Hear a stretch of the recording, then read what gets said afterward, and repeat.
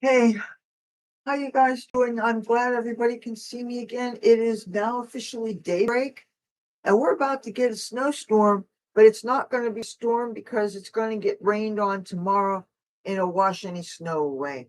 It's 27 degrees out there, and unfortunately, I cannot open the window for ventilation because you got people hanging out talking, and you got a guy sitting in a car that's running his engine.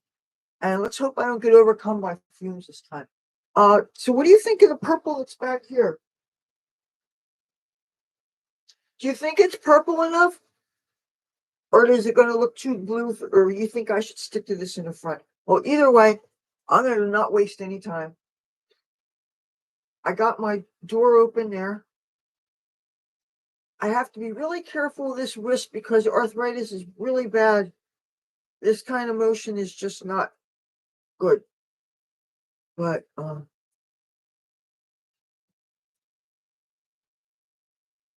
it's like anything else. Your human body has lots of parts to it, so you just work with what doesn't hurt.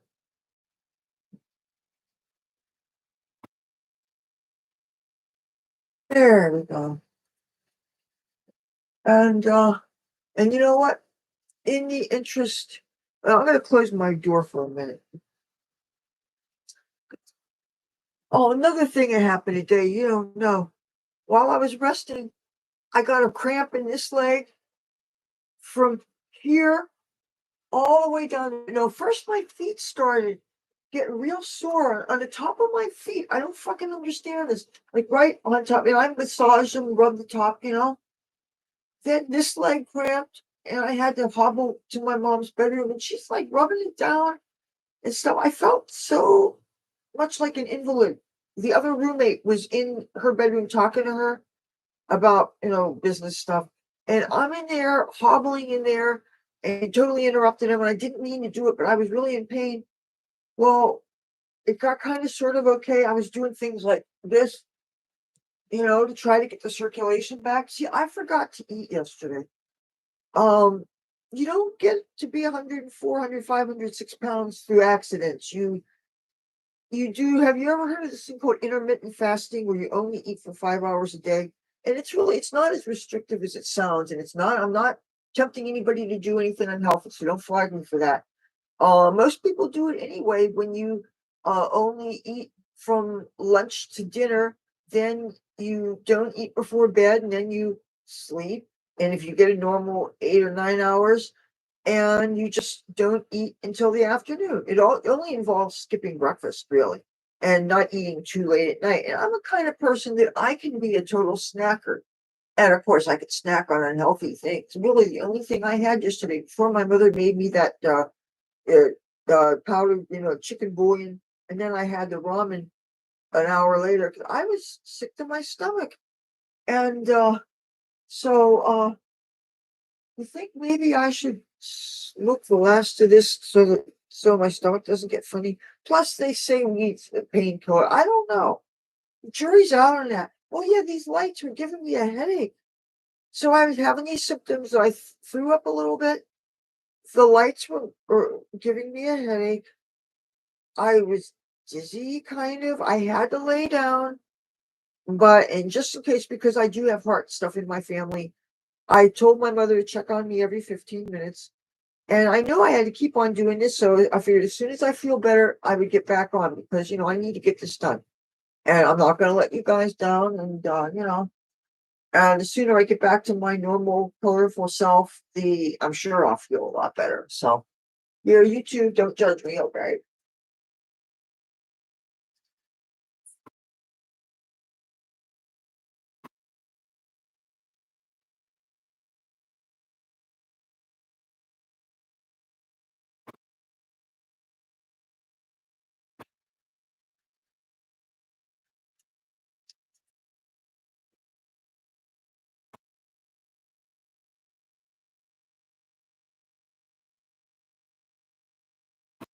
My mother also posited that during the time that I was walking on the boardwalk yesterday morning, she thought the wind chill made my affected my legs and made me sicker also. Ah, Well, you know what? I was kind of a Sunset Strip slut. But you know what? Not while I still lived in New Jersey. Honestly, I went to beauty school after I graduated high school. I went about half a term. Then got a car and I drove across the country after, I went to Tigard's to learn how to drive because neither of my parents drove. And as soon as I got to California, and I was able to go to clubs, that was a game changer. Because I hated not being able to. There was nobody I wanted growing up, nobody I liked. And thank you. Before you still say that, I'm gonna give you the close up. You see how because I have a deviated septum. This is a twister ring. You know, uh, I got all my piercings done in the state. I had so much fun there. But the thing is, you know, I miss being able to go see LA. There's clubs 7 days a week, and here. And what sucks is every day of the week there's things to do. Here it seems to be focused on the weekends, and the people that come here to town from other places, they'll party on the weekends. But the people who live and work here, a lot of them have no choice but to work on the weekends. So there's other days that they call it service industry days and stuff.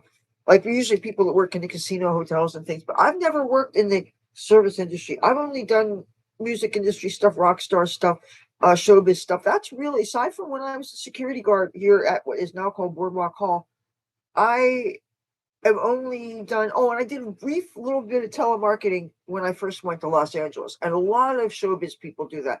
All the actors and music people do it for the most part because it's if you feel comfortable on the phone, you can get but it's usually I was selling toner, products for copiers and stuff, and you had to cold call. They gave you these old phone books from like 3 years ago, and you had to call these people, and most of the people would hang up on you. And it was not easy work, but for the people that weren't afraid of the phone and stuff, they could really do it.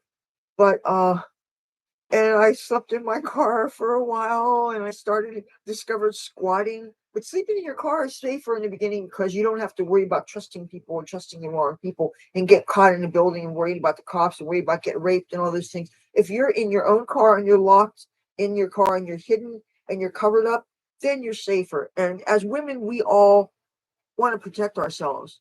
And that's one thing that's probably saved me, besides the fact that I eventually got clean and sober off of most of my things, is I always was conscious of protecting myself because I knew that since I tended to do most things by myself, I didn't have people tagging along with me protecting me. So I had to think about, if I'm going to do drugs, do them as safely as possible, do them in the safest ways possible. Make a little bit go a long way. Be smart. I used my own adrenaline to kick in the stimulants I was doing, which probably wasn't good for my heart. But when you're young, you don't think about those things. You don't. And especially when, I wasn't fat like my mom and my people in my family, the women in my family. So I figured, and I lived a very different lifestyle than them. I was going to gyms. None of them were. I was dancing on stages. None of them were. I was snorting cocaine and speed. None of them were. I was dancing out almost every night because there's clubs going every night of the week. There's punk clubs downtown. There's gothic clubs on like Tuesdays and Wednesdays. The Rainbow Bar and Grill, all of that meth and cocaine and stuff. Meth I like the most. But when I did it, just lines and stuff like that, but it was because everybody wanted to be skinny. There was so much pressure in the 80s and 90s and stuff to be as small as possible, and I could never be anorexic because I like food too much. But if you do speed, you can't eat, you know. But that's the thing is, I would go to these these dance clubs, and I'd be told, "Oh, you're 10 pounds too heavy, you're 5 pounds too heavy." You know what that does to a person? It makes you feel like, no matter what I do, I'm never gonna get above the size 8. And you're feeling, and then if your mother said when you were a little girl you were a fat ass, that sticks with you. That's why they say if you're a parent, and I can't talk about parenthood because I don't have any kids, but you should really be careful what you say to people that you should not, uh, and you have no way of knowing how pure things are, especially now. I'm glad I decided that I better leave that stuff alone finally, and I did it for over 20 years. I'm not gonna lie to you, I had a fun time with it because it was a tool for me and for many of us as a creative. It gave us a little bit of a fire under our butt, and I could do housework, honey. I could take a used toothbrush and I could clean a bathroom around the toilet, all the nuts and bolts at the base where the toilets, the bowl is screwed onto the ground and around the hinges, as long as your hair is tied back. Of course, you get into those things. Or I would write a 61-page essay in my journal. Of course, 10% of it, if I was lucky, would be good, because one of the things that I eventually discovered with speed was, and it took years for me to finally figure it out, and why I felt betrayed by drugs. Drugs gave me a false sense of things being profound. And it was that realization that helped me to walk away from them. Because another thing happened is that all of a sudden, after years of drug use, it seriously eroded my memory. And I wasn't able to retell a dirty joke that these strippers had told me a day prior that I had met when I was going to visit a friend. You know how when you're getting buzzed in an apartment building and somebody opens the door who's hanging out in the lobby, you end up meeting these random people. Well, I met these random people that happened to be dancers, and but at clubs that would never hire me because there's a hierarchy of strip joints and clubs that, because I had the purple hair and like I didn't even get my nose pierced until 1993, and I had to leave LA and go to Phoenix and then Tempe to get away from uh, to escape an abusive relationship. You know. Well, the thing is, by the time you realize it, how old are you going to be? And it's like, I guess we change our priority shift in life. I had brains when I was younger, but I was really focused on my looks. I knew that if I had gone to college right after high school, I knew that I wasn't of the mindset to go knuckle down to the books because at the time I wanted to party. I wanted to get laid. I wanted to drink. Maybe I wanted to flirt with substances. And you want to take, if you're going to invest in the time and the money, I think you should be serious about your studies, and you should be studying things that hopefully will translate into real world, to change and different things. And I know that I didn't want secretarial skills, even though there's certainly nothing wrong with that. I wanted things that interested me, and nothing really about school interested me. I was glad to get out of high school. I had to take a leave of absence from beauty school because the fumes from the nail products were getting to my sinuses, and they were making me feel really ill. So, yeah, let me start with this hair dye. So, but when I realized that all of a sudden I was starting to have some little bit of memory problems, that scared me sober off of the drugs. But yeah, I really enjoyed my time with speed because I found that because I love to write poetry. I love to write. And you know what? The great thing is I kept journals during all those years I was out there, and I saved them, and all the poetry, all of a sudden I realized, what the heck am I going to do with that poetry? I'm going to die. Somebody's going to throw out my journals. Maybe if I'm lucky, somebody might find them. What if some band found them and set them to music, and it was music I hated? And I'm dead and I can't do anything about it. Right? And I don't have any children. I'm not rich and famous. I don't have an executor in the state. Lawyers say, hey, that's her stuff. You can't combine stuff with her stuff. She's dead, blah, blah, blah. So I said, while I'm alive now, why don't I do something with that? That's poetry. Who gives a fuck about poetry, right? Unless you doing poetry slams and stuff. Which I was always afraid to perform my stuff live because I didn't want my stuff stolen.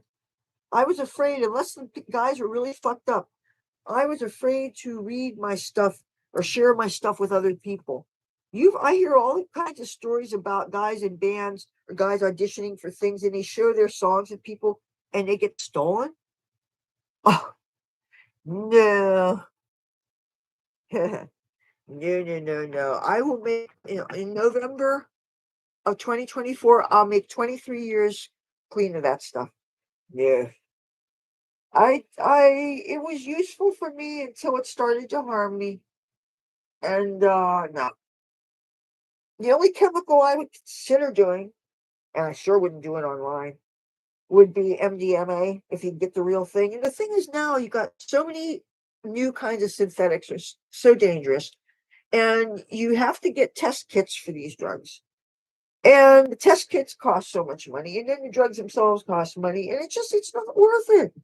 And then if you get something with fentanyl or something in it, you die. Is any high worth it? It's really sad that they have these places where they charge $50 for test kits and things to revive people. They give them out by the carton in these neighborhoods. That is sad. That is sad that there's so many people that are keeling over, that are doing this kind of dance that some people do. And it's sad to see. And I don't want to get in people's business, and I see people that are in distress, and I want to help them. Just like watching people who you really care for drinking themselves to death. And that's something that I'm going through a lot. Or I forget how they are and how it is. And you know what? I have no room to talk. I'm going to make my 20 years. November 19th, 2024, I will make 20 years without a drink of alcohol. And that I fear more than anything, because you have a couple of drinks and then you'll say, "Oh, what the hell," to anything. Then maybe say I got drunk and say I read your thing. I say, "Hey, you know what? I think I know where I might be able to get some of that." And then, maybe I would do something very foolish. And of course, I get shut down from YouTube right away and get arrested and all kinds of things. So, yeah, alcohol can be, they talk about gateway drugs. Alcohol can fool you into agreeing to anything. Joining a cult, joining a subversive organization, anything destructive of yourself or other people. I think alcohol can help you do. I sometimes I don't understand how it got invented and why it's a part of society. Sometimes I think the drinking age should be raised to 30. Sometimes I think the voting age should be raised closer to 30. Because when I was 19, I knew everything. Oh, you couldn't, my mind was made up. You couldn't confuse me with the facts. Oh, no. I was stubborn. And, when you know everything, you're stubborn. But you have to go through life and get humbled by getting smacked around by shit. And it's usually the shit that we bring on ourselves. Sometimes it's wrong place, wrong time. Sometimes it's you're just looking for love, like most of us are, and you end up trusting Mr. Goodbar. I hope not.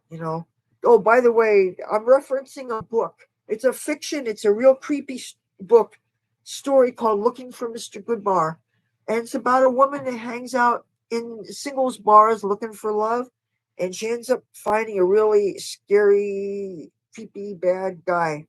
And I guess it's a cautionary tale about the slight risk you take when you're looking for love, that you might meet an abusive, creepy person that tries to kill you and stuff.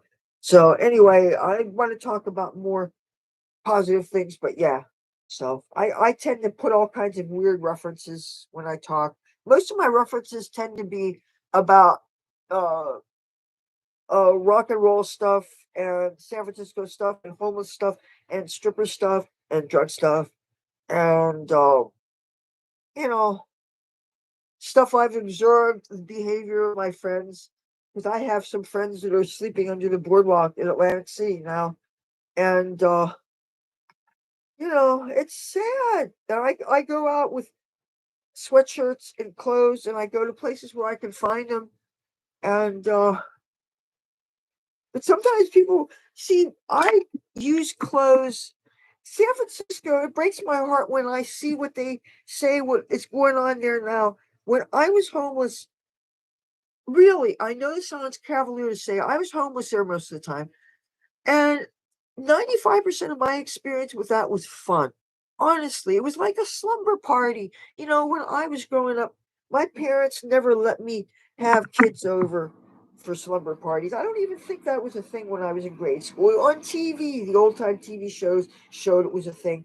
But um, I didn't see a whole lot of how my classmates lived when I was in grade school. There was one or two people that I saw when I was in school, and I was at this girl's house for a couple of hours, and I saw some things which I was horrified by.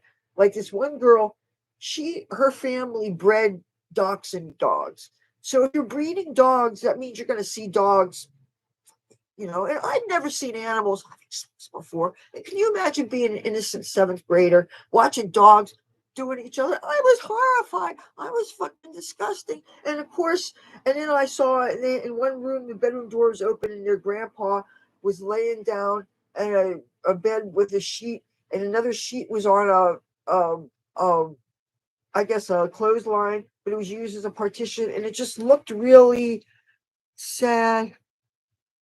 Kids? I don't have any children. No, birth control actually works for some people, even though, you know what? I'm really sick that Roe v. Wade is gone, because it was good that there was at least a safety net. Because even with you practice birth control perfectly as directed, like the pill, for instance, which not everybody can even take, by the way, but there are going to be some failures. And if you do everything right and it fails, and what, you're in a state that criminalizes it, and you're going to criminalize a woman, I cannot imagine that anybody thinks it's okay to take away a woman's right to control her body. And even in states where they say not even in a case of rape and incest, I cannot imagine somebody forcing me to give birth to a rape baby. The fact that anybody thinks that's okay, see, that's what I don't understand. That's why some of what my party's platform believes is wrong.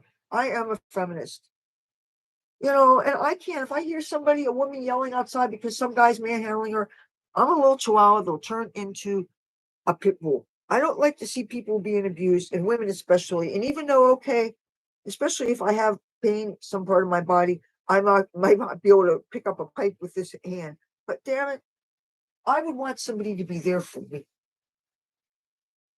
And I don't have kids. You know what? I didn't really want children, honestly. I figured if I fell in love with the right person, they'd make me want children. But until then, I was always on birth control. I didn't want any accidents to happen, because if you're automatically on like the pill or something, or Depo-Provera or something automatically, then say you get drunk and you meet Mr. Right Now.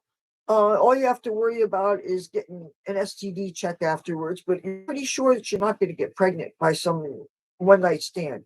So by preventing things, you don't have to deal with things. I was raised with a real serious, strict responsibility kind of thing. My parents basically told me two things when I left home. They said, don't, oh, the most important thing was, well, they said, well, first of all, they said, don't get tattoos.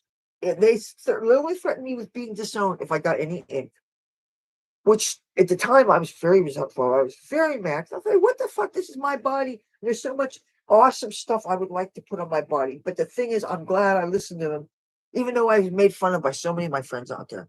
Oh, they tease me relentlessly. Oh, Leather Rock, she doesn't have any. Why don't she have any? Because mommy and daddy don't let her. Well, no, my parents literally said they would cut me out. They would disown me. I wouldn't be welcome back home even for Christmas if I got tattoos. And now I'm glad. I'm glad I listened to them. I was a leftist when I first went out there, but you know why I'm not a leftist anymore? Um, Something called 9/11.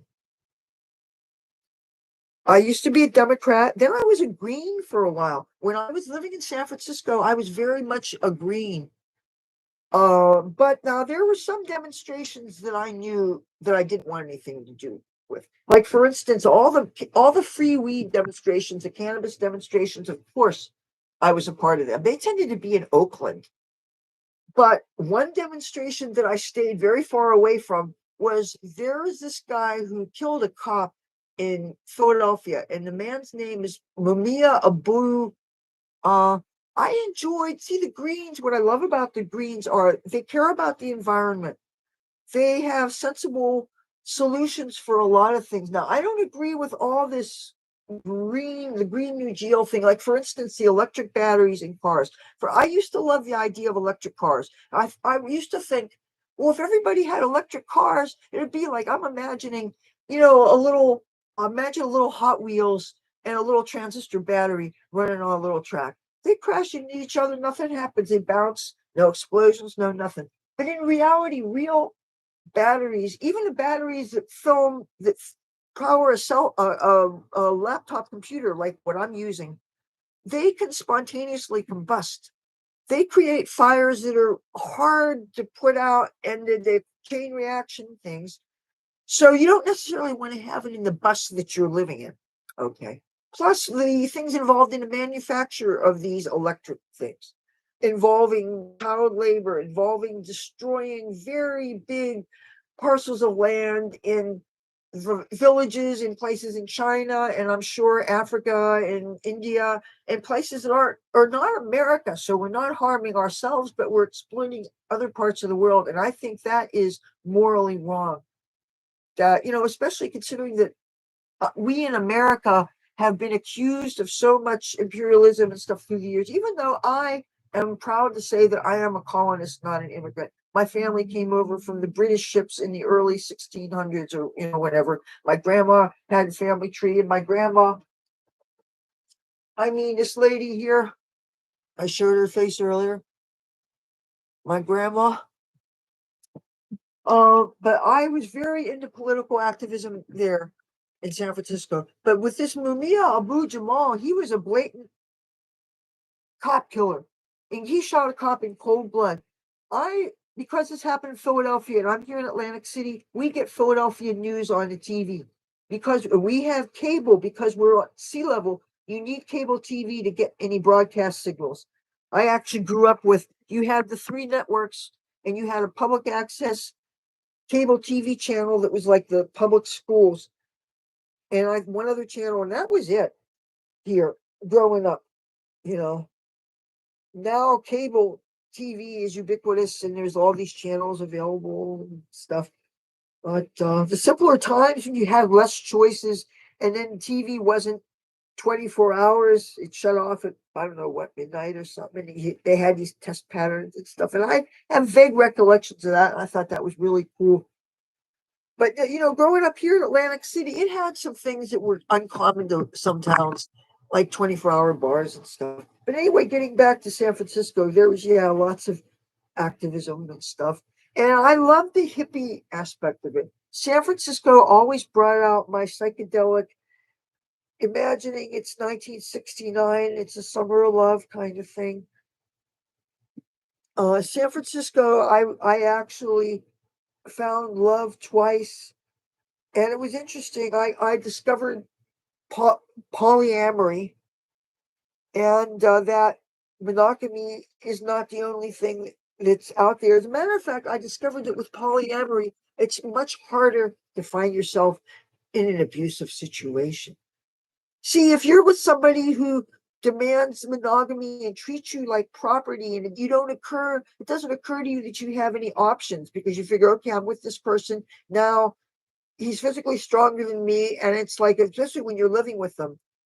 And there was just so much, I learned so much about what I don't want, especially if they end up stealing your car. That's a real put off.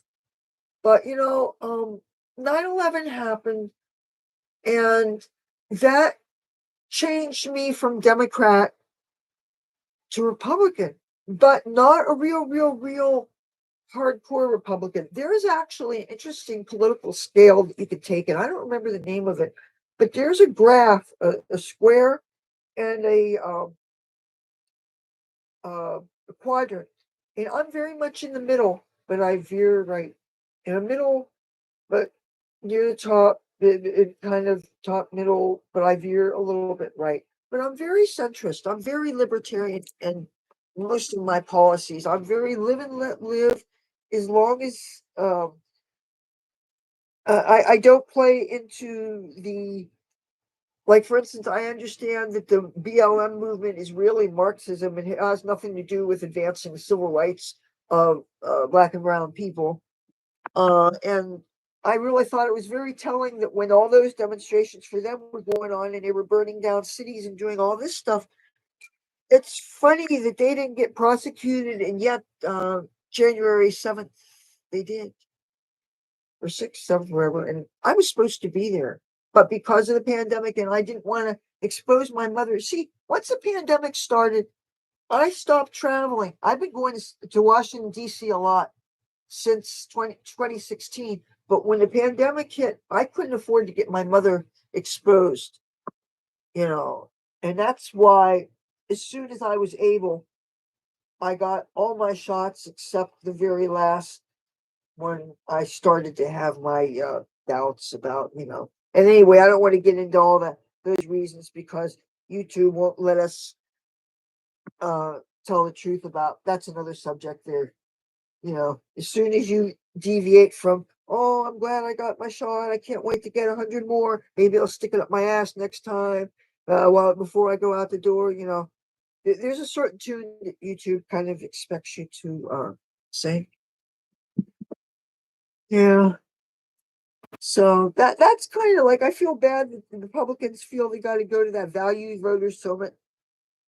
So even if you aren't a born again Christian that believes that if you even think about deciding whether or not you want to get pregnant, you don't have a choice at anything.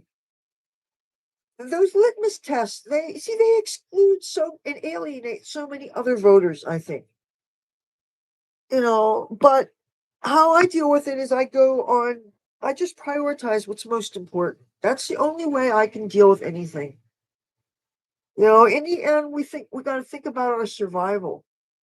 You got to think about safety. And right now, when I see what's going on in San Francisco, where um people, because they're not getting prosecuted when they get caught doing bad things, they get let out right away, and the violence is the worst. When my homeless friends in California, in Los Angeles, tell me about the different times that they have been either stabbed while they were sleeping or held up at gunpoint and had their cell phone and their laptop taken on a busy intersection in broad daylight over a subway and bus stop. I mean, I'm not exaggerating. These things you don't think of as happening in broad daylight. Los Angeles is probably my favorite city in the whole wide world. Again, stressing that I haven't been out anywhere in other countries except Niagara Falls when I was 4, so that doesn't count. And I was one day in Tijuana in 1989, so that doesn't count as overseas. I don't like to fly anymore, so you know, my world experience is limited.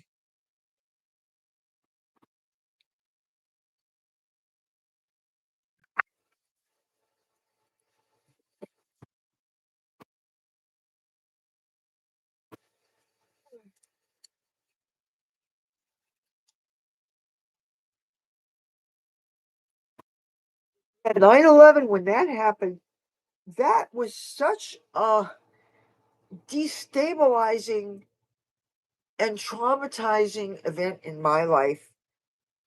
I remember not being able to find American flags. I remember the work stoppage. When 9/11 happened, I was an actor. I was working is mostly as an extra, sometimes as a 5 lines or less actor. I had an agent and everything, and he had an agency that specialized in work for gothic people, punk rockers, ravers, and also drag queens.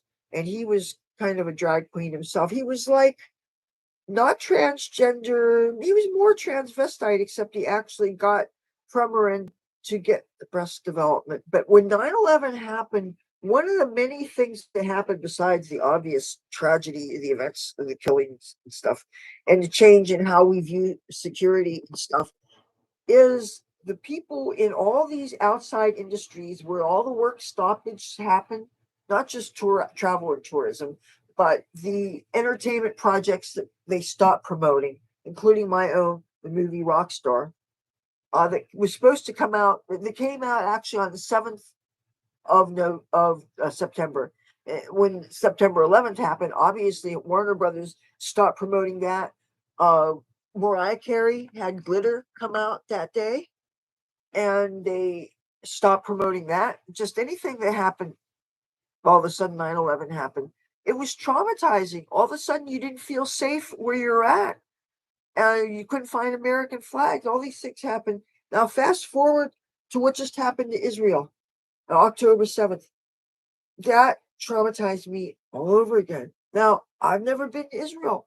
I'm not Jewish, but I'm putting myself in the shoes of anybody. How would you feel if you were at home and say your country was used to having bombs and stuff, so you had cellars. Like now with people having all these hurt tornadoes, a lot of people have basements and stuff so that you can protect yourself. So you go into your basement thinking you're safe, only to have armed gunmen go, and if you're lucky, shoot you, behead you. If you're not lucky, torture you and do terrible things and all these things that happen, and going to that music festival. I would have gone to that music festival. I love techno. I love dubstep. I love that kind. To me, that is exciting, fun music. I really don't like hip hop. I very, very, very few exceptions. I don't relate to that music on a cultural level. Plus, it reminds me, it evokes too much of what I see out my own window with the crackheads and the heroin and stuff. I don't really see people sniffing a bump of speed and being happy and stuff. I see people that seem like they're in physical pain. And I don't know, why would you do a drug that hurts you? And heroin never made any sense to me because I knew a few people who did heroin here in Hollywood. And more of the heroin people seem to live in San Francisco. And I find that the tweakers didn't seem to mix scenes with the heroin junkies, or vice versa. But I knew a few people who did different things. And this one guy, I mean, people seem on heroin, they seem to fall asleep or throw up.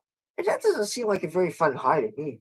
So I just never understood that. But no, I never did any drugs like that. Partly, I give credit to Reader's Digest magazine. When my mom raised me, you know how when you're in waiting rooms of doctors' offices when you're little and they have all these medical magazines? I got exposed to really good quality magazines growing up. And Reader's Digest taught me everything to avoid. It taught me to avoid anything with a needle on it, taught me to avoid any kind of painkiller, taught me to avoid any kind of opiate. Okay, now I'm going to say something that I hope doesn't offend people to whom it applies.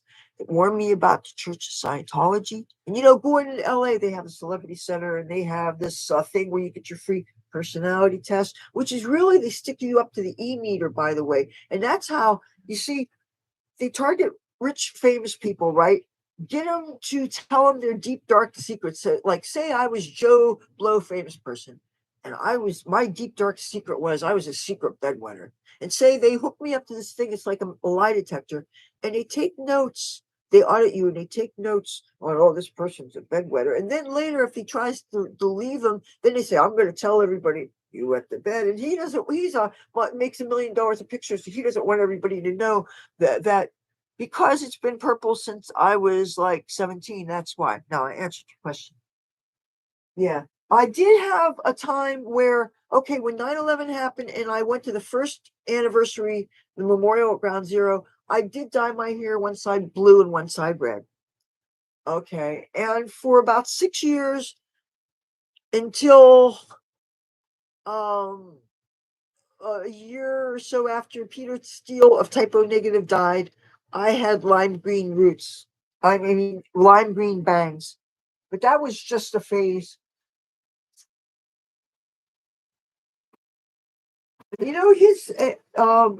His death anniversary was just a couple of days ago. I took his death really hard as far as deaths of celebrities and stars that I'd never met. I really, I took Peter's death really hard. You know, I went to a memorial, public memorial for him in Brooklyn at a place called Duff's Brooklyn. And that place has the best heavy metal jukebox, man. The only thing is, I, as a person who went sober off alcohol, I felt kind of uncomfortable there because there was really nothing to do there except the music was great and it was a bar and they didn't have a dance floor or anything. I think they had a pool table in the back.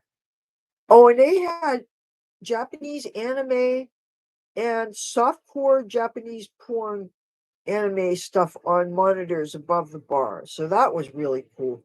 But it was a bar that made you conscious of the fact that it's a bar. And when you're sober and you really need to stay away from alcohol, that's not necessarily a healthiest thing. It was a little bit triggering, but I didn't drink. And one other thing is that when I go to bars, I like to see and be seen, and I like to, as a single person, I like to meet other singles. And New York City doesn't seem to be as friendly as Los Angeles, I noticed. Uh, San Francisco, I didn't get to do the club scene at all because a lot of times I had curfews or I was camping outside. When you're camping outside, you're not able to hit clubs because really, where are you gonna have your stuff watched? All right, I want to try some of this. What do you think of this color back here? Tell me before I dump a bunch of this in here, does this thing look too blue or does it look like a shade of purple?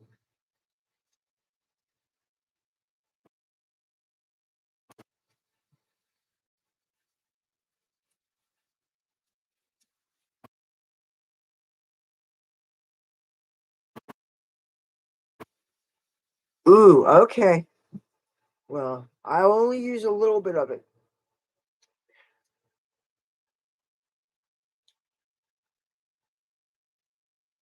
I do have this punky color violet. Thing is, these paste colors, they really it looks almost black at first.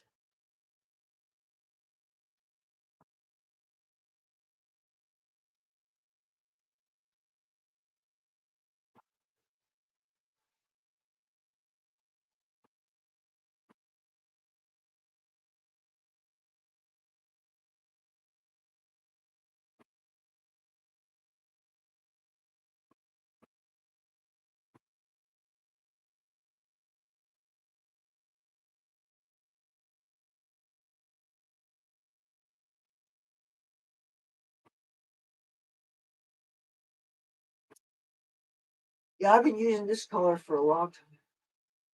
Now, jazzing, those colors rinse out too fast. I learned about them in beauty school, and I never liked them because they look too transparent, even if you processed them with heat. And since I carried that peroxide practically down to my ends, I am not processing this color with heat. All I'm going to do is put plastic on it and let my body heat and the moisture keep it from drying out. But no, I'm not going to. I want to treat this kind of fragilely.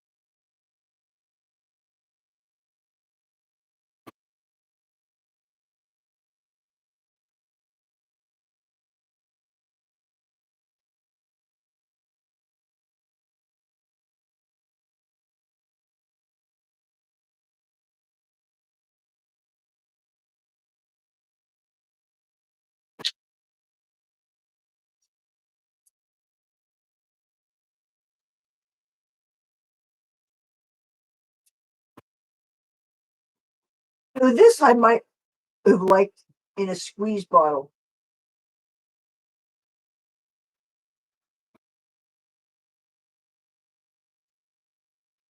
See, I'm looking at it on my hand. This looks purple. So I don't want to do tiny little streaks of this. I want to do some nice color blocks, but I want to keep it more in the back so that just in case it looks too blue, I don't want it to affect my photographs adversely, you know. I want to have a good picture for either a driver's license or a photo ID. I don't know. I really don't know what the future holds or what state I would get anything in. If I could get quickie ID even somewhere across the country just to have something to show people for whatever the fuck. As long as it doesn't screw up my health insurance. But man, if I go back to LA even just to take care of my storage, I could get other things done.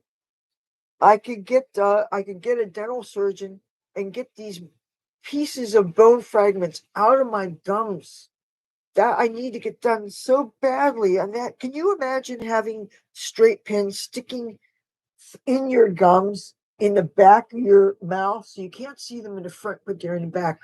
That's the kind of pain I've dealt with. And now my brother, he had that happen and he pulled them out himself. He actually took a pair of pliers and he yanked the bone fragments out. Oh, England, hi Phil. I feel much better now. Oh, I saw your thumbs up on my Facebook. Talking to people from England, I just, even though my family has been here since the 1600s, I know I have to have family there.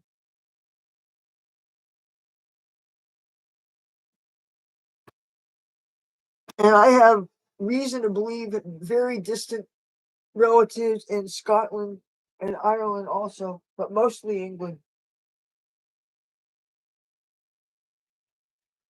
I would love to see Europe while it still looks European, if you get my drift. But some things about England I heard that I think are really wonderful is that you have all this Indian food. I love Indian food. And I love English accents. But I love stuff like the Downton Abbey, the stuff about the royals and the castles and London. I can only imagine London. I wish I could afford to live in London and walk around where the shops are and where they had clubs and where you I don't know. I could only imagine. It's probably, I don't know if it's like I imagine, but yeah.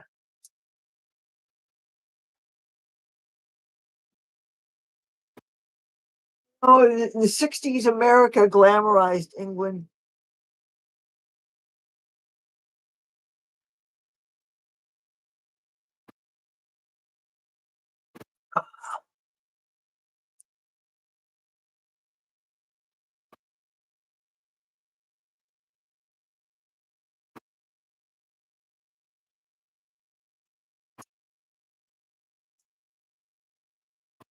It does smell kind of chemically. Uh, well, I could in theory open the window, but there's nobody down there now. But then I'll get hair dye on the windowsill.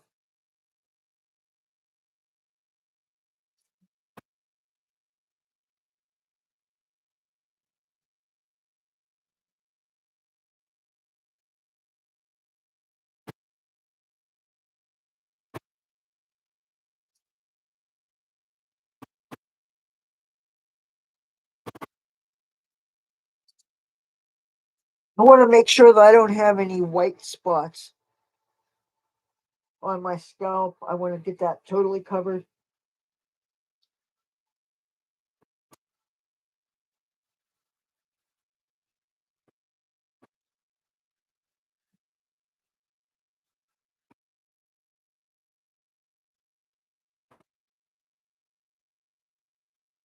Liquid feels very drying on my hair.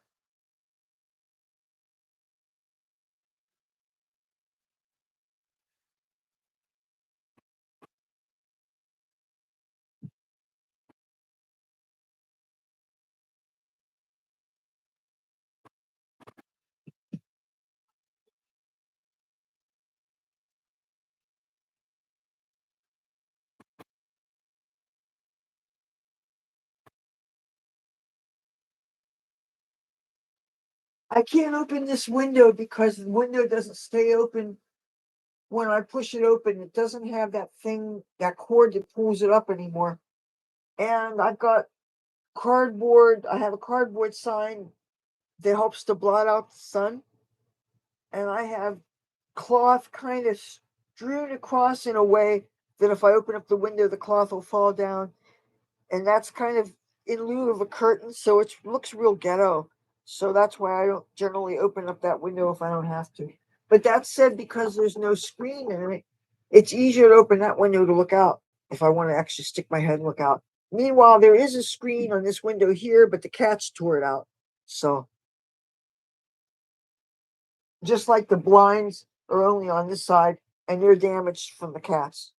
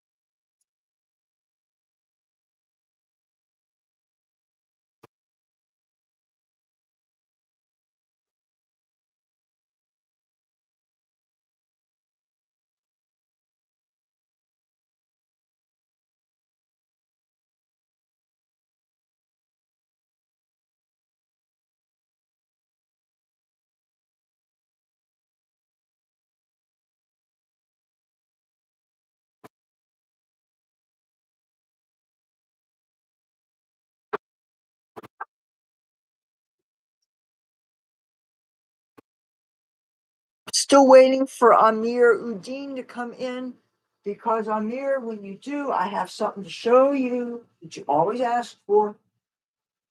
All right, where is that?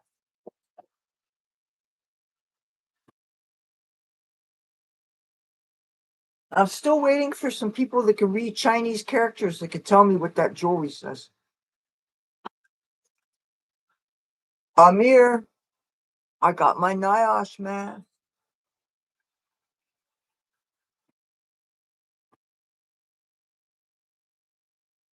I never asked Amir where he's from.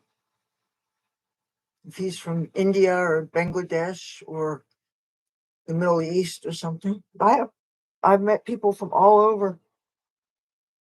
I want to tell my story about my connection with the Ukraine, but I wanted to talk to the while the person who had brought up Ukraine uh when they're on, because I had some freaky deaky little coincidence that I'm glad things worked out the way they did, because in a very worst case scenario, things could have ended up very badly and very dangerously, actually. So, sometimes even though I think it can be boring just staying home and watching all this stuff unfold on the news, sometimes it's better to be at home watching it on the news than to be out there living with all those things going on. But I like the excitement of seeing some things in person. Like, for instance, when George W. Bush was running for election for his second term, see, I had experienced 9/11 and it had freaked me out. And I came out here shortly after because the work totally stopped in Los Angeles. And I wanted to not be homeless. And I had gone so far as to be a live-in maid for a Superman impersonator who posed for pictures on a man's Chinese theater. And I hope he's still alive. He's a friend of mine. He's a Superman that gets featured on Jimmy Kimmel sometimes. So if because Jimmy Kimmel's studio is right across from Man's Chinese Theater, so you would have reason to see those guys. And after 9/11, I needed a new place to live, and yeah, I was his live-in maid for a while. But the thing is, I could never get house keys because they couldn't make house keys, and they were a very early morning daytime schedule household, and I, being an actor, was much more nocturnal, and I couldn't live in a place where I didn't have nighttime access and where I couldn't come and go as I please. So what I ended up doing is, and this was just before I quit speed, by the way, this is where I'm going here. I ended up, when my birthday was coming around, one of my friends who was a pothead and speed freak friend of mine, who was living with her mother in a California desert, said, "Hey, want to go party with my place?" They all had laptop computers and extra computers. No, they weren't laptops, they were desktops with a high speed, whatever the high speed was in the year 2001. And she was a webmaster for Motley Crue. Okay. Because those are the kind of, see, I was into the hair metal guys in the 80s and stuff, and I was really loved that music. And I was, while I didn't know anybody famous really, they all liked the blondes with the big tits who were tall and tan and everything I wasn't at the time. So, but if you have your own image and how you like to look, if you have any integrity, you stay true to yourself. And even though you know that maybe the people who you wish liked you are more attracted to another type, don't change who you are just to please other people. It never goes well. And if you find yourself in a situation where somebody tries to get you to change things about yourself that you're happy with, unless it's like self-improvement things, but um if they're trying to get you to change, that's a way of destroying a person, you know. And my two worst relationships, that was part of the reason why I had to leave. You know, if you don't like a person as they are, if all you do is find fault with them, and especially if you make them do things against their will, that's where you have to escape. And that's another thing too. So yeah, another reason why I'm a feminist. Another reason why I'm mad that Roe was taken away. I can only imagine if, God forbid, I got pregnant before I got to escape those creeps. You know, people deserve some kind of safety net to protect themselves. People deserve the right to educate themselves with real knowledge and to protect themselves. And it's like there's things I would like to there's information I would like to share that I honestly don't think I would be allowed to on YouTube. It's like I could talk about witchcraft, I could talk about magic, I could talk about philosophy, I could talk about metaphysics, and I'd probably be safe. But if I ever talk about things that look like medical diagnoses or things that herbs can do, like assuming I knew herbs that were abortifacients, like pennyroyal tea or black or blue cohosh or different things like that, I could get in a lot of trouble, so you can't make videos about that. But anyway, I'm not gonna say that again. But no, Roe actually did go away.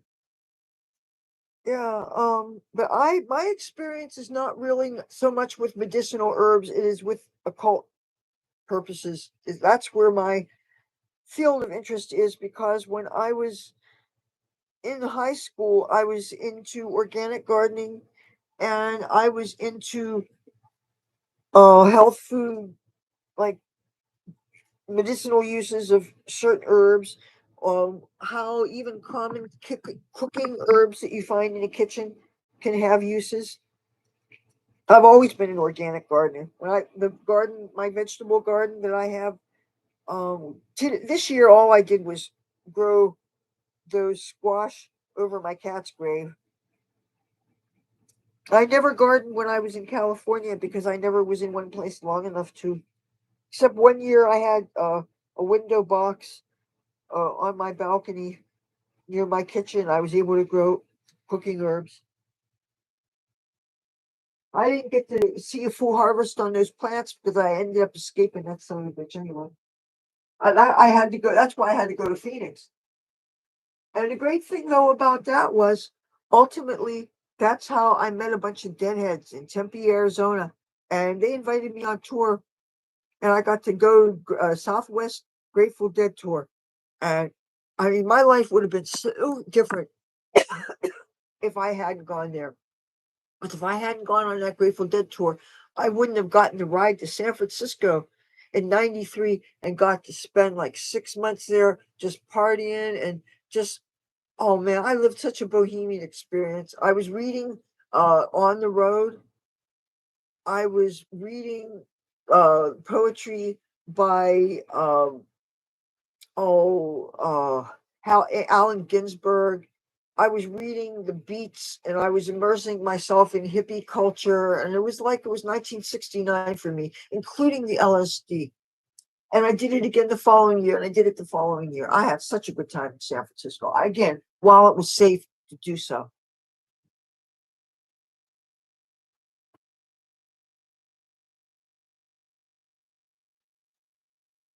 But I'm glad I quit the powders before they invented all this new stuff. I can't imagine not knowing what you're getting and all the powders look alike and stuff. I'm so glad that's not a part of my world now, because you have to worry about how, getting something that could kill you. And I just,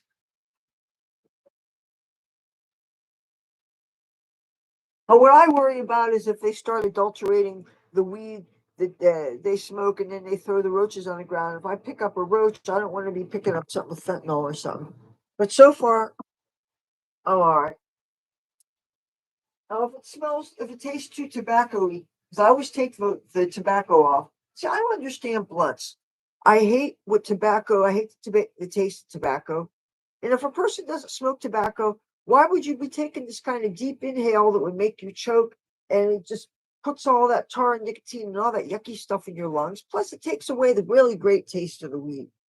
And I'm smoking weed. I want to taste the weed. I want to smell the weed. I want to taste the terpenes. I want to smell. Is it skunky? Is it green? Does it have a foresty smell? I like the. Oh, you're making an emoji. Is that a heart in your hands or something? Speaking of emojis, the emojis on Facebook are so tiny. It's like, why are they so goddamn small? Do they have to be like 2 microns in height? Make them like, come on, man. It's ridiculous.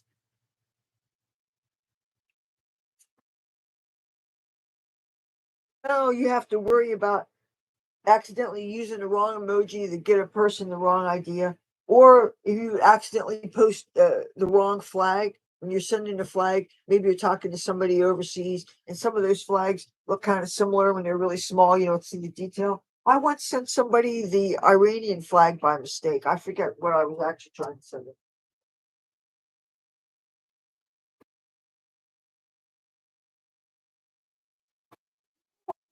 Risks to meeting new friends and talking to new people overseas. I found, and it's a challenge that I've had since my years on Google Plus.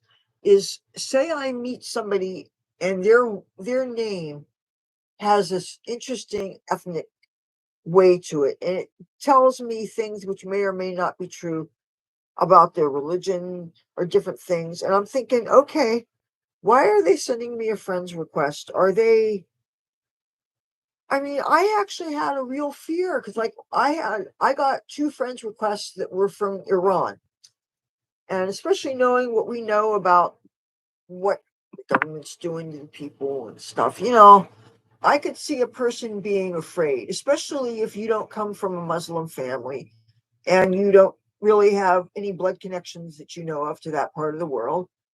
But yet, sometimes you actually take a chance anyway, and you actually find out, first of all, they might not be. They could be a Christian that just that happens to be their name, or maybe it's just because of the neighborhood that they grew up in or something. Or maybe they're an atheist, but they just happen to have a name like that. Uh, I'm very concerned about a friend of mine who actually lived in Tehran, and he graduated from the Tehran Conservatory of Music. So he was not into politics. He was not into religion. Matter of fact, he was an atheist. He was low profile atheist, but he was an atheist. But he wasn't caught up in any of that extremism bullshit. But he loved to play his guitar and he played other instruments. And he also grew his hair long and beautiful, and he dressed Western. And he dressed like a rock star, and he would sometimes wear black leather pants and do all these very Western things. And when they started doing those demonstrations all over Iran when that girl was killed because she didn't wear the hijab or something. They started taking in people from the street and putting them in prison and doing terrible things to them. And that's what happened to my friend. Last I heard from him, they were doing things that shouldn't be done to people and trying to break the person's spirit. And there's these terrible civil rights abuses. But yeah, it's just sickening what goes on in some parts of the world. But you can have friends in any part of the world, and they can seriously. There's good people everywhere, and you just have to, I guess, got to get over your fears and hope that people are good. They say statistically most people are good. You got to use your sixth sense to know when you can trust people.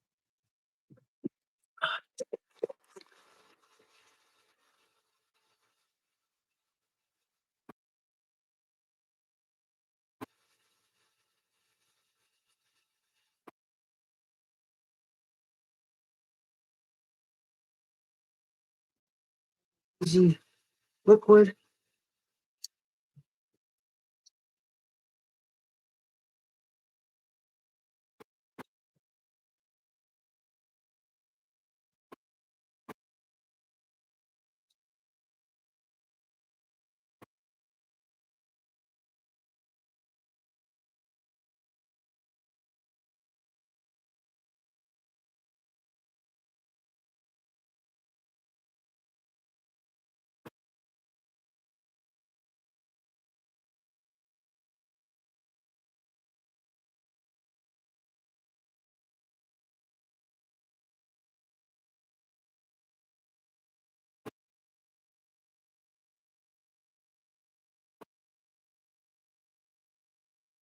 This is what I want. Nice big color blocks. Alex, dude, what do you think so far? Here, put this down here. Oops, I just got a purple mark on that thing that my landlord let me. Mhm.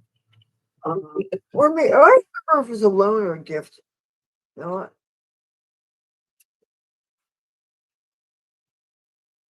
Okay.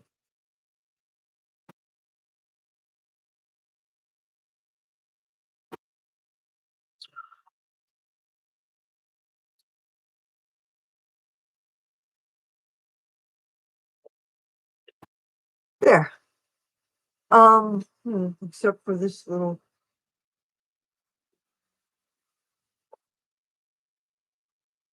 I got most of the dye off that. Okay. Here, I'm trying to lower this. There. All right. You know what? I'm getting a wee little bit dehydrated. Let me get my water. Yeah. And it is now 8:29 a.m. My vision's getting really bad, especially in the right eye.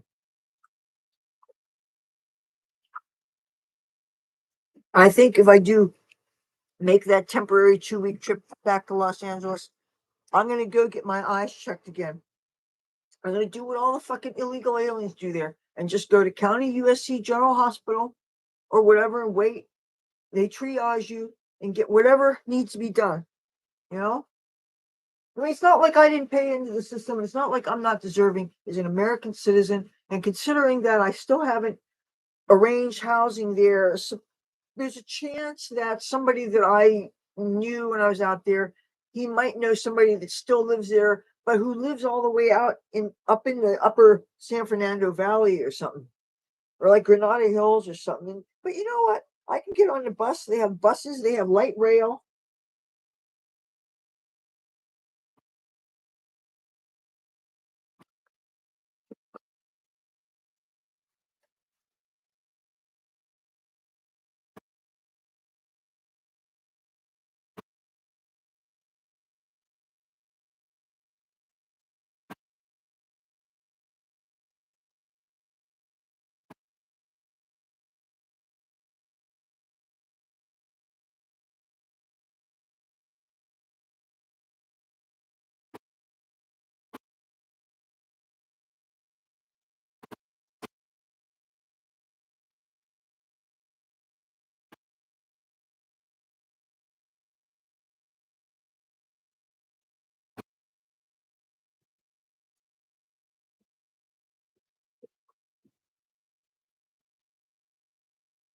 Oh, whoa.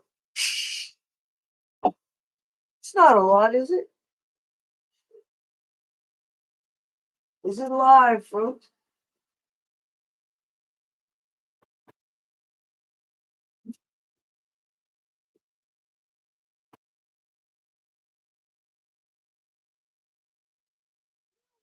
It makes me sick.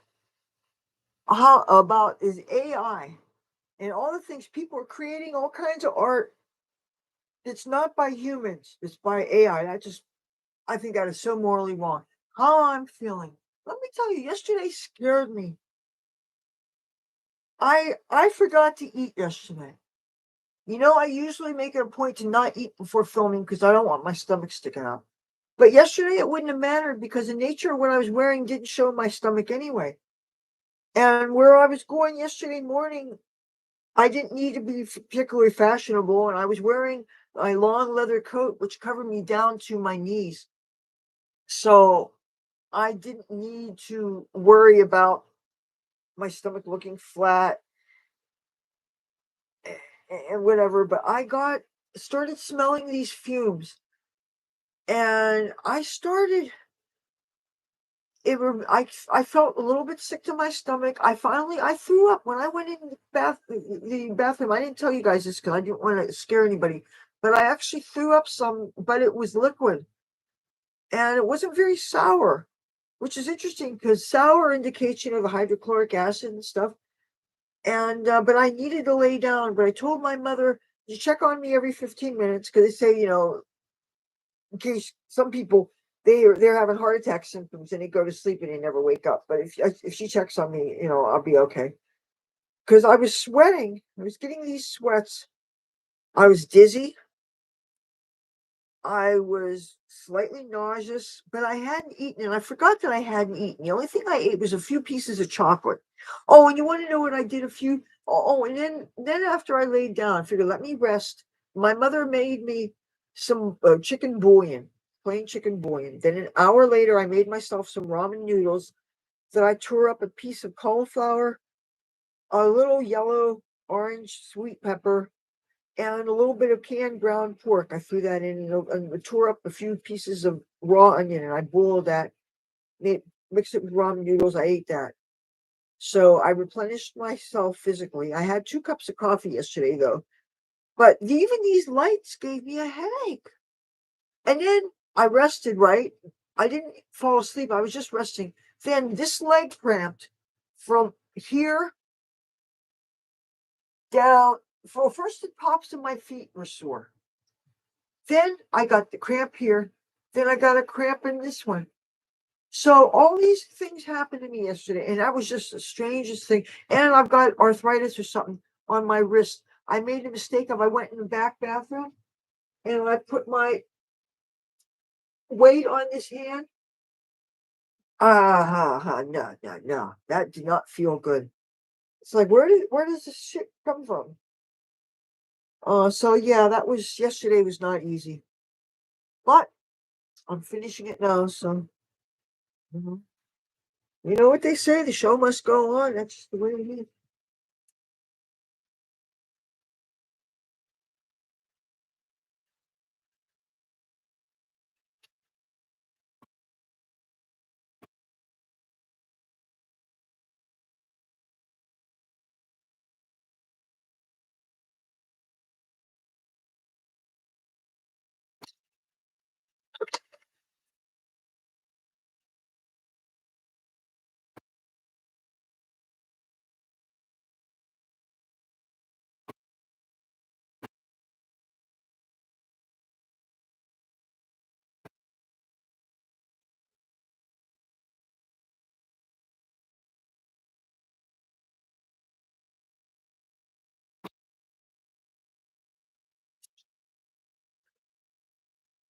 Exactly where.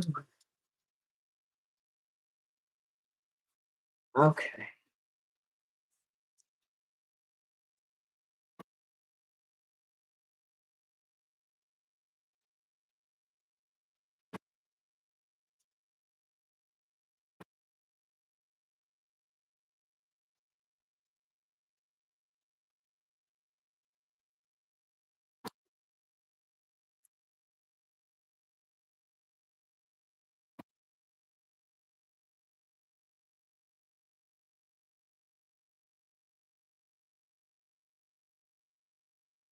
Okay, this is very pink.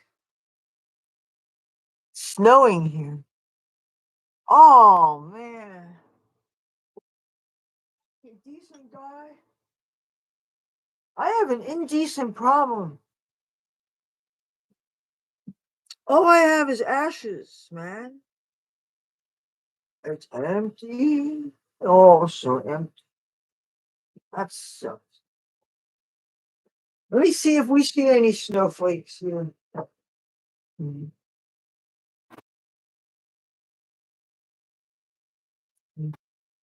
Yeah. What day? Today's Monday.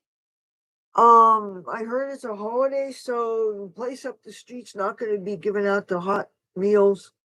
But all they've been giving out every day has been chicken or tuna salad mixed with mayo and stuff. And it's like, I love fish, but I don't like fish mixed with mayonnaise. And plus, they put a lot of onions in it, so you can't give it to the street cats. I was going there just to get my mom some, but she got sick of it. Anyway, they're closed today.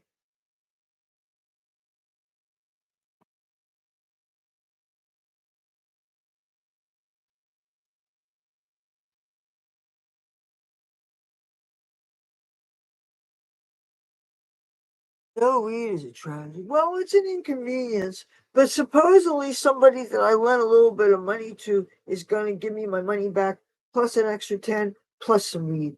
It's like, I'm not going to hold my breath. All right. That said, I'm not going to turn my back on a friend who's in temporary inconvenience. Just like if I have plenty of warm clothes and there's somebody sleeping, they just got all their stuff stolen. You think I'm not going to kick them down some hoodies and some things? They're probably not going to want my slutty little clothes that I film there, that I film in.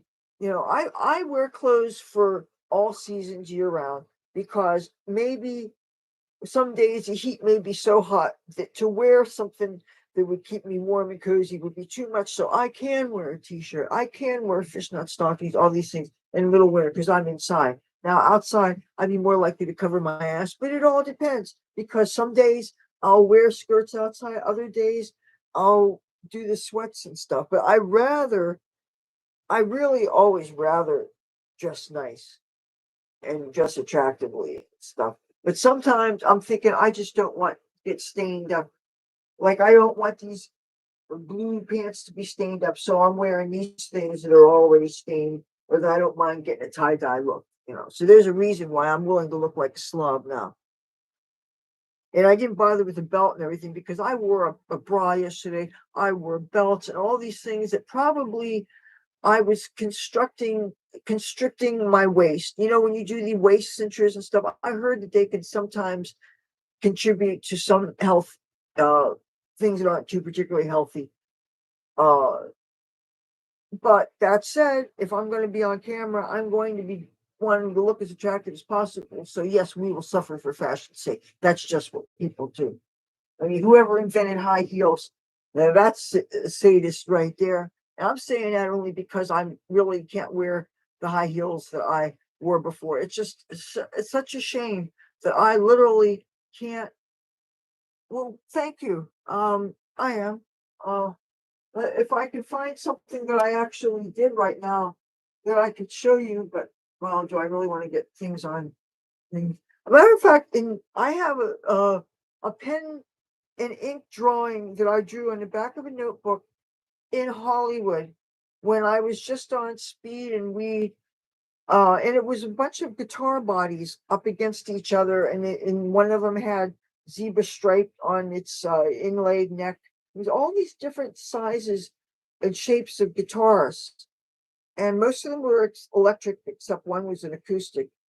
And it was just, I had no idea that I would eventually go back to playing guitar and do all those things, which that was the one thing that I wasn't doing out there was music. I sure as hell wasn't singing. I wasn't playing music.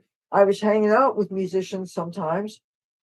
They were my favorite as far as the dateable humans out there. They tended to be musicians or actors or models or that type. There's a certain type that, or drug dealers who look like all the above, or porn stars that look like rock stars, or rock stars who are porn stars. I mean, there are certain attractive people, they call them beautiful people for a reason, okay?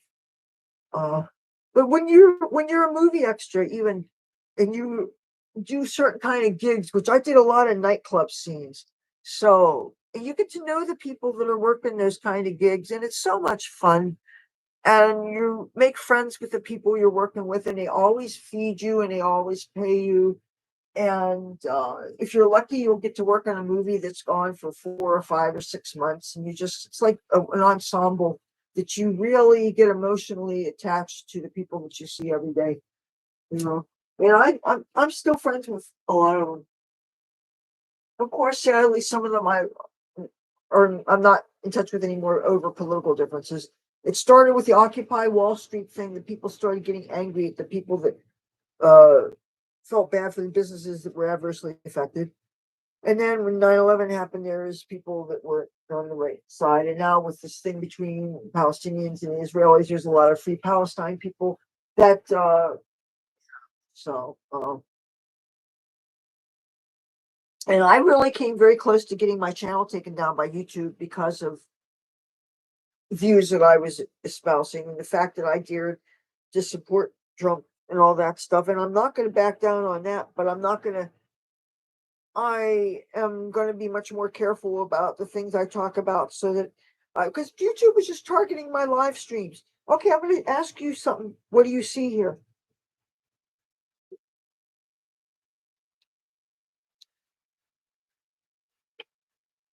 Is this got a color on it, or is this white? Also, do you see blisters on my skin?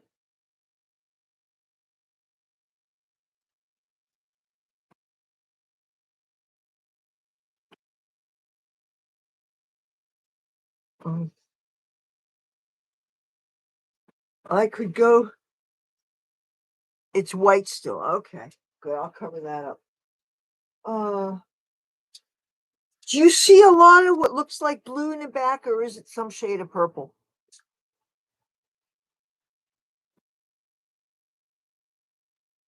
'Cause I'm trying to decide whether to use something pinker or something bluer. Actually, let me see what I can see.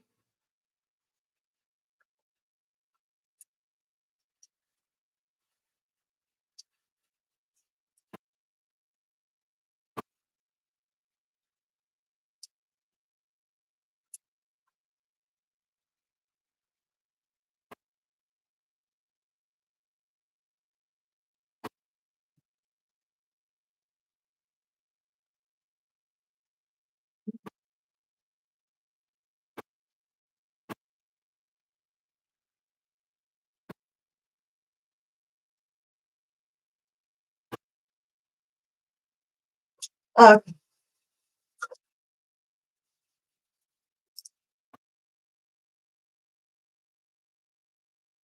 all right, I'm gonna do something that's a bit pinker. Oh, I'm gonna do this.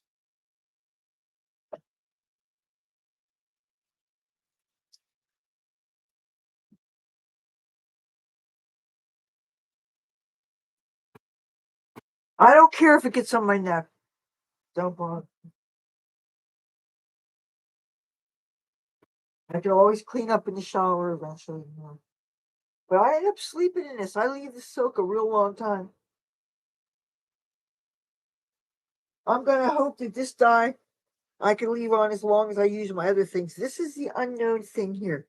This could have all kinds of chemicals that might burn and peel my skin off and shit. But you know what? I don't think it will. I think I took a look at the ingredients list, because by law they have to give you the ingredients. And I didn't see anything that looked weird. I mean, let's face it, if I'm going to use magic marker that's not even a Sharpie to color my hair, obviously, it's like the axiom my great grandma used to say, apparently, you got to eat a bushel of dirt before you die. Oh, Of all the things I've done that have certain risks to them, I don't think, not like I'm doing it on my eyebrows. That stuff doesn't stay on anyway when you wash your face. That's the thing, you know. I used black Sharpie marker one time. I lost my makeup case when I was at a music convention, and I literally used a black Sharpie marker for my eyebrows, for my eyeliner, for my lipstick. I look like a gothic hot mess, I'm sure, but that was it was for the Foundations Forum convention. Rob Halford was there, Kiss was there, War was there, a whole bunch of rockers were there. It was amazing.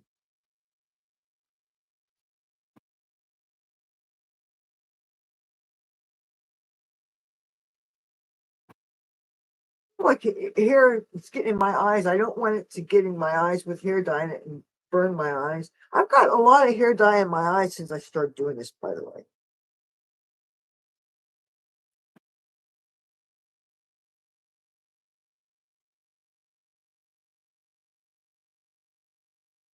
Oh,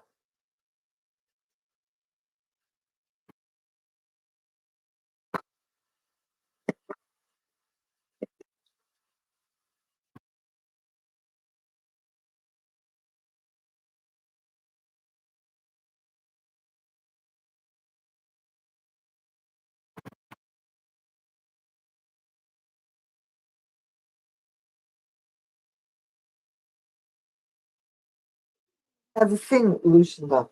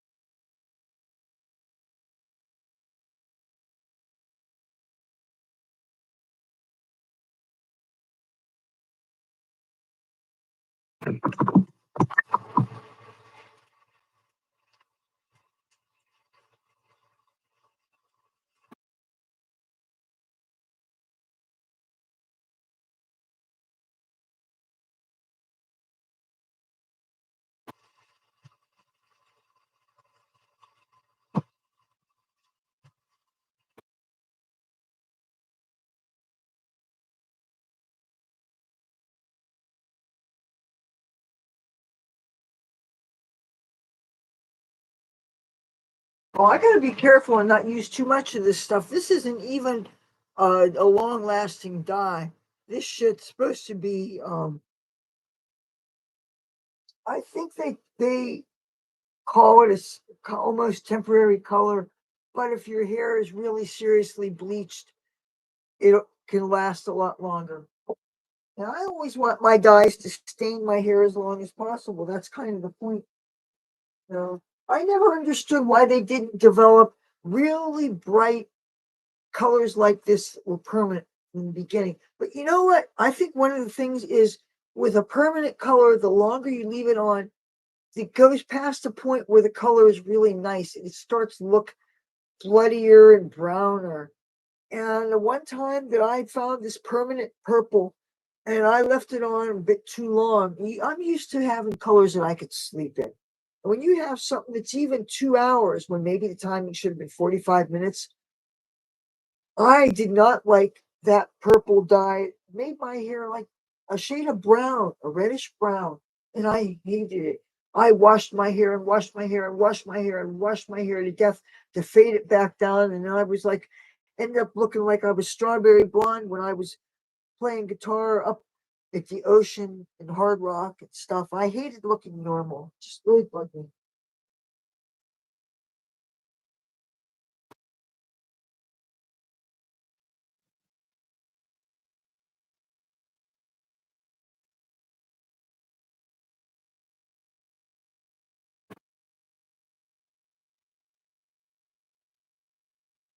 I was not feeling good yesterday.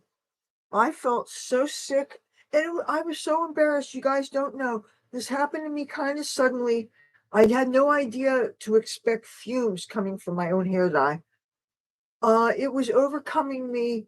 I was feeling dizzy. I didn't want to embarrass myself on camera. I didn't want to fall. I didn't want to get caught in the cord of my recording equipment and have that fall and break. I didn't want to knock this lamp over and have broken glass all over the place. Uh, I was just, all these things were going in my head. It hadn't occurred to me that there are repercussions from not having eaten, because food is a lot of times not on my mind until it is, unless I plan for it. Like I can plan for quote unquote dinner, but the thing is, I don't eat and think of it as a meal that you eat at a mealtime. I eat when I'm hungry, when it's convenient for me. I don't even label meals as such. I see something and, oh, okay, I'm going to eat at such a time. That time may be 6 o'clock, which some people think is normal. My time for me may be 10 o'clock at night.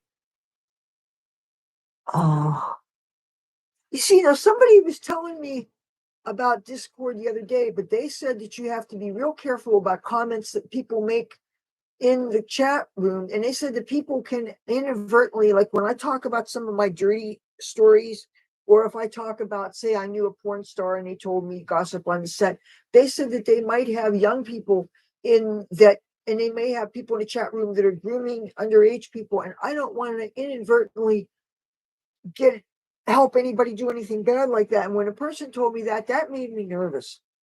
If I can find a way to do that without having to have people as moderators, right now I don't have anybody moderating this, and so far, for the most part, I've been very lucky.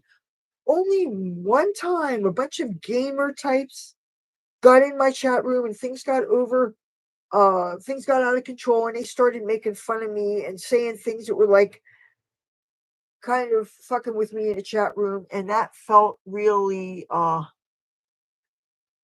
don't like feeling that those things have to be done. I mean, I have certain people that I would have in mind who I have known for a while that are also fellow YouTubers. Like, for instance, when I was being jacked up by this nasty white cop here, I was playing guitar on his 4 to 12 shift, okay? And he tried to kick me off the boardwalk.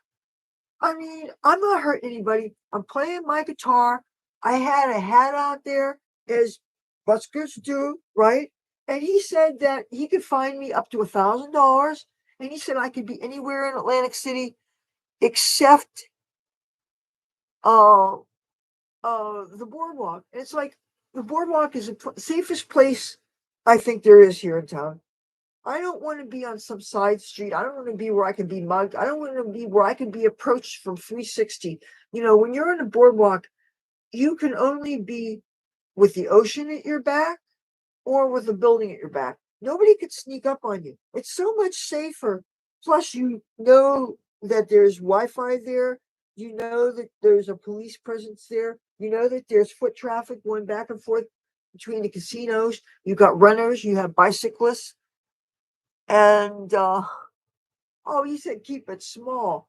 I You never know how. It's sort of like saying only have a small subscriber count. I obviously want my subscribers to grow. And if, say, I got 1 million subscribers, and say they all try to get into a chat room, well, first of all, it would be really hard to keep up with things, and things are going real fast and stuff. But it's like I want things to be controlled to the point where I could still interact with people, and not where I've seen some chat rooms where things are going real fast. And I don't understand that. Like, okay, say if it's people talking about a news broadcast and they're talking to each other and stuff, and there's people watching all over the world, and there's like 10 million people watching or something. I can't imagine if it's going that fast.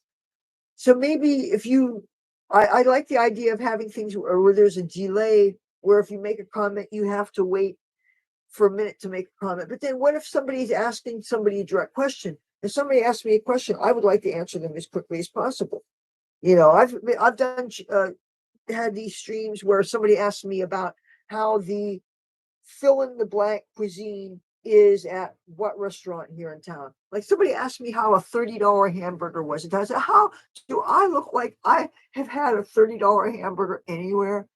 I mean, the most expensive food I've ever had in this town were when somebody who plays a lot of gambling or casino, is a rated player, and they get access to the VIP lounges, and they get bring guests with them. Those are the only times that I've really gotten to have that expensive food. Or if somebody goes and gets a whole bunch of extra food and they give it to you when you're playing guitar or you're hanging out with your friends or something. But other than that, really, I can't tell you about the more expensive stuff.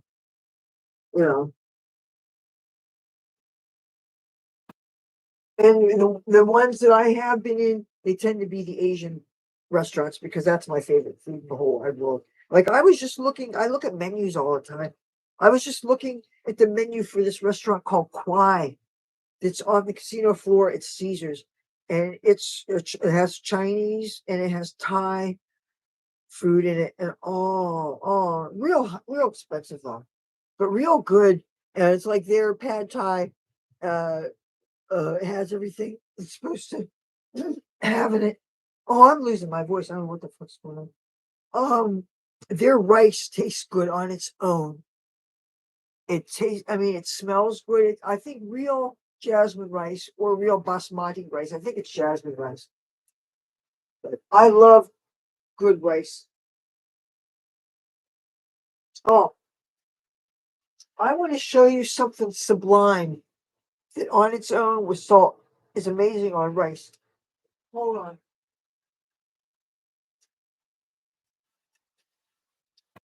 See this stuff here? This is toasted sunflower oil. You see the company that makes it? If you want to taste uh a taste sensation, try drizzle like a teaspoon of this over a pan that has like a half a cup, three-quarters of a cup steamed white rice that's perfectly done. Fluff it with a fork, drizzle this oil in it. I'm gonna smell some now. I better not get any purple in it. Mmm. Toasted organic sunflower oil. This has all kinds of triglycerides and fatty acids and things in it. Another thing that I love is coconut oil. Unrefined coconut oil, it still smells like coconut. It's often used in baked goods. You can use it in curries.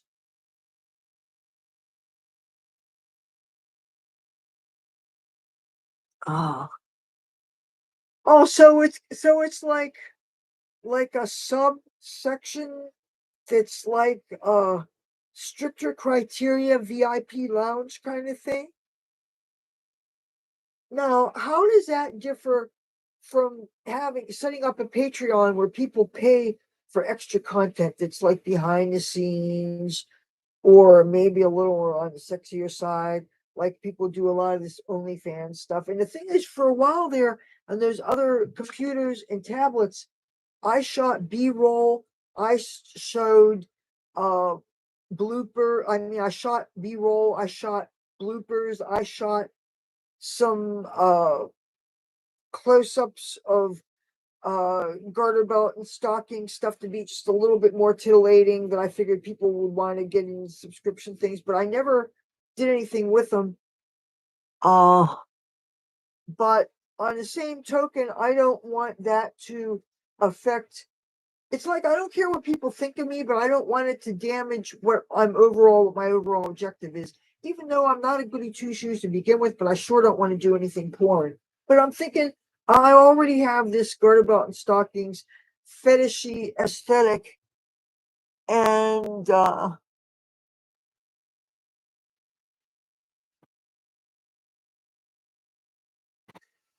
thank you. Yeah, exit, not entrance. I don't judge what other people do, but nah, that's a deal breaker right there. No, but anyway, if say I wanted to do a lingerie fashion show or something, then I would think that would be okay for a Patreon or OnlyFans or something. Since I mean, if it's really that lucrative, and if I already have, or say I start to film a video, and I don't mean a live stream, but a regular video, and I have the laptop open and it's on the beach, for instance, and I'm going there and I walk over it, and then all of a sudden I review it and I realize that you could totally see up my skirt and you see my underwear. I would normally try to edit that out because, oh, you don't want people to see your underwear. But I'm thinking something like that. It's totally innocent thing, but it's a little bit sexy. And maybe there's people that'll pay for that. Stuff like that. I don't think there's anything wrong with that. If I was a stripper and some places were bikini bars and other places with full money, then what the hell is any different from let somebody see your underwear and making money off it? There's no damn difference. And if other people are making bank on it, why the fuck should not? And I don't think everybody has to be uh uh well, you're gonna have to. I always try to make sure that the replay uh is on so that you can see uh what was said. I'm just saying is that if I was a stripper and sometimes it was totally nude and sometimes it was bikini, how is that different from, say, if I started to shoot a video and I accidentally filmed up my skirt and you saw my underwear? How the hell is this a glimpse of my underwear up my skirt any worse than the fact that I was a stripper in Los Angeles or something? I mean, and if people are going to pay to see a girl dance in a bikini or pay to see her take her top off and then do the full Monty and kick her underwear off before sashaying off the stage, and there's obviously nothing wrong with that. And if people will put money in your stocking and you'll say thank you very much and you'll leave. And note they didn't touch you, they didn't feel you. There's nothing transactional like that. They just looked at a pretty girl. Now, how is that different than seeing something on Patreon where for $1 a month or $5 or whatever the pay structure is? I don't know. I haven't really thought about it. They'll say, okay, I want to see some bloopers that include maybe an occasional wardrobe malfunction. What's wrong with that? I think there's nothing wrong with that. And one thing I learned through life is sons of bitches will pay for the thing. I knew a lady that made fetish videos involving sports cars and tailpipes, and all she did was show her foot, never her face, never her clothes, her foot. And somebody would be running the engine and the exhaust would be coming out of a tailpipe. No lie. And she would take her shoe off and she'd be sticking her foot in the car exhaust to the tailpipe. And there are people overseas that would send her thousands of dollars to make custom videos like that. What the hell is wrong with that? I'm just, again, don't use my channel to babysit your kids. I'm not here to corrupt the youth of America or the senior citizens of America. I'm really not a jerkball, and I'm really not a sleazebag. And trust me, I mean, I even call her a granny lady, but I will tell you the truth, and I will tell you what I've seen, and I will tell you what I think is right and wrong. In this gray area of morality, I don't think pornography is bad. I grew up, my father had stacks of porn. My mom would find, she'd make a big production. She would find behind a piece of furniture, stack of Playboys, Hustlers, whatever, Penthouse. She'd make a big production, but she'd throw them out or she'd want them burned or whatever. Occasionally, I would find them first. What did I find sometimes? Garter belts. Hello? Do you think it was by accident that I discovered that I liked the certain fetishy, gothic kind of 1950s lingerie, Fredericks of Hollywood kind of aesthetic? Is that a coinkydink? That I love the look of Elizabeth Taylor. And it's funny, in the 50s, the 40s and 50s, I thought the guys looked boring as fuck, but the women looked glamorous. They were dames. I mean, maybe they didn't wear the short dresses, but they were voom. They had seams going up the back of their stockings. There was that glamour, but the guys looked like squares. They looked like shit. And the guys didn't start to really look good until the 60s with the long hair and the hippies and in the 70s, the mustache and the kind of manly, kind of porn star kind of look that the 70s guys sometimes had, unless they had the long hair and stuff. I remember I saw some things when I was in California, and a lot of things I certainly didn't participate in, but I saw, and I totally tripped out. Like the concept of a movie theater that would have strippers some of the time and porn movies when the strippers got off stage. And the funny thing is, some of those porn movies actually had movies that were takeoff of movies of the day.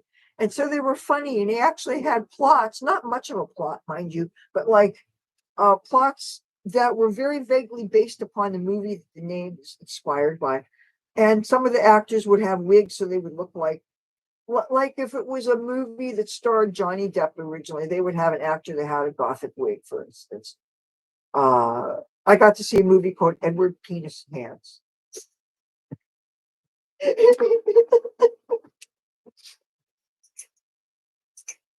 And instead of having this in his hand, you could guess what was on his fingers. So I digress. I saw some things when I was in LA, and Sophia Loren, beautiful lady. But I don't know. There's things about her though that I tripped out on. Like she was a one-man woman. She was married to a guy. She was only with him. I never understood that. How a woman can be. I'm not saying that love and monogamy aren't a great thing, but how can you lose your virginity to your husband that you don't lose your virginity to till after you're married, and then actually you guys are compatible and you get along and you do the till death do us part, and you never have sex with anybody else except for that one person? I don't. I mean, I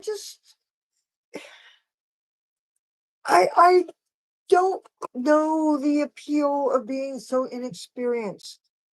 And it seems to be this more likely women are to live this way than men. That they say the average man has been with 8 partners in his life, and the average woman has been with 2 or 3 or something, which I think are such tiny little numbers. That's bullshit. Uh, and I'm sorry, sexual ignorance, I believe, is no excuse. I think, if you haven't had at least 100 by the time you die, you haven't lived. Fuck, what the hell? Just be responsible, use protection, get tested, do be careful. There's no excuse not to get free testing everywhere, and with organizations like Planned Parenthood that people can protect themselves. And maybe we have some states, some of those blue states, maybe if they codify uh, access to all kinds of health care for women, including abortion. I believe in a woman's right to choose. Not all Republicans are ignorant and are against our rights. I can't imagine the women and girls who have to travel hundreds and hundreds of miles through states to get their health care. That pisses me off. I ain't gonna tell you, ain't none of your business. I've lived. And you know what? The bottom line is people should be free to just, as long as you're responsible. It's called ethical, responsible hedonism. That's what's important. I don't think if you're talking women and men now, because obviously it's not just women and men, it could be women and women, it could be men and men, it could be all kinds of things. Bottom line is, I don't think anybody has a right to ask their partner questions about what their experience is. As long as you are high five, I'll just say I stopped counting at 100, okay? But fuck, you know, I enjoy the 80s and the 90s, okay? But 9/11 fucked everything up for me. You want to know why? Well, 9/11 got me here. I was deprived of my social life. I was deprived of my club scene. I was deprived of so much fun because I had no access to many people. And then I tried meeting people online. And one of the sad things I discovered that just because you're able to talk to people long distance and be texting all night and FaceTiming or whatever it was, we were doing video chatting and stuff and talking on the phone for hours and hours and hours at a time. And you think you know somebody. That doesn't mean you're really compatible, and it doesn't mean you're going to get along. Like I end up finding out that I was maybe politically compatible with somebody, but they didn't believe in voting, and that kind of pissed me off. Or they just had a real serious drinking problem, and they were literally throwing up, falling down, throwing up in their kiss boots drunk. And that's not very much fun. And that was right after, like a year or two after I quit drinking. And so it just goes to show that just because you get to know somebody first doesn't mean you stand a better chance. Whereas most of my relationships started with meeting some good-looking stranger at a bar.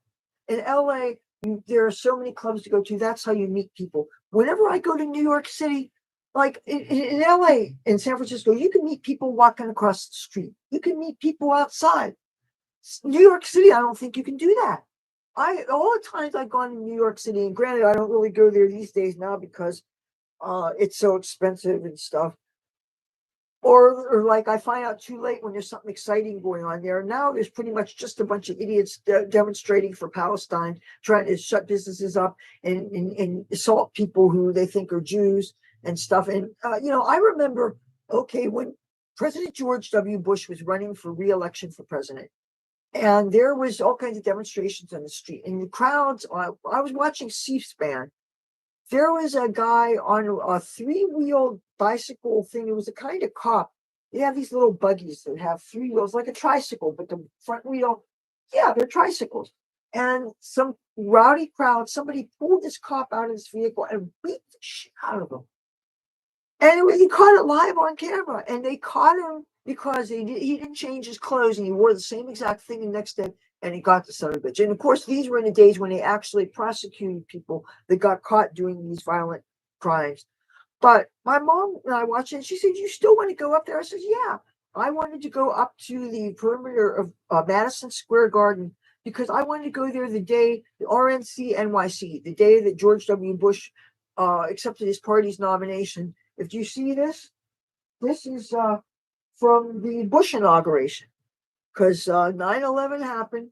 And obviously, I was traumatized by that from watching it in LA, and I grew to love Bush's response to it. That's what swung me to the right. That's what stopped me from being a leftist, because my experience out here, just learning a lot about economics and about cause and effect and about taking versus putting things into things and about just so many things. Well, but okay, in theory, but what if, and I'm sure this might not be true, but I don't know because I can't talk about anybody's life. If he wore a condom and the partners had spermicide, that wouldn't be the case, because say you didn't touch a skin cell and there was not a drop of bloody body fluid, the only possible sharing involved all those other partners would possibly be, and I say possibly, and only if you believe it, on an energetic level, not on a carnal level, not any more than it's going to cause you to say you got pregnant somehow. You wouldn't have DNA from sperm from all those other people. You wouldn't have that. So, no, that's not true. And as a person who has been non-monogamous, but has almost always been as safe as possible, because really all sex educators will tell you, and I spent a lot of time in San Francisco, and especially in the LGBT, amongst friends in the LGBTQ community, they are up on keeping safe from STDs, because unfortunately their survival as community depended on it. So you want to learn about certain things, ask the people in those communities, and they will tell you about safer sex. And there's no such thing as totally safe sex, but you can make it as safe as possible. And again, if you don't share bodily fluids, if you make sure that there is a barrier, if you make sure somebody doesn't stealth, which is a crime in LA, by the way, it's a crime in California. Stealth is when somebody sneaks a rubber off. And that's a dirty, dastardly thing that men do to their partners. It's now a crime. Okay, I just got the low battery water. So I need to right now plug my computer in. Okay, I'm plugged in now. So yeah, I never thought that this live stream would be about this. Well, maybe, okay, I mean, okay, I don't mean get yourself in a rubber suit covering your whole body, but I mean if you cover at least the genitals, and if say you didn't put your mouth down there, or if you used a dental dam so that you didn't get body fluid that way, because there's lots of ways of catching and spreading diseases. But if you don't exchange bodily fluids, and if you don't put unwrapped things in mouths or do anything like that, you don't go down on her without a dental dam, that way. And most people, by the way, don't do that. Most people do a lot more transmitting of bodily fluids than they realize, because they think that certain acts are less dangerous, but you could still spread disease. And I'm telling you, all that time that I spent hanging out with my gay and lesbian and bisexual friends in San Francisco and up in Manhattan. You know, I have some friends I went to high school with that went to pride parades and moved up to New York City. And I would sometimes, they were the only people in New York that ever put me up. And their community, because of the HIV/AIDS crisis, they are up on their health information. One of my good friends has a real good hospital job now because he decided to get training to be a phlebotomist. Look at all the people that are terrified of getting near blood when with AIDS and stuff. And he learned how to draw blood and that started a medical career. And now he has a real good job. And he's not only a homeowner now, but he's a landlord. And he's my age. And it's like, wow, he's a real grown up. You know, I mean, there's a lot of people that are a lot way younger than me and they're more grown up than me because it's all in how grown up you feel based on how many milestones you had. And when I think of milestones, I think of people who've gotten married, people who've had children, people who've gotten a college degree. I haven't done any of those things. You know, I don't even know where Northampton is. You know, I knew when I was of first college age, I knew I was not of the attitude where I would have taken college seriously.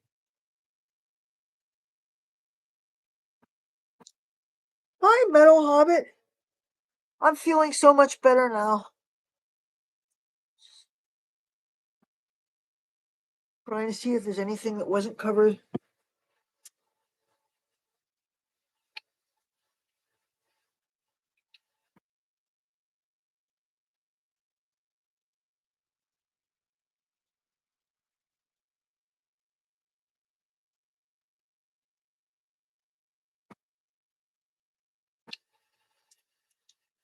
This was such a trippy live stream today. I was pretty much just talking about sex and drugs and rock and roll, but especially sex and drugs. It's a really weird stream tonight. I hope it doesn't get taken down. I'm gonna, as soon as I can, I'm gonna download it back.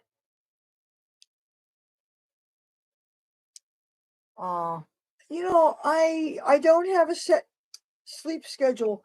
When I try to sleep, I'm sometimes not able to fall asleep.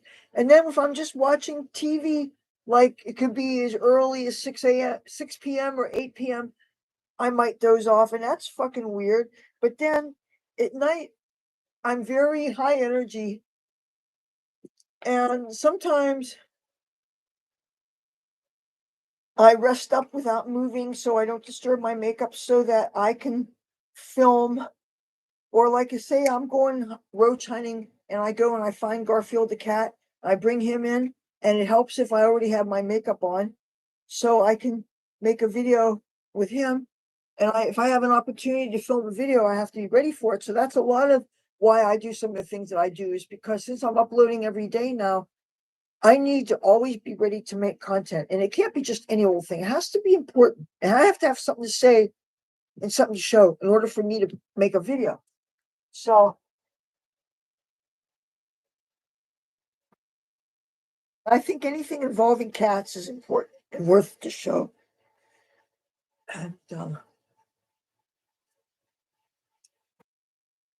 and part of the reason why I did the COVID test along with that live stream is because I was going to do a standalone video just about the COVID test before I went live. But when I saw that it took 15 minutes and I had to wait for results, I didn't think that I could make a video interesting if all it was about doing a self test and waiting for the test results. And since I don't really have an easy capability of editing my videos right now, I couldn't see a way to make it interesting for the people watching me to wait for me to find out if I had it or not. So when I combine weird subjects, sometimes that factors in. Okay, I wish I knew how white what I may have missed in the back. A lot of times I go in my mother's bedroom and ask her.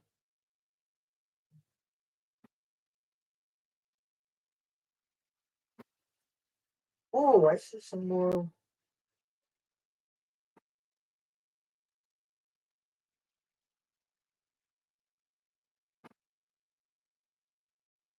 This is blonde.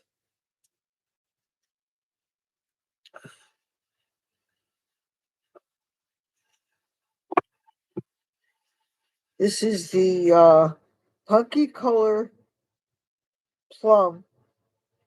Plum Cruella Prune, or I don't know what that other word is in the set. The C word, I don't know.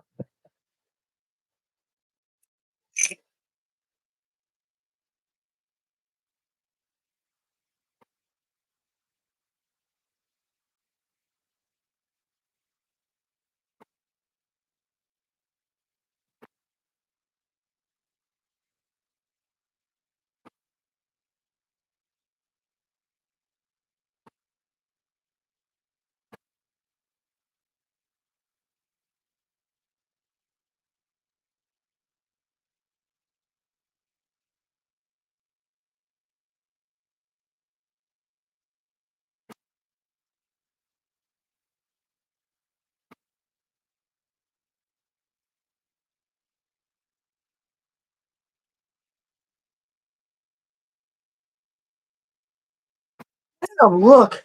See? I see some white right there. Uh,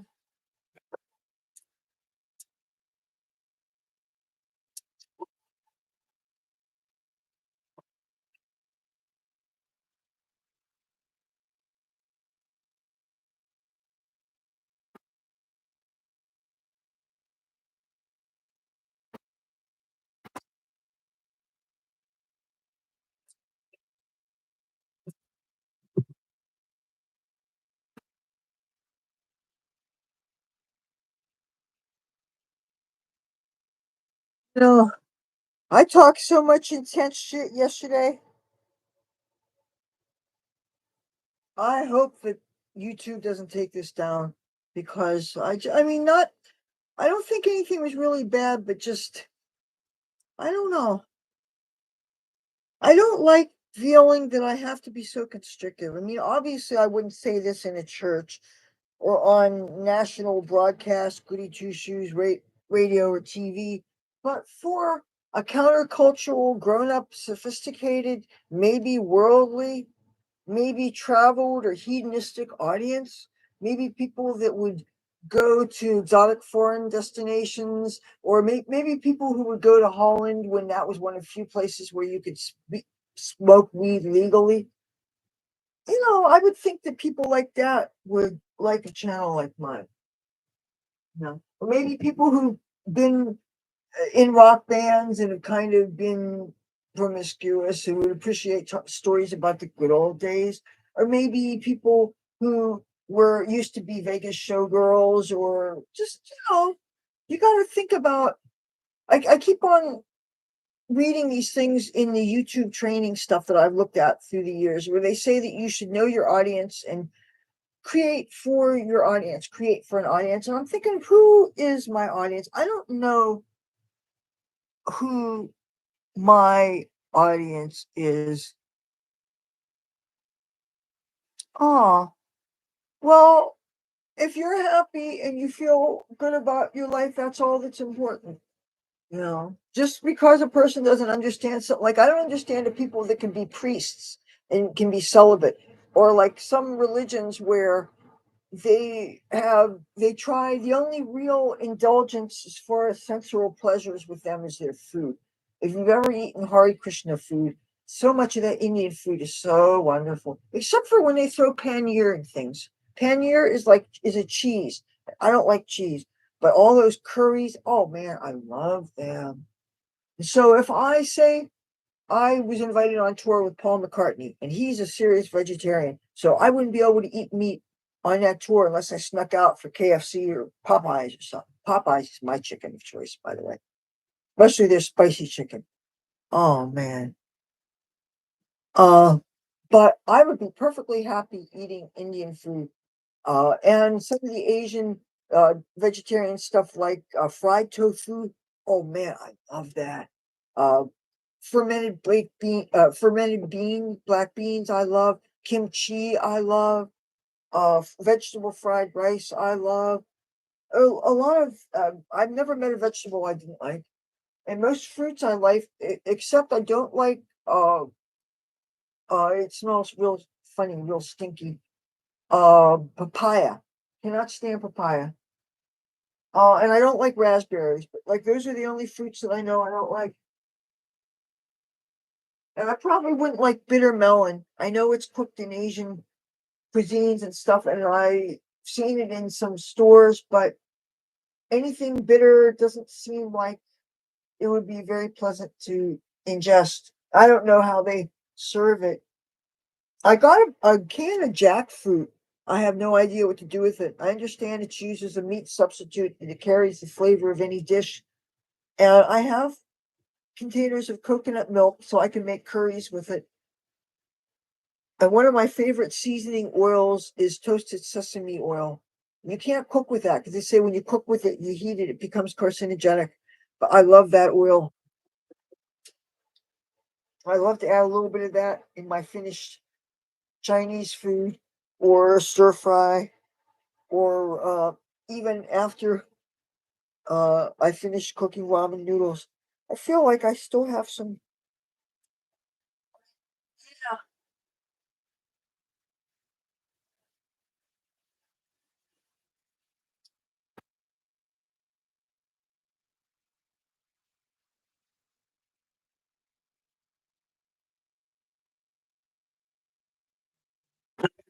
I'm guessing this is this. See, I'm deliberately not adding any blues to this. If there anything evokes blue, it's just going to be the colors that I'm using.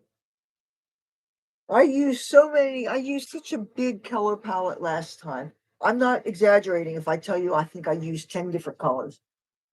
But I think I learned my lesson when it's so subtle because there's so many tiny, tiny, tiny little pieces, it ends up from a distance, it all fades, it all blurs together, and it doesn't give the gradiated effect or the dimensional effect really that I want.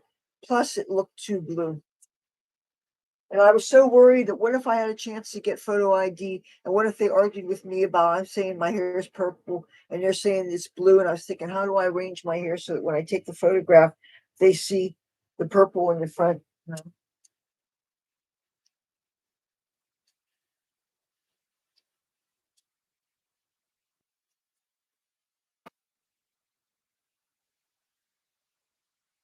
You know what?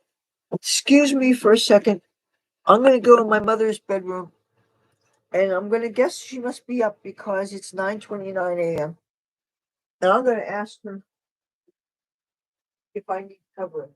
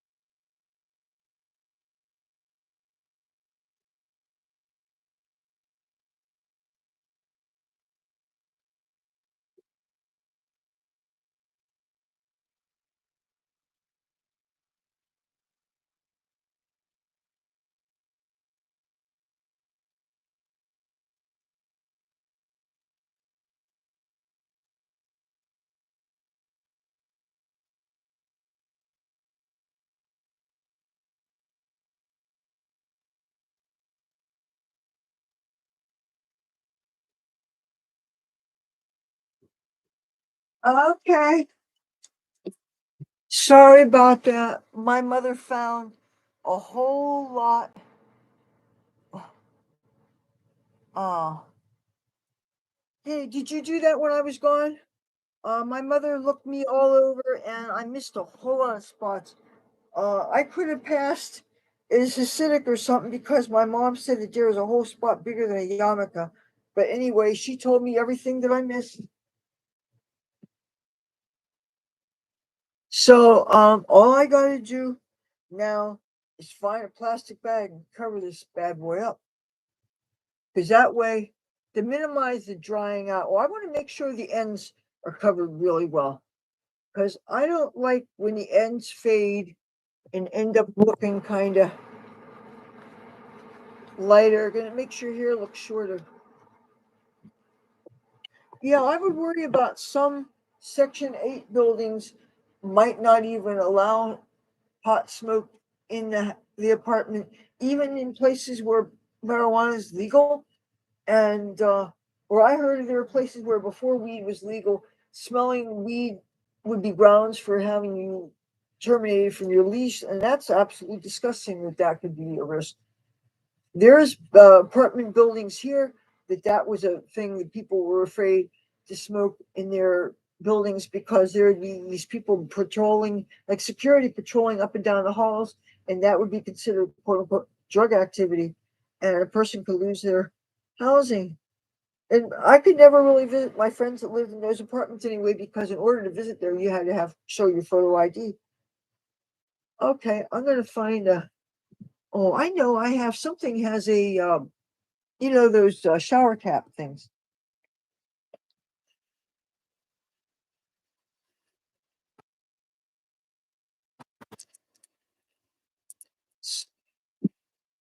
And then my mother said she wants me to put on a pot of coffee. I don't think I got any sleep.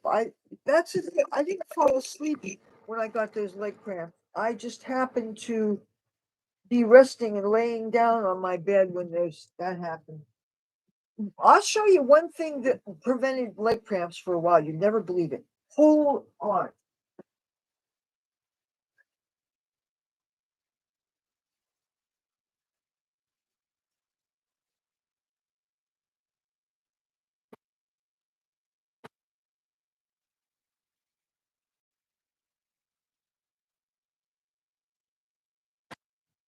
Do you want to know about one amazing quote unquote candy bar?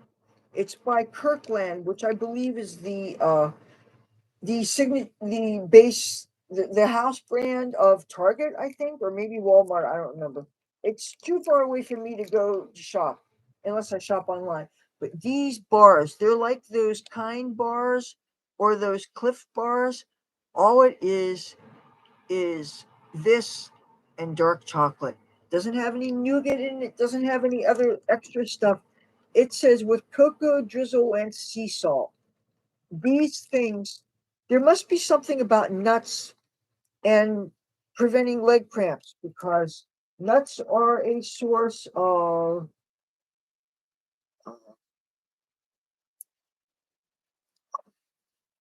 Wait,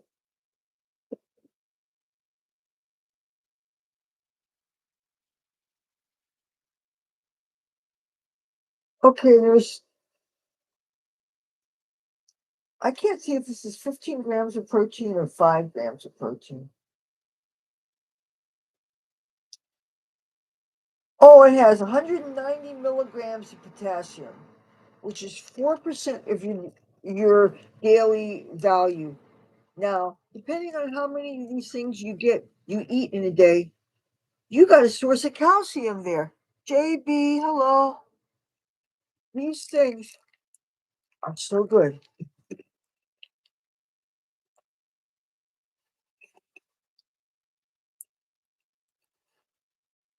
All chocolate here and nothing but nuts here.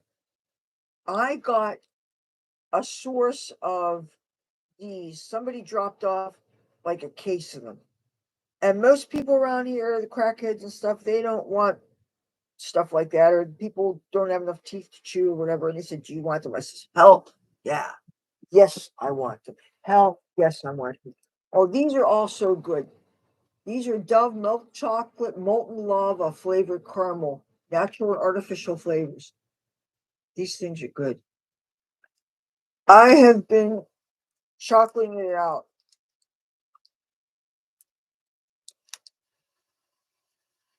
I'm not going to be rude and eat this in front of you, but when I was eating a whole lot of these, I was not getting my leg cramps.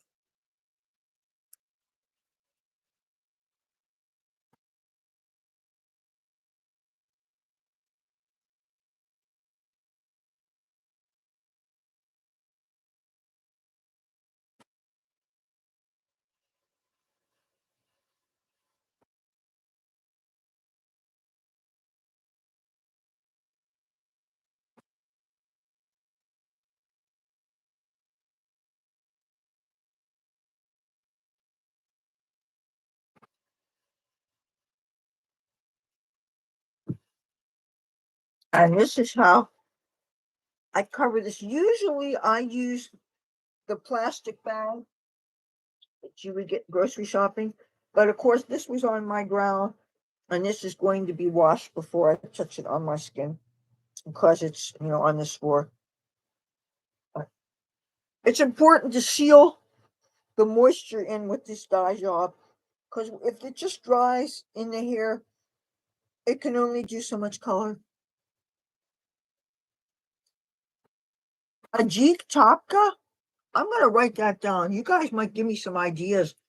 Like, there's this Caribbean place that sells curry goat, and I love goat meat. I actually went. There's this Mexican grocery store that has really good meats, and one day I decided to treat myself. I got a pound of cubed goat meat. Never had goat meat before. Yes, be aware.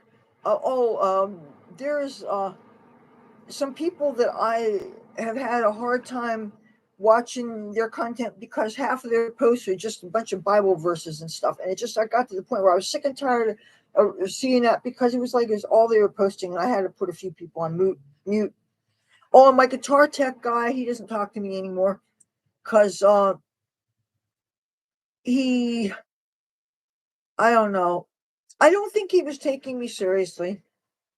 When I know all the years I was in California, all the music videos I danced in, all the major motion pictures and TV shows I was in, the series TV shows I was in, shows like Felicity, where I was a gothic go-go dancer. I was in a made-for-TV miniseries called The Badlands, where I was a dominatrix. I did a lot of interesting little uh, parts, and for somebody to oftentimes not take me seriously. And then these people that make plans to go out and they say that they're gonna let's go out, let's do lunch, let's all I would let's go to dinner. I'll take you to dinner. So somebody tells me that I'm not gonna eat right, and I don't usually eat more than two meals a day because I want to keep my stomach flat. So then I'm gone hungry all day, and it turns out they call me during the time that we were supposed to meet up. And then turned out they call and they think that just because they called, that absolves them of the original thing, which was we were going to hang out and we were going to talk about whatever, and maybe uh, I'll get some advice from you about the best gauge guitar string for this kind of music, or whether a thicker pick is better than a thinner pick and all that stuff. I'm obviously not able to do that now, doing Facebook thing, even though I have one, two, three, four, five, six tabs open. See, I have 16 gigabytes of RAM on this computer, and I have a full terabyte. But I got that so that I could do photo editing and video editing and stuff, and I have not been able to edit any of these videos so far. So what you're getting is pretty low tech stuff, you guys. So okay, I got this. Um, oh, what do I have in here? I got crackers. I got these are where I keep things like my dry beans, my lentils, so the mice can't get at them. I love lentils. I love lentils so much. You can do so much with them. This is where I keep my ramen noodles. But you want to have something that's mouse proof. What am I doing now? Well, I got my hair dye in. I'm about to make a pot of coffee. In order for me to do that, I have to go in the other room. Let me see how far I'm charged up. I'm at 60% available. Okay, I'm gonna put. We're gonna bring this in the kitchen, okay? So I can make a pot of coffee. And I always bring these with me. You know what these are for. I use these when I make my coffee. Hey, I'm gonna make a pot of coffee. My mother's asked what I'm gonna do. Oh, isn't this great? The new clean refrigerator. We have a nice clean refrigerator. Oh, we have lots of mice. I'm going to tell you, don't be surprised if you see little mice running around. That's the one thing. I stopped filming in here because things were looking really disgusting and things, but I don't think mice are disgusting. I mean, I know they're not clean and stuff, and unfortunately, I know that they have problems like you can't fit them with diapers, and so they're incontinent and they leave messes and they get in your food and stuff. But that said, they're also these cute little guys that I just can't be mean to them. And spoken to them. They're in the stove. They're in the oven. We haven't used the oven. All right, JB. Um, it's 9:49 a.m. You know, I a normal schedule at all. I'm going to show you guys how I make coffee. I shouldn't have done that. I just hit my. Well, first of all, it'd be a good idea for me to take my gloves off. Coffee with rat crab. No, not rats, mice. Mice poop is a little different than rat poop. And anyhow, the mice droppings aren't in the coffee. I'm going to show you how to do it. Uh, all right.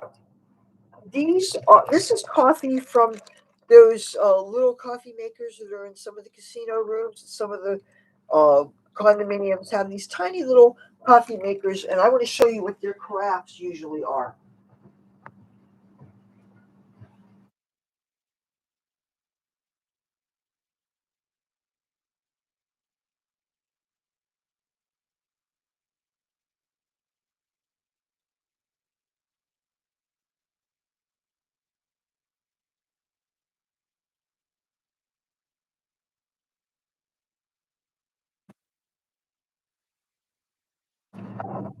Whoops.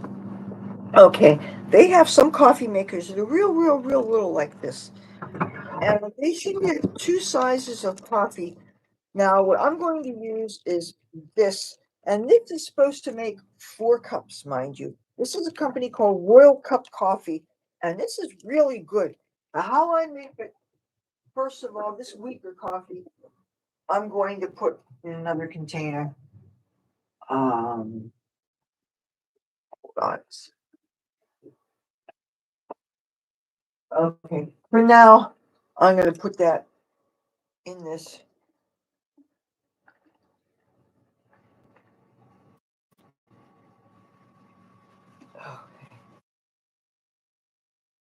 And I a lot of times put the old coffee grounds in the compost pile because we have the organic gardening across the street.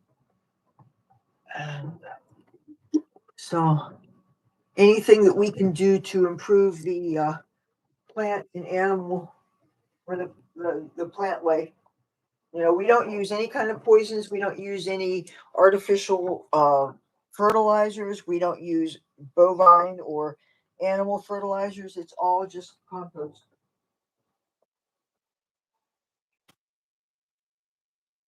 Okay, I'll just throw that.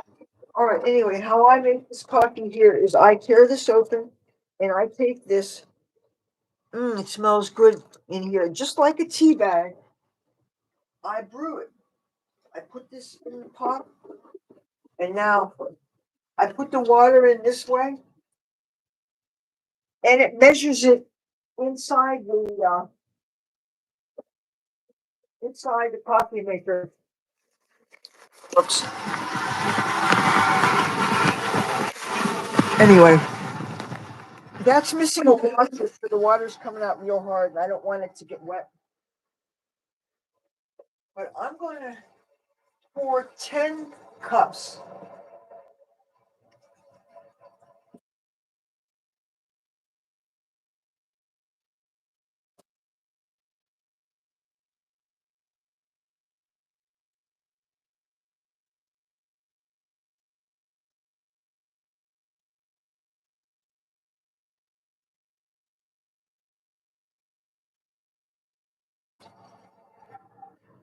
Okay.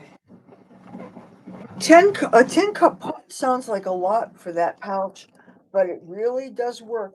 What I do is I let the water pour into the coffee maker, and it gets dark like tea or coffee would. Then I take that pouch and I grab it with this and I dunk it. I dunk it like 100 times, and that gets even more coffee flavor in it. Then we have a nice, decent pot of coffee that's about 2.5 to 3 cups of coffee for each of us. So, oh, and there was a little mouse. These mice, when they run, they dart real fast. But one of the things I like to do when I'm in my room, I like to sit down or stand and real still. And out of the corner of my eye, I'll see sometimes they're crawling on the carpet looking for scraps or whatever. And they're like, say this is a mouse. And you go,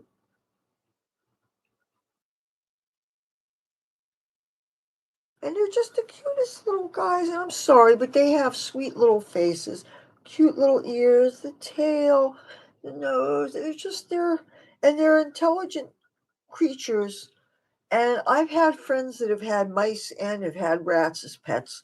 In the punk rock scene, and people living in Venice Beach having rodents as pets, that was not uncommon. And I've had people that they have a cage for them in a little house, and they have a water bottle that has a a, a tube, and they come up to it and they suck it through the water thing that's mounted on their cages, and they have feelings and they have emotions, and they one thing I noticed, if you catch them, one way to rescue them and save them when they're running around in your house is they can jump down, but they can't jump up. And if you happen to have a bucket, say they jump down in it, preferably a bucket that you just took out the trash, it doesn't have any trash in it, but you can take the bucket out, then dump it outside where uh MLK. I think it would be funny if you had Martin Luther King Day and Harvey Milk would have his day would be a national holiday. Then there would be MLK Day and Milk Day. And as it is MLK, it's so easy to call it Milk.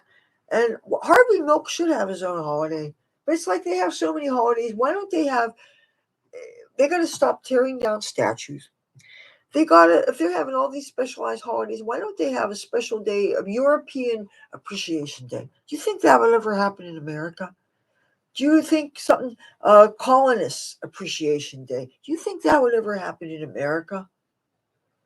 Or how's about people who don't conform to all the party platform of their chosen political party day? Do you think that would ever uh, be and I mean an actual national holiday, not like these.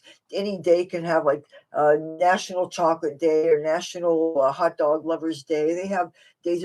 There's all kinds of days for things. There's a National Bagel Day, you know.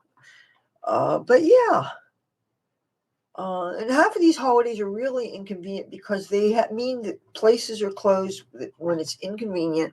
Like a lot of times when these holidays are created, they, instead of, if it falls on a weekend, it would be better, because that way the places that you count on, you can't access, because it takes up an extra day. And if there's places that involving medical care or food or different things, or mail delivery, enough already. Maybe I was looking forward to uh, getting my fill in the blanks, and it just, it creates, and especially having less days for mail delivery. That's really fucked. Well, all I know is, well, I was advised that if they run across my hand and they pee on my hand, not to rub my eyes, because I heard the cat, mouse urine burns your eyes. This, I got information from people who keep them as pets. I talked to somebody the other day in a chat room that had made a little house, and they used tubes, plastic tubes, so they could run through, and they actually found ways to use some of the mice that they found in their house, not mice that they bought at a pet store, some of the mice they had in their house, and they made pets out of them. So it's obviously possible. Of course, I jokingly mentioned it to my mother, and she went kind of ballistic, because she is very, very, very afraid of mice. She and my father, one of my early childhood memories is of my parents. I was like 5 years old, I think, and my parents were on a rickety little kitchen table in their first apartment. They saw one mouse, and they were scared. And I never understood that. Just like I never understood people afraid of bats. I love bats. I saw in kindergarten, I saw kids across the street beating a bat they found with sticks. And my mother and I seeing that, and her saying how disgusting that is, this cruelty to animals. You don't need to be torturing animals. I think it would help if I would have pressed the button. Ah,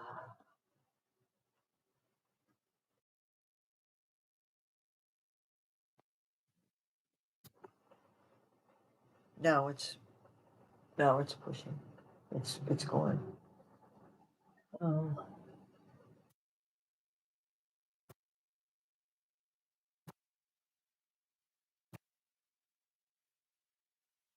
so the sky's looking whiter and whiter. I wonder when and if the snow's going to happen. It's 28 degrees now.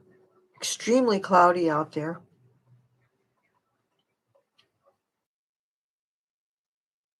Oh, I can see somebody's got a boom box out there. Oh, somebody has a truck with Lay's potato chips outside. Oh man. My favorite flavor of potato chips lately is called limon. Limon. They're sour. They're like lemon or lime juice, and I think they're made in Mexico. That is my current favorite. They're better than even vinegar and salt potato chips. I'm a bit of a connoisseur of salty snacks. If I was ever told by a doctor that I had to give up salt, I would be a very miserable person. Now, I figure that being skinny, I would think gives me a little bit more protection than maybe an overweight person that might like get swollen ankles and stuff. But I couldn't not salt my food. Hers, I love barbecue chips. Usually, barbecue is my go-to flavor. I like. There's a company called Utz, and they make Old Bay chips, and a lot of times they're 99 cents. But I noticed potato chips at full price is ridiculous now. I went to save a lot a couple of days before New Year's to use a coupon, and I saw the regular price for Lay's was like $4 and some odd cents for I forget how many ounce bag. And it was not a big bag. And I remember when I was a little girl, I remember an average bag of potato chips was like a full 16 ounces. It was a nice big bag. And then I remember when it became that was what family size was. And now when I was living in San Francisco and they had 25-cent chip bags that were like this, that you would break big bills by buying 25-cent chip bags, and you would get your change in quarters that you would save up to use to buy hair dye. That's what some of us did in San Francisco. Ketchup chips. I think I had them once. They have all these flavored kind of ketchups now. And in Japan, they have all these different like seafood flavored chips, and they have real interesting. I've seen travel videos about all the different kinds of flavors they have in Asia. I think I could eat my way around Japan. I love sushi.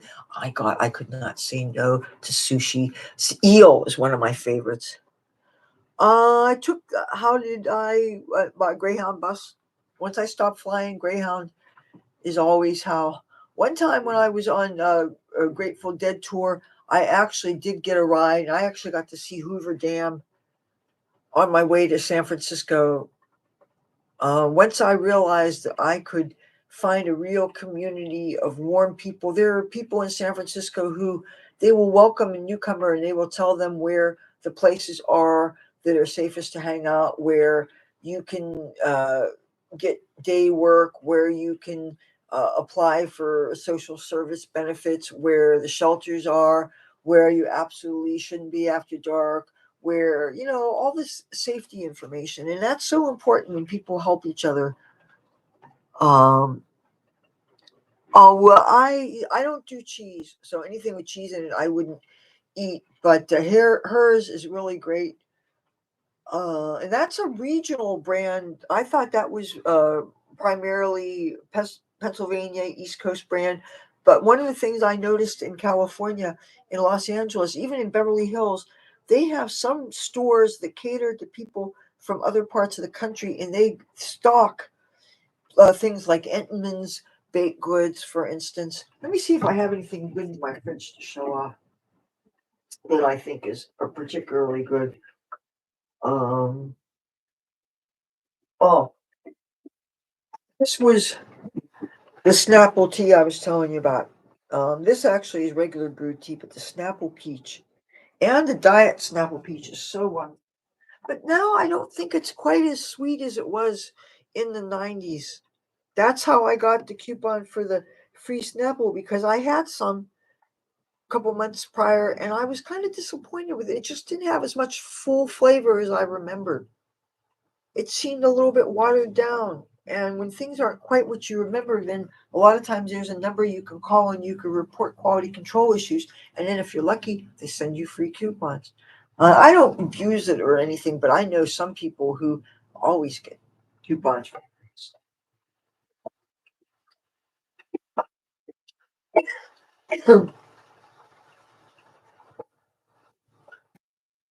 But no, what I was supposed to have yesterday, I was supposed to make hamburgers. This is thawed out. We've got frozen hamburger meat and the half hamburger, half pork that they label as meatloaf mix. And those make real tasty burgers. Uh, Another thing I like to do with canned fish, like canned salmon, I like to make fish cakes with that. And tuna and oil. See, for me, tuna has to be in oil. And I love to put that over white rice. And that is just so sublime. And then to me, the perfect seasoning, and it's one shake and you're done, is lemon pepper seasoning.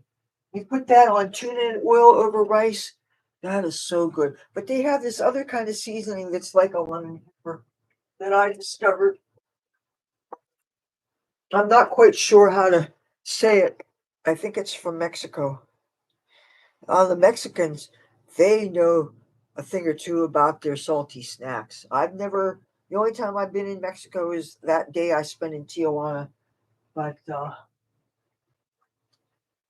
that was a little adventure. But I wouldn't go there now. They say it's too dangerous. The drug cartels, things got back here that I don't. Okay, don't want this to fall off the stove. That would not be good. I use a lot of turmeric in my cooking. I cook a lot of Indian food. I make my own garam masala. Is that how you say it? Garam masala or garam masala? I don't know. I'm sure I'm botching it. but I make my own, and I have um, different kinds of curry powders that I found. This is stuff that they have at the dollar store, but I found this in a giveaway up the street. And this supposedly actually has salt in it. I can't imagine you would have salt in a curry powder. Okay, I'm going to talk to my mother.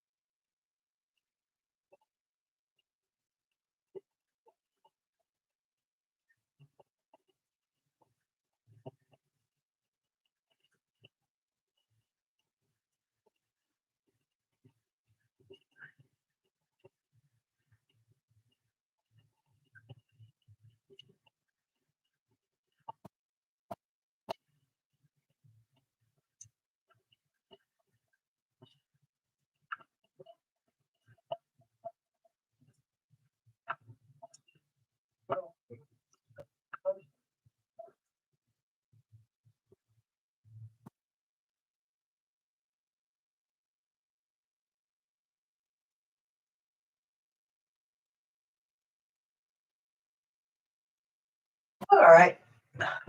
I was talking to my mom, telling her some of how the video got to be about a lot more than dying here. Okay, so what I'm going to do, okay, her cup I think is in her room. I'm going to get my cup.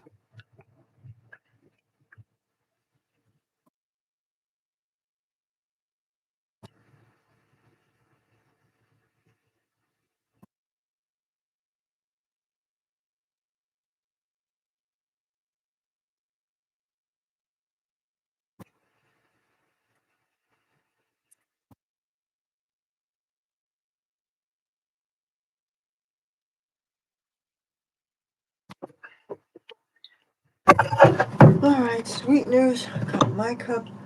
The cup I think is in her room. But first, I have to dunk the coffee. See, this is a secret to how I make this coffee. This is the most important thing. I got all the water's dripped down. First of all, I can't use this hand because the pain issue right now. And every day is something different. Rarely do I have something like this happen. This is just something that happened last night.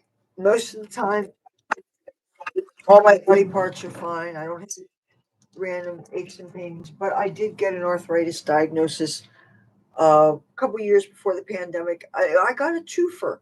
The doctor, I went for foot pain, and the doctor felt my hands and felt my feet, my ankles, and he could tell by the changes in my knuckles. And there was a time when I stopped wearing rings because my fingers changed their shape and they weren't as skinny as they used to be, and they were a little bit misshapen on on a few hands, not grotesquely, but they you could tell when your body's different.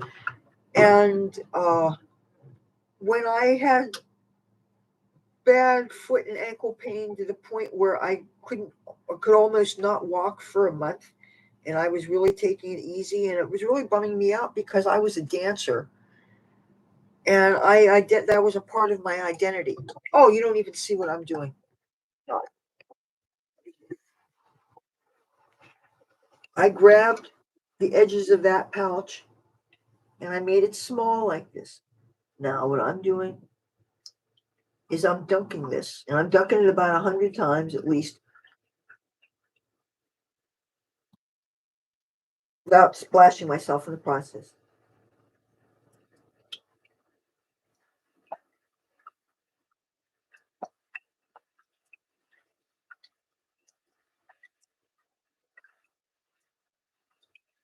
Oh, and as far as all the dirty dishes, I wash all our clothes by hand. There are dishes here. I'm only one person, and it's more housework than one person can do. And the other people that are here, She sleeps a lot of the time. She has serious pain issues every day, and the other person, well, he's out of the house a lot, and he doesn't cook here. He just gets takeout, and he doesn't feel he needs to clean anything but his own room. So it's a whole lot of no, because that's actually bad for the environment. I don't mind washing a few things and just reusing those things, but no, that's. But you know what paper plates are good for? Just like cardboard, like packaging that food comes in. You cut little strips, and if say you don't have a lighter, and your lighter is basically the gas stove, that's how you light your meat. Now, oh, I can't see. This doesn't have a lot of strength now, and the last thing I want to do is smash this and break it.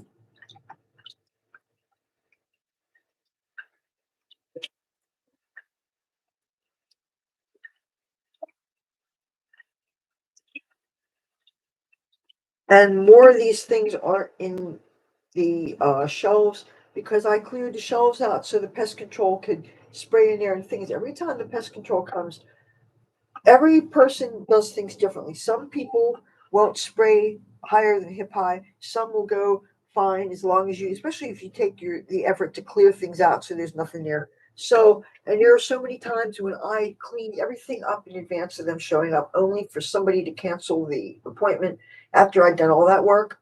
And again, I am trying to keep a house, trying to take care of my mother, trying to run and succeeding by hook or by crook at running a full-time YouTube channel where I never thought that I would be posting daily content. I am doing daily now. I committed to a 3 day a week schedule, Tuesday, Thursday, and Saturday. And I was really getting good with that. I was planning my content ahead of time. I would use big notebooks and real big calendars like those desktop calendars. Well, I haven't had a calendar since the new year.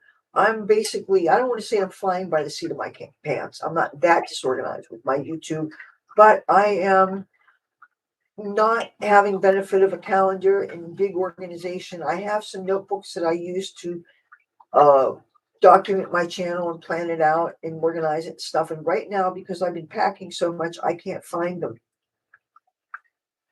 So, and the front room that I called the grow room, that's a whole lot of boxes of clothes and shoes, and all our Christmas stuff is stored there.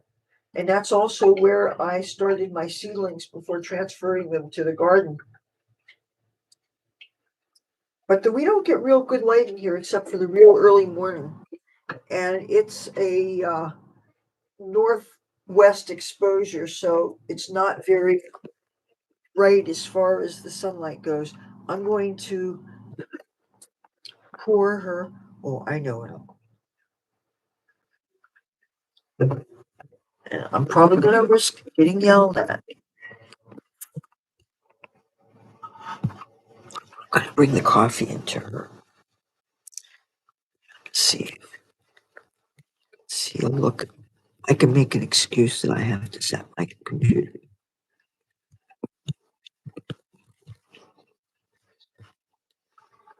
Oh, yeah. I gotta set it down. I gotta set it down. You better set something down. Oh, okay. You notice I couldn't use the right hand. I mean, my left hand. Okay. Oh, okay. Goodbye. I got. Sorry about that. All right. So yeah, I got. Hold on a second. She kill me. She fucking kill me. That was my fault.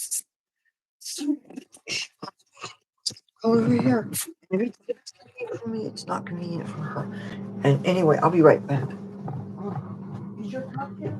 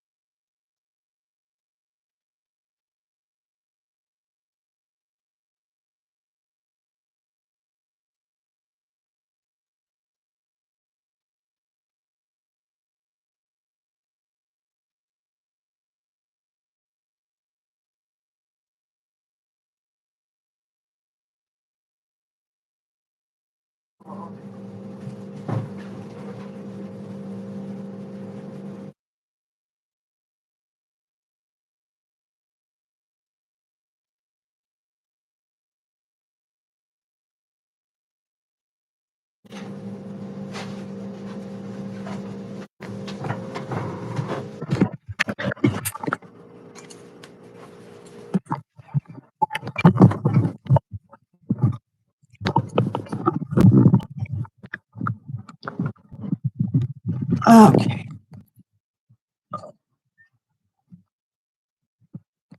Got my coffee cup.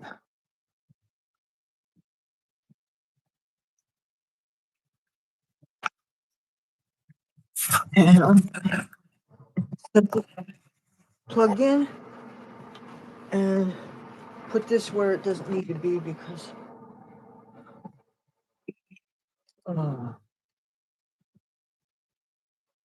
I think I hear now. Wait a minute, if today is a legal holiday, that wouldn't be mail delivery, but it sounds like somebody's put mail in the mailbox. Right, I'm going to do an edible. Uh, you know something? Edibles, I don't feel a thing. I have tried. The only time any kind of edibles did a thing was when I still drank alcohol. I used to take a little airplane bottle of Jack Daniels and I would dump that Jack out, right? And I would take twigs and stems from weed that I'd be cleaning to roll, right? And I would put the twigs and stems in this little bottle and I'd pour the Jack Daniels back in. I'd seal it up real tight. And I would put that on the windowsill for at least 30 days. And then I would wait for a concert. Like one time I got to see Motley Crue and I went to the Philadelphia Spectrum early, like in the afternoon. That was kind of a mistake because I had a t-shirt that was cut up in the back, was shredded, and I got a sunburn that was like striped. And the thing is, I, being a natural redhead, cannot be in the sun at all. And my upper back, near my neck around there, I have scar tissue from sun poisoning. I couldn't. I saw them once in New York City. I saw Danzig. There was three different people. One of them was a band that one of the had one of the members from Typo Negative called Seventh Void was in. It was Seventh Void and Danzig and somebody else. I forget who. And I remember Glenn Danzig had a real attitude about not bringing your camera out. And he was they were real strict about it. Don't you dare bring any device out. Don't you dare be seen. Only when they were on, though. But now they were in between band sets. They had merchandise tables and stuff. And the Seventh Void people were fine. I had a little disposable camera. That's what I was using to take pictures. And Depeche Mode, I've never seen them in concert. I enjoy them. I really like Britpop and the I really enjoyed bands like Susie and the Banshees and music that evokes goth. I don't think industrial was necessarily invented yet, but the danceable music that was uh like that. The Smiths, Morrissey, that song, How Soon Is Now, the one that was used as a theme for that vampire show. I'm trying to think of what the name is. I need to have some coffee. I'm losing my voice. Yeah, I think it's How Soon Is Now. I love that song. The thing is, one of my regrets in my early clubbing years is I never came up to the DJ to ask him what he was playing.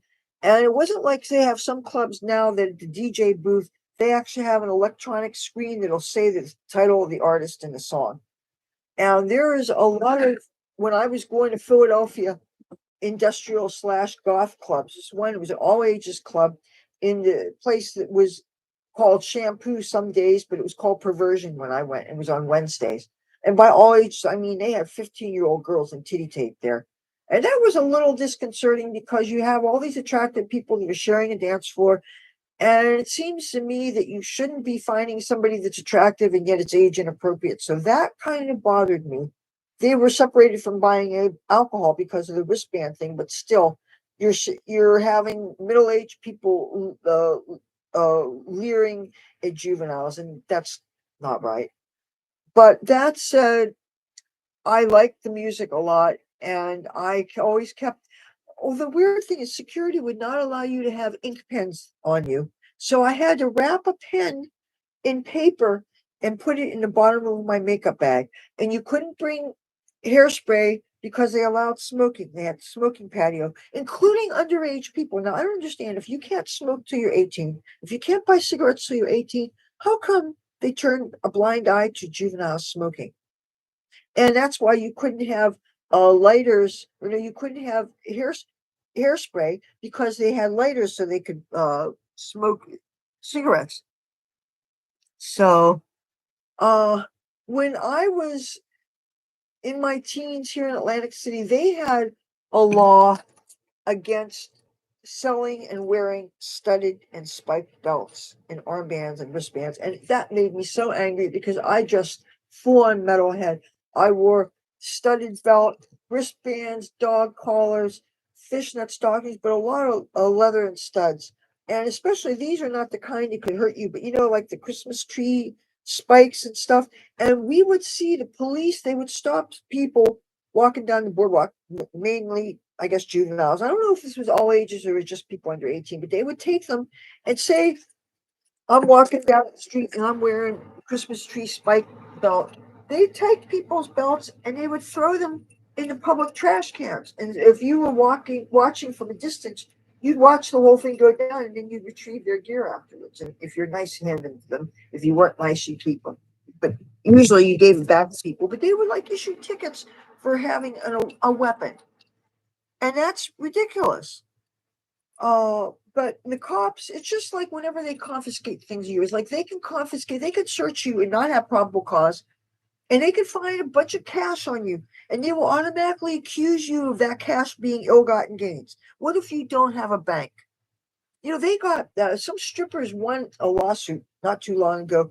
They were driving across the country and they had a shit ton of cash on them, like between $10,000 and $100,000 that they had earned lawfully. They made with their own money, and they were accused of having gotten through selling drugs or something. And it was their money they made through stripping, and it took them some years to get their money, but they got it.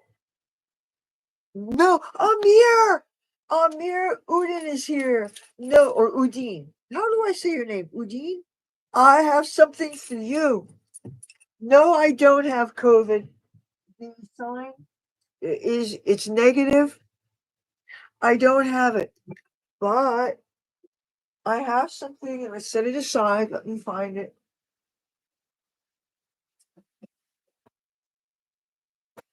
I was I was so prepared yesterday. I was hoping you would check in.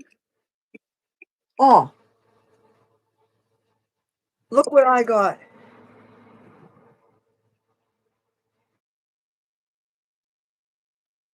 Amir likes it when I put on this. But let me have some coffee first, please. I have my coffee and I really am thirsty.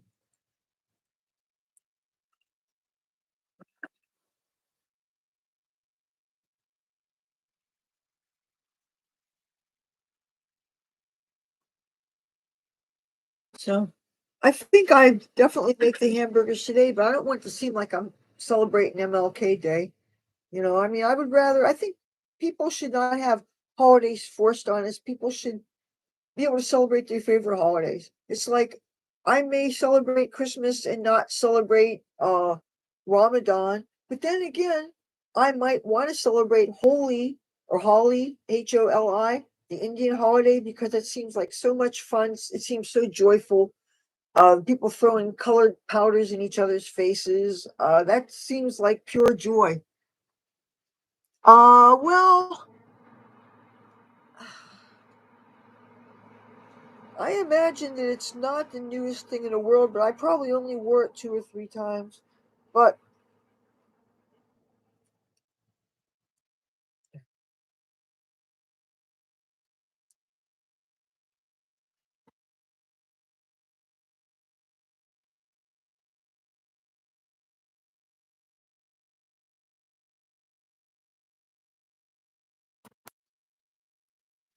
Whoops, this is, yeah, it's a little worn.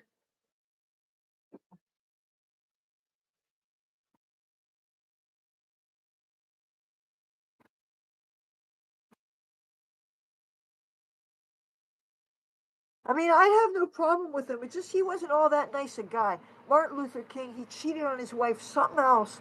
He broke her heart. He was a real horn dog and a slut, and he wasn't a nice guy to her. So no, it's just like I don't just idolize people because society tells me I need to. If I know more about the backstory or something, he was just one of a whole long line of civil rights leaders. But I'm not saying he wasn't a nice guy.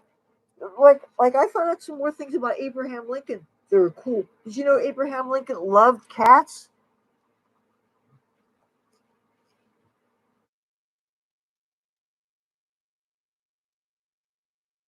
Uh, you know who I was kind of into? Of course, he died before I was born. JFK, and people still talk about his assassination and whether or not it was just done by one person or whether there was people contributing to that. Uh, there is somebody running for president who I like. I wouldn't vote for, and certainly anybody doing third parties. I think it's bad for the whole election process. But RFK Jr. I signed a a petition about him. He's trying to get Secret Service protection, and I think it very ironic that he has not had Secret Service protection. People keep on bringing into our Robert F. Kennedy Jr.'s house, and that's not right. He has a right as a high profile figure, as somebody who's been involved with both civil rights and politics. He's a member of the family, the Kennedy family.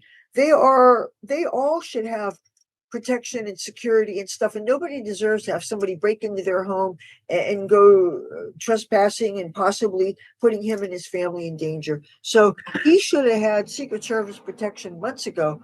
And I found this petition and I signed it and I forwarded it even both on Facebook and on Twitter.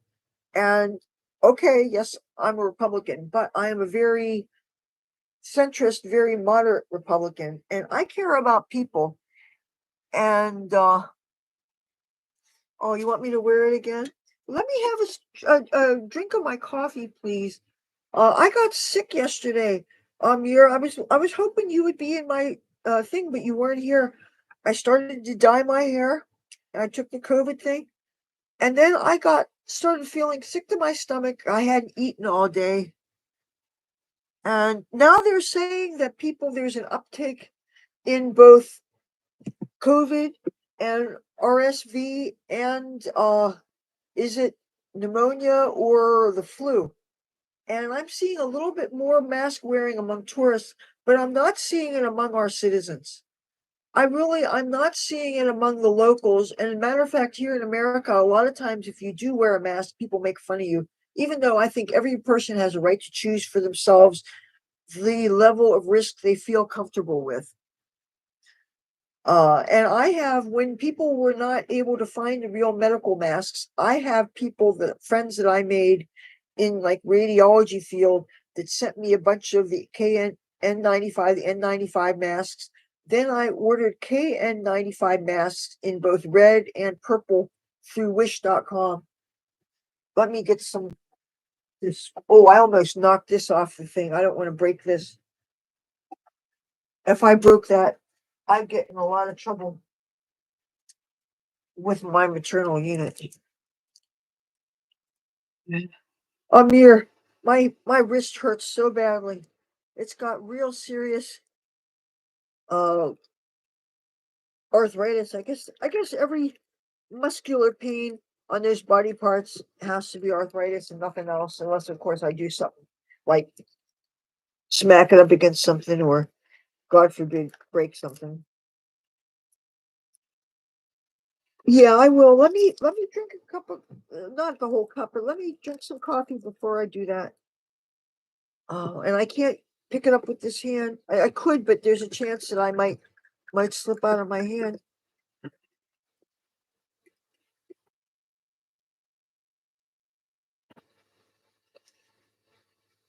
Oh, it needs more sugar. When coffee's not sweet enough, it tastes nasty to me.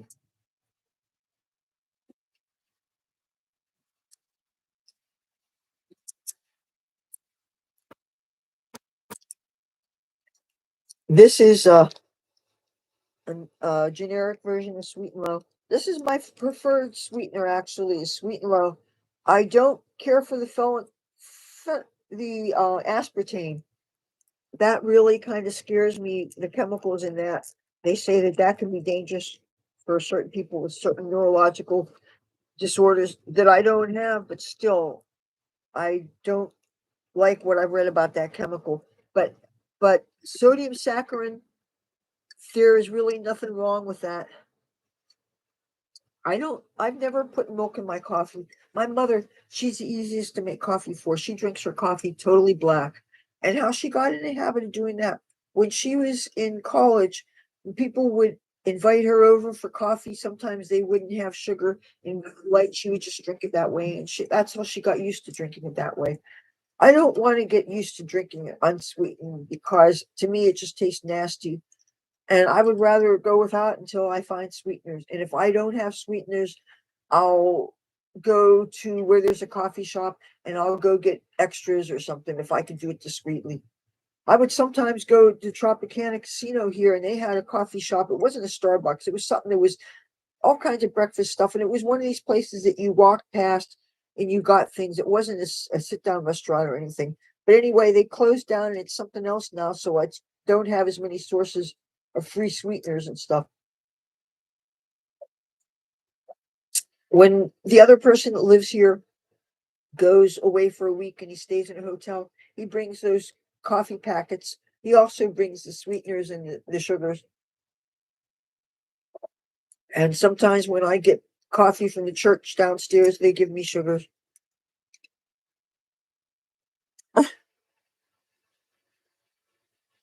Hey, Amir, you've been watching my videos a long time. I really like to dress up. I like to be glamorous. I like to wear jewelry and I like to have my makeup very precise. I like to look different almost every different video I am. I try not to have two things that are the same back to back, except when there's a part one or part two. But when I'm dyeing my hair, obviously I wear certain things because I want to protect some of what I'm wearing. And like for instance, I have sweatpants on that this is protecting them from getting dye on. But as you can see, I still got dye smeared. But okay, now that I've had some of this coffee,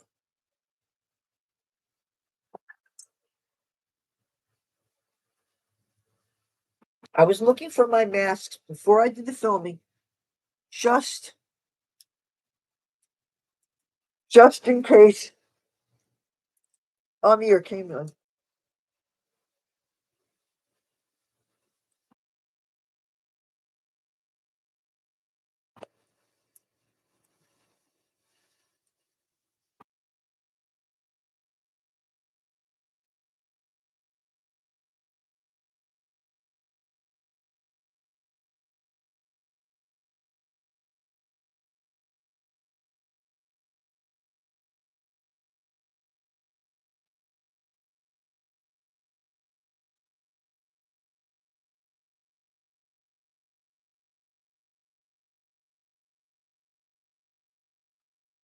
I would do this thing where I would light a candle and I would try to blow it out. And they say if you seal it real good, you should have a hard time blowing the candle out. And I did that on prior masks. I have a face mask fashion show that you can find if you look through my videos. Now I'm thinking where my other masks are. I may have put some, and with this, I have a bunch of empty luggage, but this actually has a jacket in it and a few things. Oh, you know what this has in it?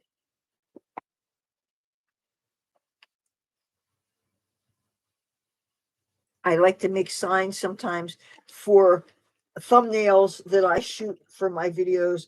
And the last time that I was in Washington, DC, I would go and I would pose with signs and stuff.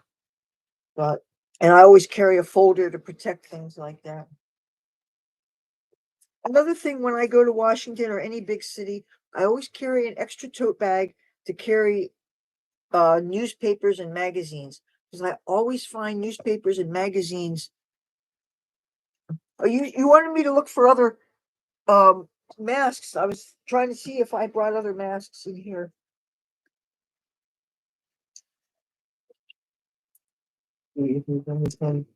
This is one of those um they have these they're like washcloths, and they take your makeup off, and you don't need to use cleaner. You just use the thing. That's what's in there.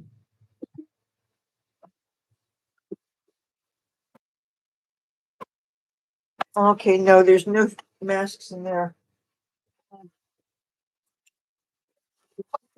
Trying to think of where I have other masks in here.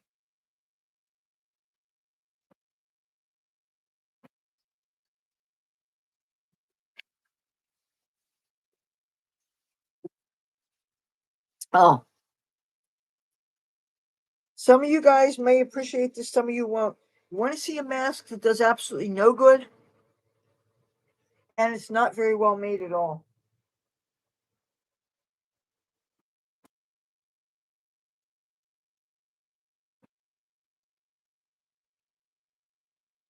These, they sold them at the 99-cent stores, and when I saw them, they were packaged like this. I didn't know that they weren't going to look any good. If I knew how bad they looked, I wouldn't have spent the money.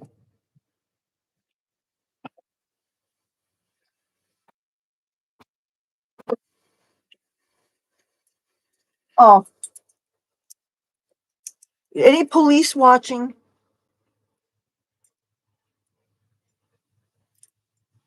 And look at these, they are real.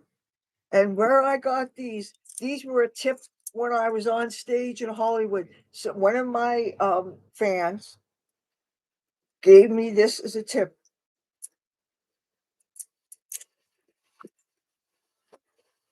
And word to the wise, don't keep these with duct tape, zip line, rope, and a knife and all that shit. You will freak people out. That's my bad humor. Uh hey, if you can't have a sense of humor, you can't enjoy life enough. I gotta find some more of those masks though. I thought they would be in this uh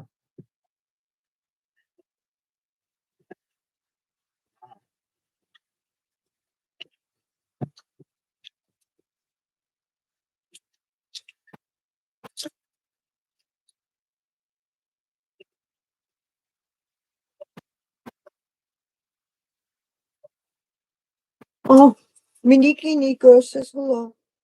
Anybody read Chinese? Let me know. Okay. Um,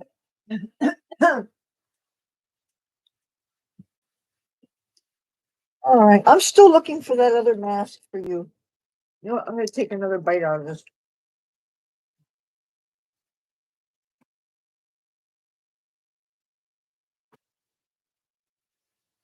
I think I know where the masks are.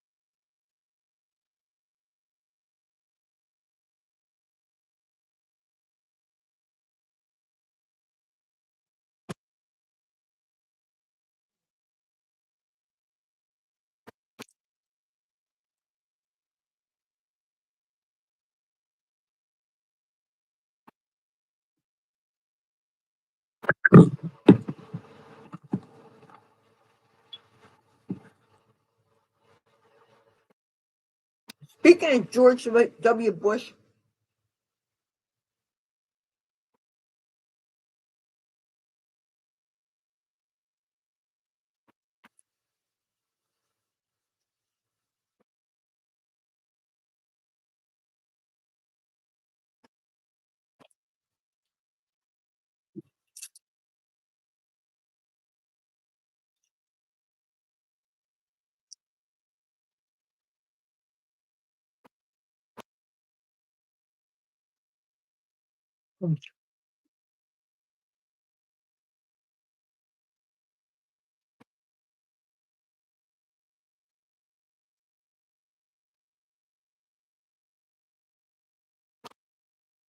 trying to find a picture of Bush. All I could find is Cheney and Bush's wife.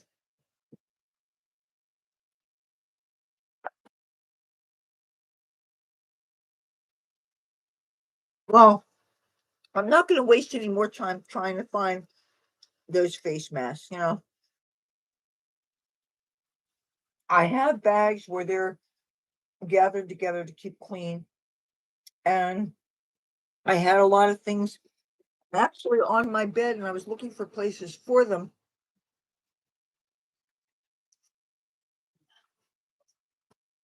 Oh, damn it. Now this fell on the floor. I gotta wash this. Anyway, I had them set aside, but because I so rarely wear them anymore, I don't have them where I can get to them right now.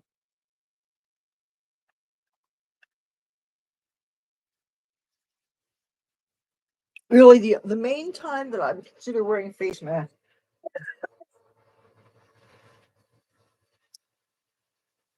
would be on public transportation, especially if you're in a bus or something. That's one thing that made me really nervous. And for a while there, our city buses were free. But the thing is, I don't understand that they would rope off the front half of the bus. And so there would be less space for people to sit, so that they would have to be even closer to each other. And a lot of the people would have their noses sticking out. And yes, I can do that again.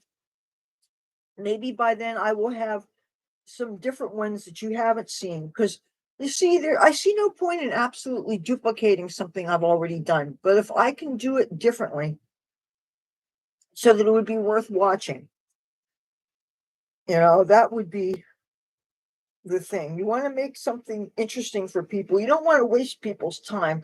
There's so much content out there, and people only have so much time during the day, and you got to sleep sometime and you got to work sometime. And I want to respect people's time. If I've already filmed the same thing with the same products, why would people want to see an update? If I'm going to update it, it's going to be new masks, maybe things that I've learned. I want to bring something new to this. Uh, Boy, yeah, I wish I could find the other masks, because I like to keep. I used to keep them hanging up over there, so if I was on my way out the door, I could have them. Now, ironically enough, you know what kind of people I am seeing wearing some masks now? Some of the drug dealers are wearing masks. And they're doing that to make it harder to recognize their identity when you're driving around.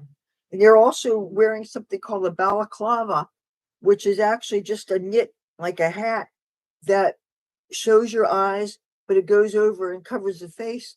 And it's gotten to the point where uh, people are, yeah, that's being used just to conceal your identity, like before you break into a store, or if you're out slinging heroin or something.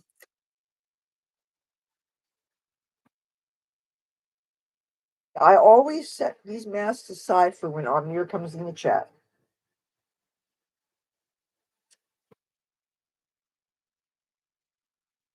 Tell that this is old and worn by the fact that it's coming apart, kind of.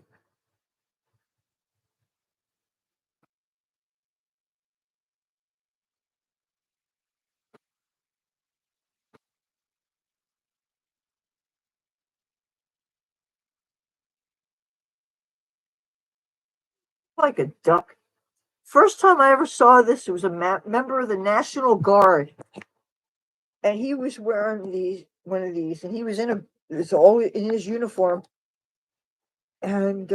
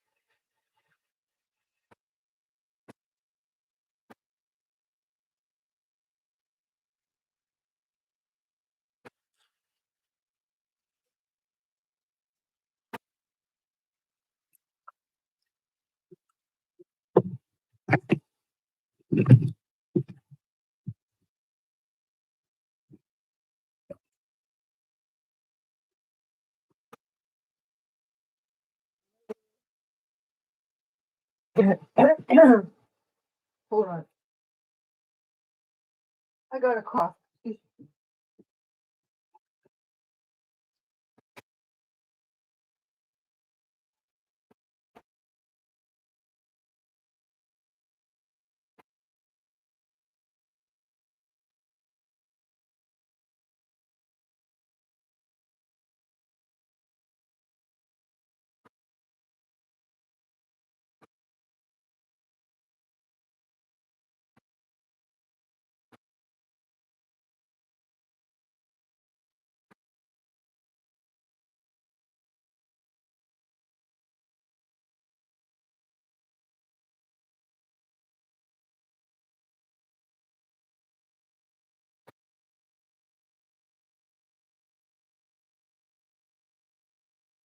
Yeah, I'm sorry. Sometimes I get that cough, and I gotta cough that crap up. So,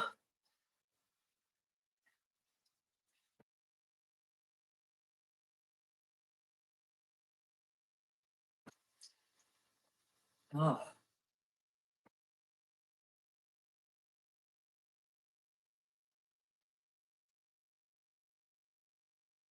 Yes, I agree with you. They are the most effective when the COVID cases increase. They have a tight weave on them that is more likely to catch the particles, and they filter the air much better.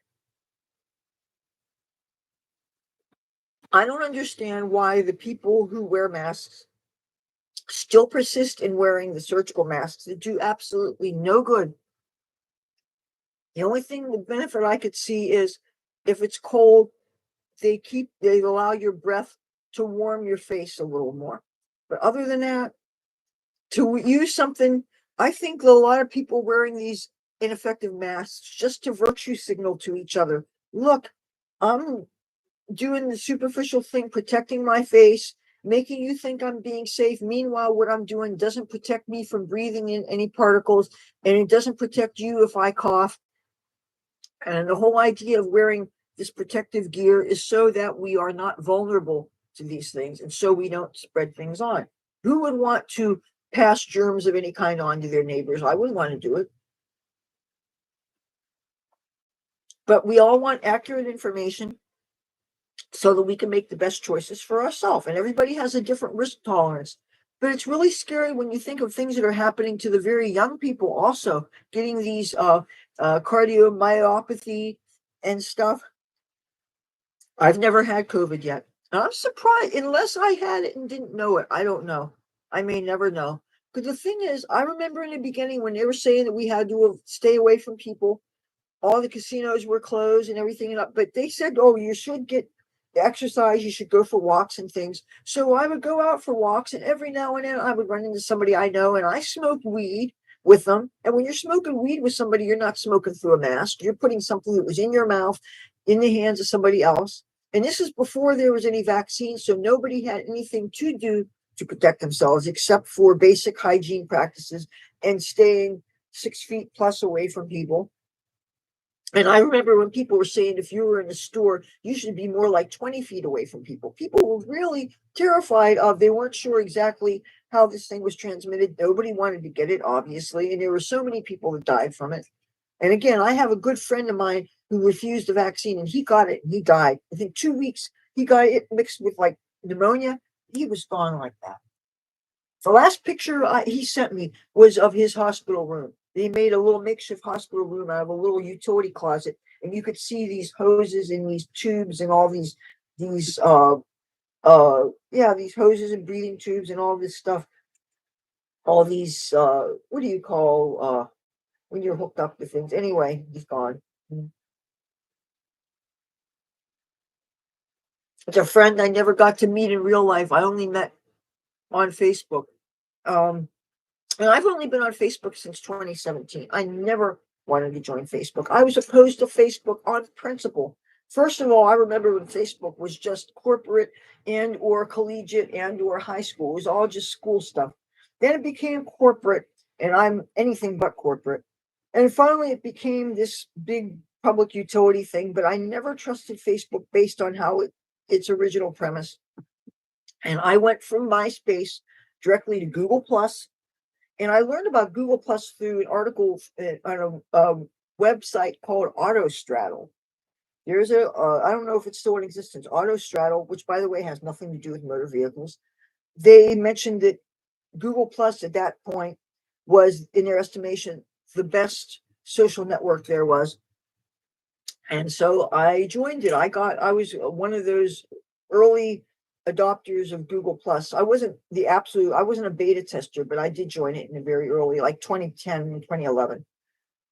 And I met some really, really great people on that site, including both the people from Iran. I met somebody who lives in Russia. I met somebody who lives in Liberia, which is a country in Africa, and his city he lives in is called Monrovia. And I know about Monrovia, Liberia, because as a friend, as a not a friend, as a fan of President George W. Bush, they dedicated a Liberian postage stamp to Bush. And in my stamp collection, I have it. So I happened to make a friend, an African man. His name is Abdullah. I think he may occasionally watch my videos. If you ever come across this, hello, Abdullah. Happy New Year to you and your family. So I met him on Google Plus, and when Google Plus finally was shut down, some people did make their way to Facebook, and because at that point I wanted my channel to be found by the world, and you have to find a place to promote your YouTube videos.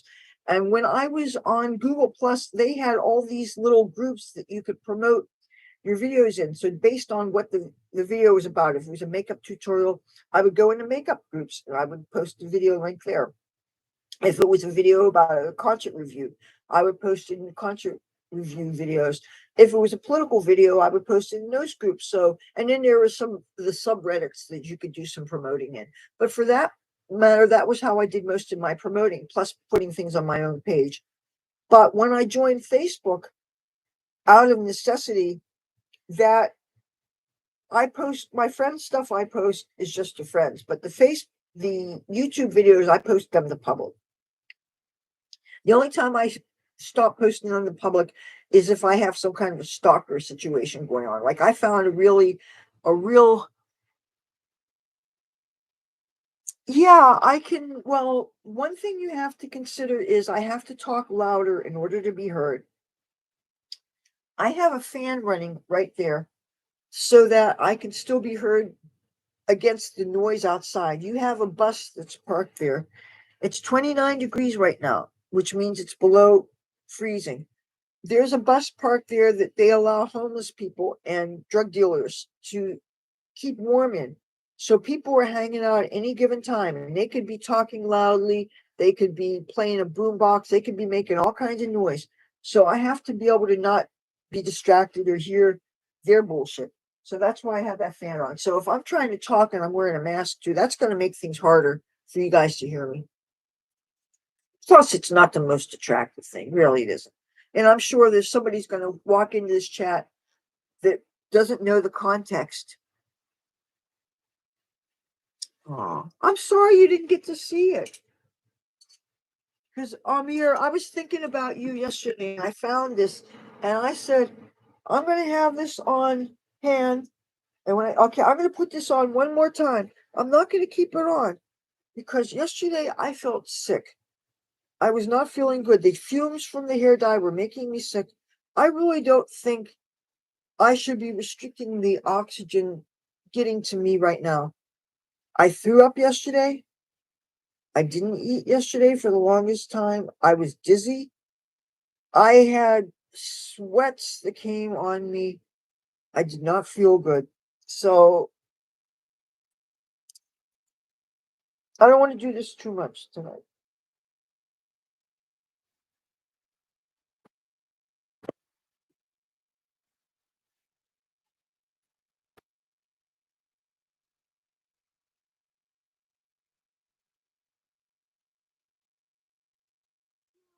So I would feel safer if I was out in public and I couldn't get away from people.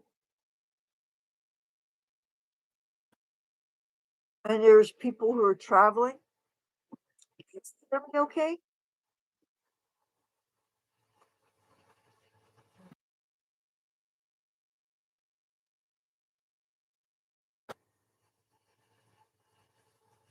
Hey, Amir wants me to wear this a little longer.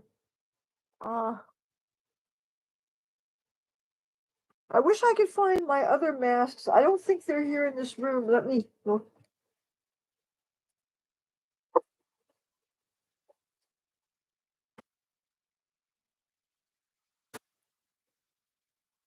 I know you're not interested in this, Amir. This is just a surgical mask, and you know they're no good. But it's got a nice zebra pattern on it.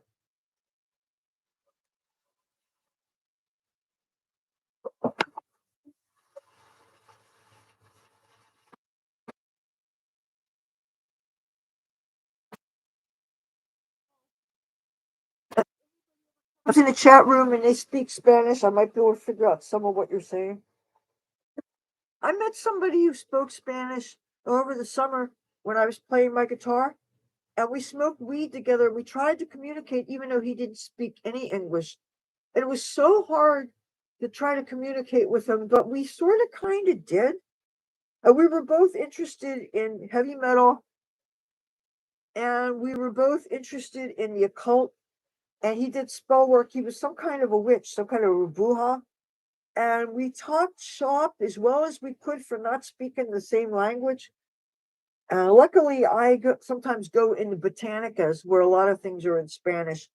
And I lived in Southern California where there's a lot of people who speak Spanish. And some people come here and they never bother to learn English. So, and I have my own feelings about that. But and I'm not going to, I know I would make it easier on myself if I learned their language. But it's like when my people came here, well, okay, obviously the people from England didn't need to learn another language, but anybody from Scotland or Ireland, they had to learn the language when they came here, and there was no signs in other languages. They had no bilingual education to help them out. You had to find a way to learn in order to exist in society. Now there are so many languages and things are put in voting booklets in Los Angeles County. They say over 125 different languages are spoken there. I can't wrap my head around that. That's a lot of different languages. I mean, I'm trying to think of how many languages I even know exist. That's a lot. It's really kind of mind blowing. It's cool that you can meet people all over the world, but that could be really difficult if you don't have an interpreter and it's a language that you can't get translation. It's great that you can do a lot of translating on the internet, but I find that they're not very good translators. Like there's built-in translators on that was on Internet Explorer. There's one on Edge that sometimes does a kind of not a great job because I always like to translate comments, especially like Hebrew, Chinese, Japanese, and I don't know how good the translation really is. Some of the things that I get back seem kind of ridiculous, which suggests to me that it's imperfect. I would have little way of knowing.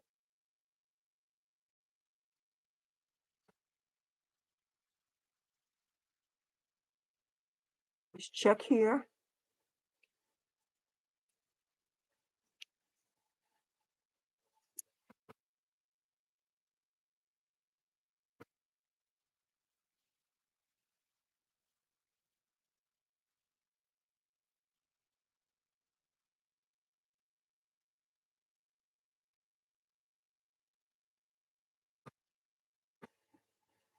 Nice seal.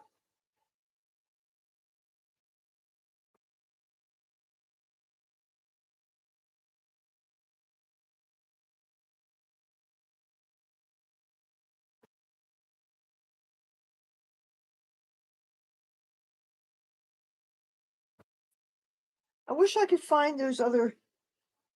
I have these KN95s and I have N95s, and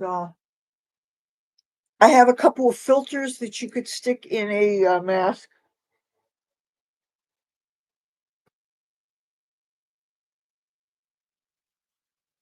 It's in here. Oh no, these aren't masks.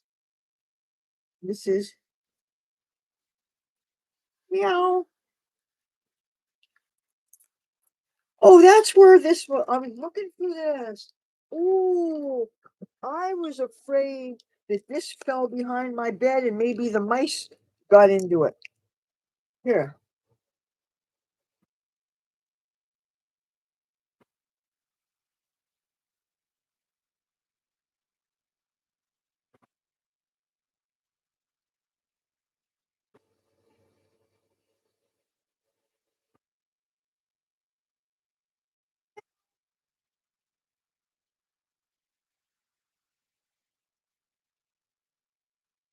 I don't want to touch this so my head is fell on the ground.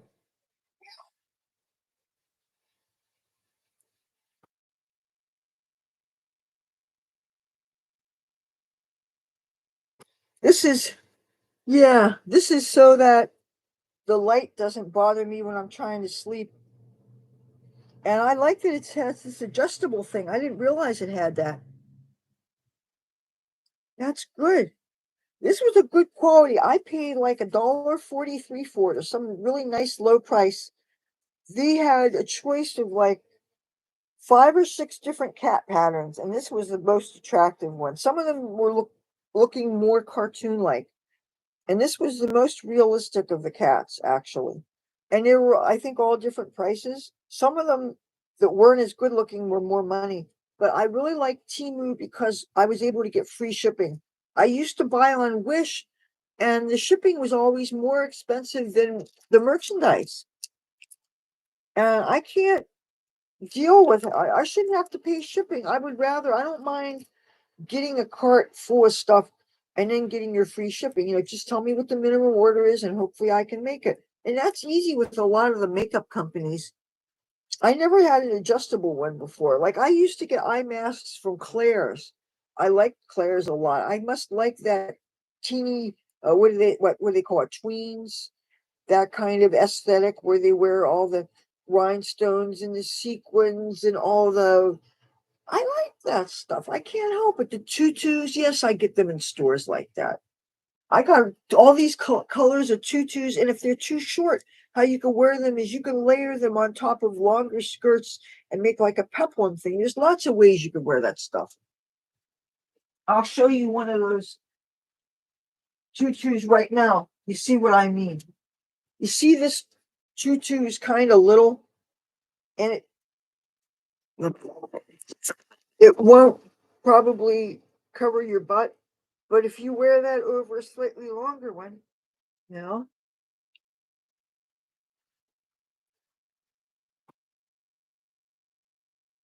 and this is more than long enough. This, I actually cut this from an outfit that I found in the street. And the top part of it was, I think, for a little girl or something. And you could see there's some shredding and damage in, but I think that kind of adds to it. It gives it kind of like a punk rock thing. And sometimes if they're really shredded, you could just put a bunch of safety pins in them. And that can actually give them a little interest. I don't know. My mother thinks it's tacky. I think it looks kind of punk rock, kind of gothic. You know, one person's shabby is another person's edginess. You know,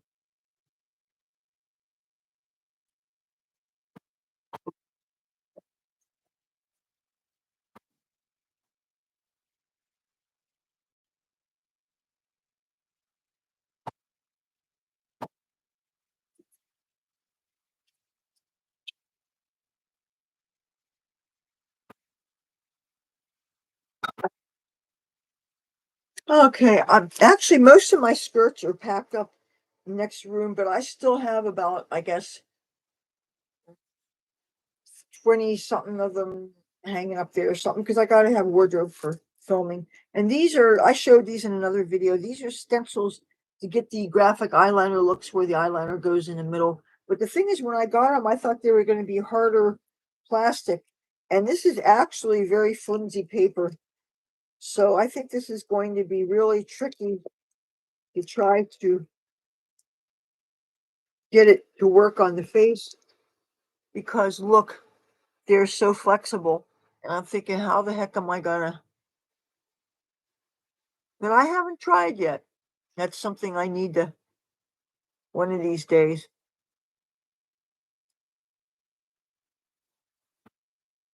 All the, but don't you think it would be make sense if it was a little bit harder? But it'd still have to be flexible enough to. And I'm thinking maybe a rubbery thing would make sense. But then again, some people have latex allergies. So, and this one is the same kind of paper. But anyway, I showed these on a Temu unboxing. But I'm really pissed off that I ordered another box of stuff from Temu that included a crimping iron, a hair straightener, another shade and brand of purple hair dye that was even cheaper than this. It was like close to $3 maybe. And because they couldn't deliver it for whatever reason, everything got sent back. But then they gave me a full refund, but still, I was really bummed out about it.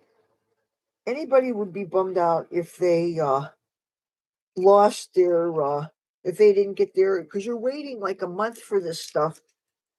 And the thing is, they have this thing where if they're late, but you get it anyway, they give you credits like $10 credit, shopping credit that you can use at any time. But if you just wait and wait and wait and you ultimately don't get it because the package was couldn't be delivered and was shipped back to them, you don't get anything. You just had your time wasted, and you have to go back and try to order what you tried to order the first time. And I never have gotten around to doing that because that's when things started blowing up for my channel. And I started thinking, you know what, I better start pushing daily content. But see, I had a feeling that I should prime the algorithm of YouTube by producing more frequent content around Christmas. Okay, this is how this I didn't realize that I was going to get the 1,000 subs when I did because I was really thinking it was going to be, oh, I'll get one, but then I'll lose two, and maybe I'll get one, but then I'll lose two because I'll invariably say something that'll offend somebody, and it's just these things that sometimes happen. Or I will have a minor disagreement with somebody in the comments, and then they'll say, okay, because you said that, I'm gonna make a video where I go shoot a bunch of cats, and I'm gonna name your name put your name in it. And actually, somebody did say that to me. So I am on the lookout for if this person does do their threat, I will definitely report it to YouTube because don't be killing cats and putting it, name me in it. Anything, anybody doing anything like that? No, I'm not going to have that. I sign all kinds of petitions about saving animals and protecting them from torture, the cat and dog meat trade, all kinds of things. People that are still killing, poaching, uh, not dinosaurs, um, lions and tigers and bears, taking husks off of excuse me. You take husks off of corn, you take tusks off of elements, and don't fuck with the elephants. But yeah, I care about our environment. I care about depleting the rainforest and how we have to protect the rainforest. I care about pollution. Of course, I give a damn. But on the same token, knowing what I know about the batteries and how bad they are. People think electric energy, everything gets all plugged in. Well, you got to think about what's used to make the electricity. People forget about that. The electricity has to be made from something, and it's usually burning coal or natural gas, or it could be nuclear. It could be a whole lot of things. Solar is my favorite. The wind tunnel. Did you know that the wind energy turbines? We have some wind turbines when you get into Atlantic City. it costs more energy to operate them than they generate. Did you know that? And did you also generate that when those very tall, skinny things with these massive blades that turn the wind, when they finally, I guess they rust, or they break down, they can't even be recycled. And because they're big and huge, what do you think happens if they can't be recycled? They're going to have to be dismantled and taken up space in a landfill. They're metal, they can't burn, they can't be recycled. Maybe they can find some way to turn them into housing or something. I don't know. They're going to have to find a way to deal with that. Nobody wants them offshore because can you imagine? Okay, I like to look at the ocean from sticking my head out the window, or if I'm in somebody's casino hotel room, or if I'm visiting a friend that has, it's in one of those condominiums on the boardwalk. They have these ocean views. People deliberately live on the shore to look at the ocean. Can you imagine if you could see a whole bunch of wind turbines out there? Plus, they say what it's doing to the marine life, all the beached whales that we were having here off the coast. They were having people that were actually having little not viewing, but little mock funerals for the mammals that would wash up. We had whales found on Atlantic City Beach. I never saw any of them, but I know people that did see them. We've had seals that got washed up. We had sea lions that got shark bite and washed up, seals that got shark bite but weren't killed. And we have a place called the Marine Mammal Stranding Center. It's in Brigantine, New Jersey, which is at the edge of the barrier island just north of us. And there they come and get the animals that are endangered and they rehabilitate them. They give them medical care. They have special tanks where they protect them and nurse them back to health. And most of the time, they're able to release them back into the wild. Occasionally, somebody has to be put in an animal sanctuary because they've gotten too used to humans. But for the most part, they prepare them for life back with their brothers and sisters out in the wild. And I have rather I like walruses a lot and seals and sea lions. Growing up, I was a little girl. We had a place called Captain Starnes. It was in the inlet section of Atlantic City, up near the where our present day marina is. And there was a restaurant, and they would sell you bait fish that you could feed the sea lions and the seals with. And you would stand over the edge of the pier, and you would have this little. It was like a kind of like a cup of French fries, a paper bowl kind of thing. And it had these little fish and a long fork of some kind. And you would hang it over there and they would jump up and you feed them. And I remember that. And I remember hermit crabs that you would see on the beach. Sometimes people would take them and they would take them off the beach. And the thing is, they would die without a shell. You have to be very careful how you take care of them. It's really better to just put them back on the beach where they live. And you see them, the cutest little crabs. They go to find a shell that fits them. And hi, Amir. Oh, I'm going to show a Christmas card that my friend Cece gave me.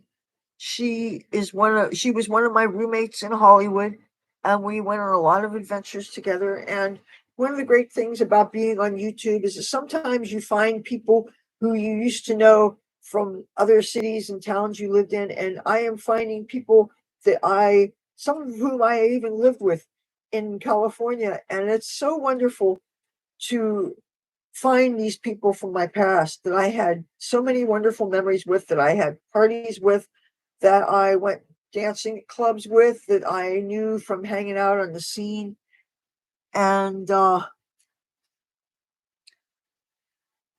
yeah. Cece, thank you. And that's one of the best things about being on YouTube is that I'm able to to get reunited with my old friends. And especially when I feel like I'm stuck in this little town here that just happens to have, it happens to be a resort and it has these real glamorous aspects to it, but it also has other aspects of it that are very urban, very ghetto, very gritty, very rough and raw, and sometimes violent and chaotic and whatever. And there's a lot of things that culturally I do not relate to here. And there are years when I was so intimidated by the gang situation going out there that I would literally slip out another entrance to my building. I would wear my hair, hide my hair in a hat until I got well across the street and up toward the boardwalk because I was so intimidated because I would hear gunshots and I would hear all this rap music and I would see these people that were frankly very different than myself and I didn't relate to them for many cultural reasons, but especially the fact that they were dealing heroin and stuff. And when you uh I don't know if they're giving these out free anymore, except that I found, I mean, there are so many. This originally only had 2 tests in it. This is full of test kits. And you want to see something? There actually is an instruction thing. But the original instructions here was for a different test kit. Can you see these things, these swabs? These are hella longer than that little ass swab that I used before. See, there's a whole bunch of different kinds of testing stuff in here because another thing that was in that was this, I think is full of saline solution or something. So yeah, these are 3 different kinds of COVID strips. So, but hey, I have them. And so far, that's the second time I did it. The first time was for personal curiosity. The second time was to have something to show you guys for YouTube. I'm going to pour me some more coffee.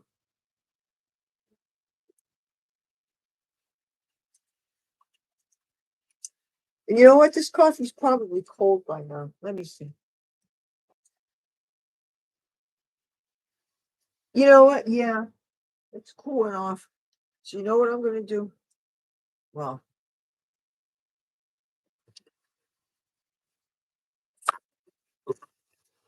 I'm going to pour this back in here. Oh, okay. I'm at this really hurts. Um. Okay, what I'm going to do right now, I'm going to put this back on the burner. I'm going to put this back in there. And another thing I'm going to do, I'm going to put this guacamole back in the refrigerator. I got 3 things of that guacamole. I had one out. I put 2 in the freezer so it doesn't go bad.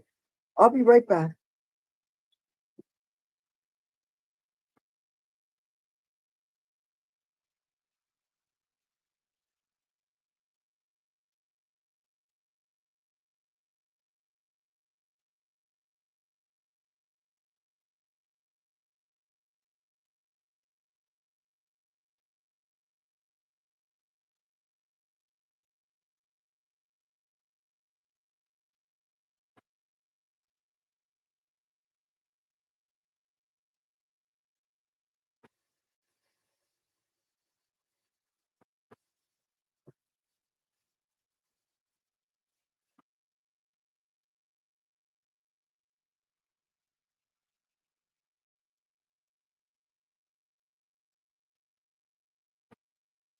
I'm back. Okay. Yeah, that was too cold to really be good. Elastrometric respirator. GVS ellipse respirator. I'm going to learn about that. Thank you. Oh my, wait a minute. How could you have watched? Okay, I'm sorry. I'm not trying to be argumentative or anything. I have made over 800 and something videos over a 12 and a quarter year time span. The longest of my live streams, for instance, was about 8.5 hours, and that was a Thanksgiving cooking turkey and different stuff that I did with my mother in the kitchen. Uh, I have, when you do that many videos, I cannot imagine you could have watched everything. But that said, if you want to try, I mean, I wish you a real long life to be able to watch them all. I just, because really, I have, I was careful to organize them into playlists. So if there's a subject you really like, you can watch things about it.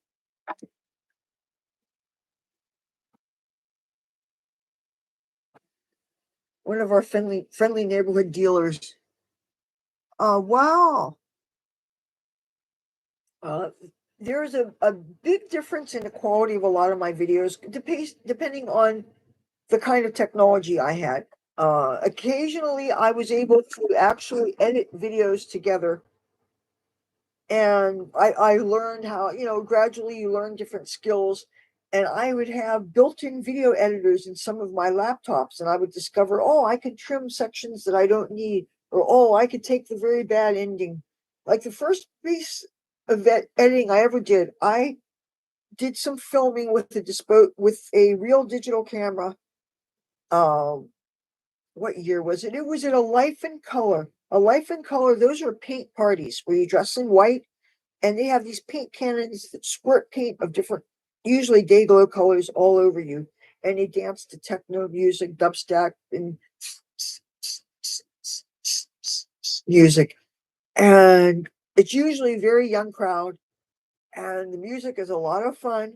It's usually not hip hop based, so it's more I'm tempted, I keep on saying culturally relevant, and I'm so afraid that I'm going to rub the wrong person the wrong way. And again, I don't mean to ever be rude, but I'm not going to be bullshitting either. And why would I not relate more to things that are more culturally my own, especially with music? I'm not going to relate to bitch better have my money, pop, pop, pop, caps up your ass, homie. I haven't made very much money selling crack today, so I'm going to shoot your sister. I don't relate to that stuff. I don't, you know. Yes, it is winter. I keep on hoping we're going to get some snow while I'm filming so that I could actually show you out the window. And matter of fact, I have older videos on my channel where I didn't even speak, where I walked around in the snow. A lot of times I'd wear a Santa hat or something. But sometimes the snow is falling so hard and it's blowing in your eyes. And even if you're wearing waterproof makeup, it literally washes your makeup off, and it makes it hard to see because it's stinging your eyes and it's running your mascara and your eyeshadow and your eyeliner in your eyes. And you end up looking kind of Alice Cooperish. And you definitely have to make sure that your eyebrow color is waterproof. But sometimes the hat will cause friction, it'll rub up and down, and it'll smear your makeup and stuff. And there's a lot of things that we consider. And I'm always aware of how I'm looking on camera. But the great thing is when I'm filming, I'm usually able to look at myself when I'm filming so I could see if I'm looking fucked up. But other things I can't control a lot of times when I'm outside, the wind will blow and that will make it hard to hear. And I don't know how bad it is till the playback. And there's nothing that I know that you can do to edit that out, unless depending on the kind of equipment you have. I understand now they have cell phones that can edit out noise and stuff. Like, I don't know if it's the iPhone or if it's Google Pixel or whatever it is. I've never had a cell phone before, so I don't really know how to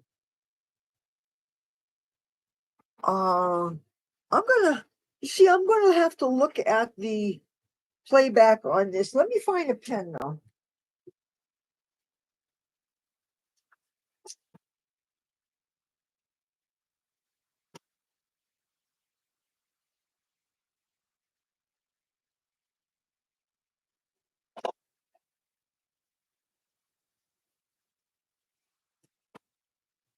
Okay. Oh, I really need to get a calendar desperately. I really enjoyed this little planner by a company called Plan Ahead. What I really loved about this planner is, okay, it's an 18-month monthly weekly planner. Okay, part of it was spots for the day thing, but it also had full months in it, and it has tabs for the months in it, and it has spaces for contacts, and spaces for notes, and spaces for passwords, and spaces for room for all kinds of information. Uh, Stuff that you can put in the beginning, yearly overview. Just, it was very useful. But another thing that I found indispensable to planning my channel is those big desktop calendars. You know, the ones I mean that are like this big, and they would be like the blotters that would cover desks. And each square, each day would be like a square this big, so there's a lot of room. Like, say I batch filmed and I filmed 4 videos that day. I could write down a gist of each video I filmed. Now I would also write down filming days and posting days. And if I had a specific schedule, which was a 3-day a week, I would Tuesday, Thursday, Saturday, and then I would have video ideas, and then if I actually did them, I check them off. And then I have these big notebooks that every page would be a video that I did. And that would be also if I wanted to do bullet points so that I could reference things. If say it's a complicated video and I actually have to have a trajectory of beginning, middle, and end, telling a story, explaining so many things, I really don't need to reference things because I know what I'm doing. Like if I'm doing a show or tell and I have 10 different colors of dye, all I have to do is show each one and then set it down. But if there are things where I want to talk about a series of events, or I want to talk about, say, if I'm doing news commentary, or I'm talking about my most interesting news about subjects that are my favorite subjects that are going on in America this week. And say some of it would be about what states legalized cannabis this year, what states had changes in their gun rights, what states had the most earthquakes, what states had the most tornadoes, different stuff that I would be interested in, and I would think some of you'd be interested in. So if you watch my videos any length of time, you'll get an idea what my favorite subjects are. And the thing is, I know that the more diverse your content is, the less you're niched down and the harder it is to grow. And it's why I've grown very slowly. Because I realized, yeah, and I've done that before. I just think that when I'm talking through the mask and I'm outside, it's harder for me to be heard. Now, that said, if I get a wireless lavalier mic, I have a few lavalier mics, but they have cords on them and they're only 6 feet. And I'm rarely close enough to be, and I couldn't do the turnaround if I was hooked up. Let me see if I can find them here. Okay, let's see. Oh no, that's not where the electronic things are. Okay. This is these are my little electronics. And a lot of the stuff I don't even know how to use, tell you the damn truth. Like for instance, it's been so many, I got this. Don't laugh at me. I have stuff that I could probably have been using to film with. I have a little camcorder. I have never learned how to operate this thing. Can you believe this? Look at this. It has an instruction book. It has a whole bunch of different translations into a whole bunch of languages. The English translated part is in such broken English. My mother looked at it and she laughed. I never could figure out exactly how to film with this because it has all these complicated settings on it. And it only has the maximum capacity of this is 32 gigabytes, which really doesn't hold a whole lot of video files. You know how big, like for instance, I don't know how big this file would be. This is 4 hours, 10 minutes, and 21 seconds, and counting is going up. So can you imagine they just probably wouldn't store a whole lot of videos, but this is something I could in theory film with. And the thing is though, look at this tiny little screen that you see, and you can turn it, but I don't know how to operate this thing. And this shoots both stills and videos, but this is a video. This is a camcorder. I have never used it. I have 1, 2 different plug-in webcams. But the thing is, I'm using a built-in webcam, and I'll tell you why. Because sometimes you use a plug-in webcam and the quality is not better. And sometimes you have to stick software in it in your disk drive. This computer does not have a disk drive. One time I used something that had a disk drive downloaded thing in it, and it was so complicated. there's no way I could figure out how to use it. And I never saw, when I would try to do a video, all you got was the audio. You got this line with a slash through it, and I couldn't find a way to make it so you could see what I was doing. I got a bunch of flash drives here. Now, if I could figure out how to use this is a filming glasses. You put a little micro USB thing, and you put these on, and you turn it on. You have different controls here, and the light goes on here, and you film through here. And theoretically, you should be able to walk around where you're not supposed to be filming, and you can go in a casino, and you can do this and you can do that, which you're really not. The reason why it's illegal to technically film on a casino floor is because you're violating people's rights to privacy. There might be somebody that's gambling, and his wife would be real mad if she knew he was doing it. Or there might be some guy that's married and he's got a girlfriend on the side, and he's taking her out to a fancy place, and you see that could cause a lot of trouble. Even though arguably I might want to know if I was the cheated on spouse, just because I wouldn't want to be catching VG if he was irresponsible. Because not everybody that's not monogamous is responsible, and you really want to be safe and responsible. But anyway, this has the buttons to do different things. You have to familiarize yourself with them enough so that you can do that without being able to see it when you're wearing it. Because obviously, when you're wearing it, you can't see what you're doing. But the microphone is, I guess, here, and connection thing is like here, this tiny little thing. And so I would have to really, and the thing is, it came with a tiny little disc that you put in the disk drive of the computer that you had. And since this computer doesn't have a disk drive, a lot of the computers that I used to have, you could play music CDs, you could play DVDs, but I was always afraid of it wearing my hard drive out prematurely.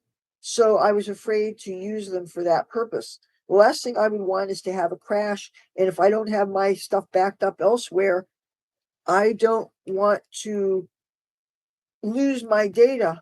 And that's why whenever I do a live stream, as soon as I download things. So say YouTube gets mad at me, accuses me of saying the moon's made of green cheese, and you know damn well the moon's made of orange cheese. And because you insist on saying the moon is in green cheese on YouTube, we have to kick you off. We have to take that video because you spread disinformation, because you know damn well it's orange cheese and not green cheese. And you see, you get in trouble because you talk about the wrong color of cheese. That's how ridiculous it is when you're a content creator. There's so many things, concepts you can't say. So, yeah.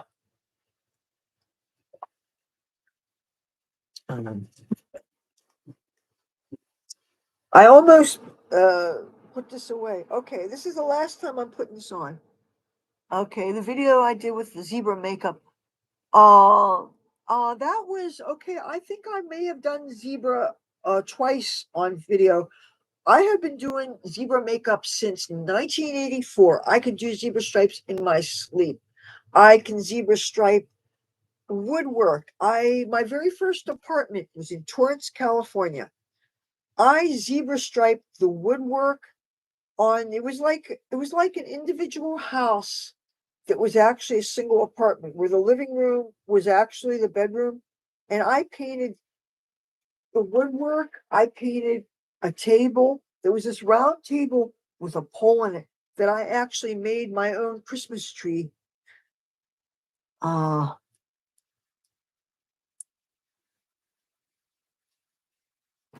yeah. Now my makeup things, how I did my makeup videos changed through the years. When I first started it, I would be all made up because I was going out dancing. I'd go to a club and I would film when I just got back from the club, and I would take my makeup. I would just take off one eye without disturbing the eyebrow, and I would just replicate it so that it matched this eye. But the thing is, that's really hard to get a perfect match, because if you have old makeup and you have new makeup, and especially considering you have sagging eyes that got puffy because the older we get, the gravity takes its toll on us, and this eyelid is rubbing up against this eyelid, so you wonder why it's sparkle here and the mat here. all of a sudden the matte gets the sparkle from here, and the eye makeup, the finished product doesn't look good unless you touch it up just beforehand. And that's, I hate to bring up the A word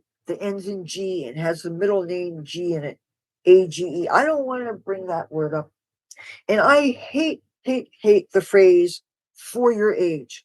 If you say somebody looks good for your age, what are you saying? Well, you look good, but considering that you probably have a toe tag on and we don't know how long before your cold ass is going to be a drawer in the morgue, who the hell wants to feel that? Especially considering that you can die as a toddler and you can die when you're 110. You can't look at a person, guess their age, and you're probably going to be wrong and you're probably going to hurt their feelings. Just like if a woman has a gut and you call her pregnant and maybe she just ate a double Big Mac and cheese or something. You gotta watch what you say to people. And it's not that you gotta be politically correct. It's just try to respect the person, try not to make them feel bad about themselves. I mean, I can't even make jokes about crackheads anymore without thinking, that's somebody's son or daughter. Or Mike Lindell, the My Pillow guy, he was a crackhead. He got clean off of it. So I can't joke about that stuff. And you see, my problem with the concept of aging is I'm a showbiz person. I did film and television and dancing and modeling and all that stuff in LA, and I never wanted to stop. 9/11 happened and moved me the hell out of there and forced me in this really interesting situation where I was in a very small town environment that was closed off, where I wasn't able to access the things that I did in California, the clubs, the good looking guys, the beautiful gothic women that were there, and the hippies, and all the different niche groups that were there, the different kind of clubs and the different kind of music, and all the radio stations that every kind of music you possibly liked you could find. If you like country, there was 4 different kinds of country music. If you like rhythm and blues, there was the old stuff from the 60s. There was the newer stuff today of its hip hop tinge. Everything you could find you wanted. There was every kind of restaurant at every price point. All kinds of things, varieties that you just do not have here. And as far as the sun exposure goes, there was more tall buildings, so I would feel safer. I didn't have to carry umbrellas to protect myself from the sun the way I do all the time here. I'm walking around on that boardwalk, or if I walk around on the beach, which is very rare, unless it's a wintertime, I cannot be in the sun. So I carry an umbrella to protect my face from the sun. I'm not putting this on again. Enough. It's making it hard for me to breathe. No. I got to think of my health, and I got to think about what's convenient with me. Okay. So I think I indulge people's requests for enough right now. Yeah. So I can't wait to break this out, to use this in conjunction with my other tarot. And I was thinking of maybe getting some inexpensive, different kind of tarot decks. So let's see. I did there's street art here in Atlantic City. That was just a year or two, maybe just after the pandemic or something, because I think there may have still been people wearing masks occasionally. I went to see this band. They had an exhibit, and they had a band I never heard of called After Eden. It was 2 females in the band and 2 males, and they were from somewhere in New York City or something, and they were really young. And as much as I try to avoid current music and new music, it was not like anything that, because I don't want to, it's not that I'm not interested in other people's art. What it is that I've got my own musical ideas. I've got poetry from when I was in California that I'm setting music to, and I want it to be all my own ideas. And I don't want current inspiration, music and ideas to be inspiring something that I basically wrote in the 80s, or I wrote in the 90s, or say it's a poem about my escaping a terrible abusive boyfriend that would know where to put the bruises where you couldn't see them, for instance. Something like that. I don't want to collaborate with a man, first of all. Especially, that's the whole idea of that is just creepy.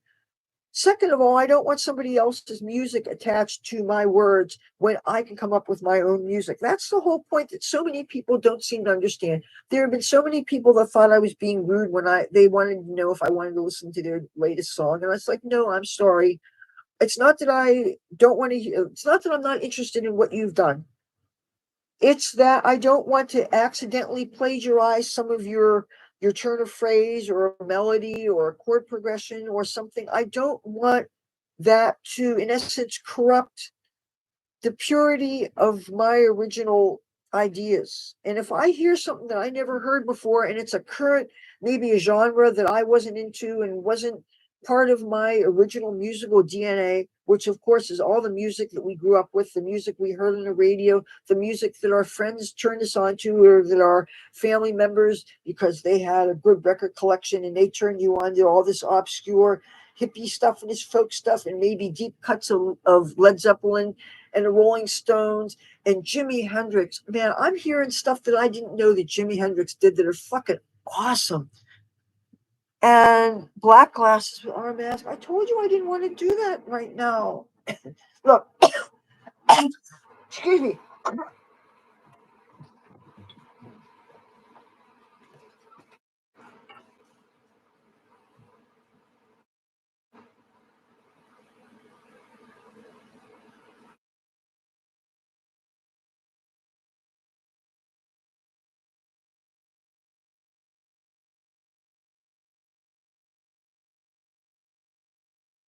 All right. I'm going to address this to Amir and to everybody else. I have no problem indulging harmless requests. I have no problem giving the people what they want. But when I have over and over again put that on, check the fitting for you, worn different kinds, my sinuses are starting to act up on me. I'm blowing my nose. I'm getting phlegm. It's getting stuck to the back of my throat. When you wear a mask, when you're having breathing problems, it makes it hard for you to breathe. I'm getting a phlegm and I'm getting a little upset now. Now, excuse me.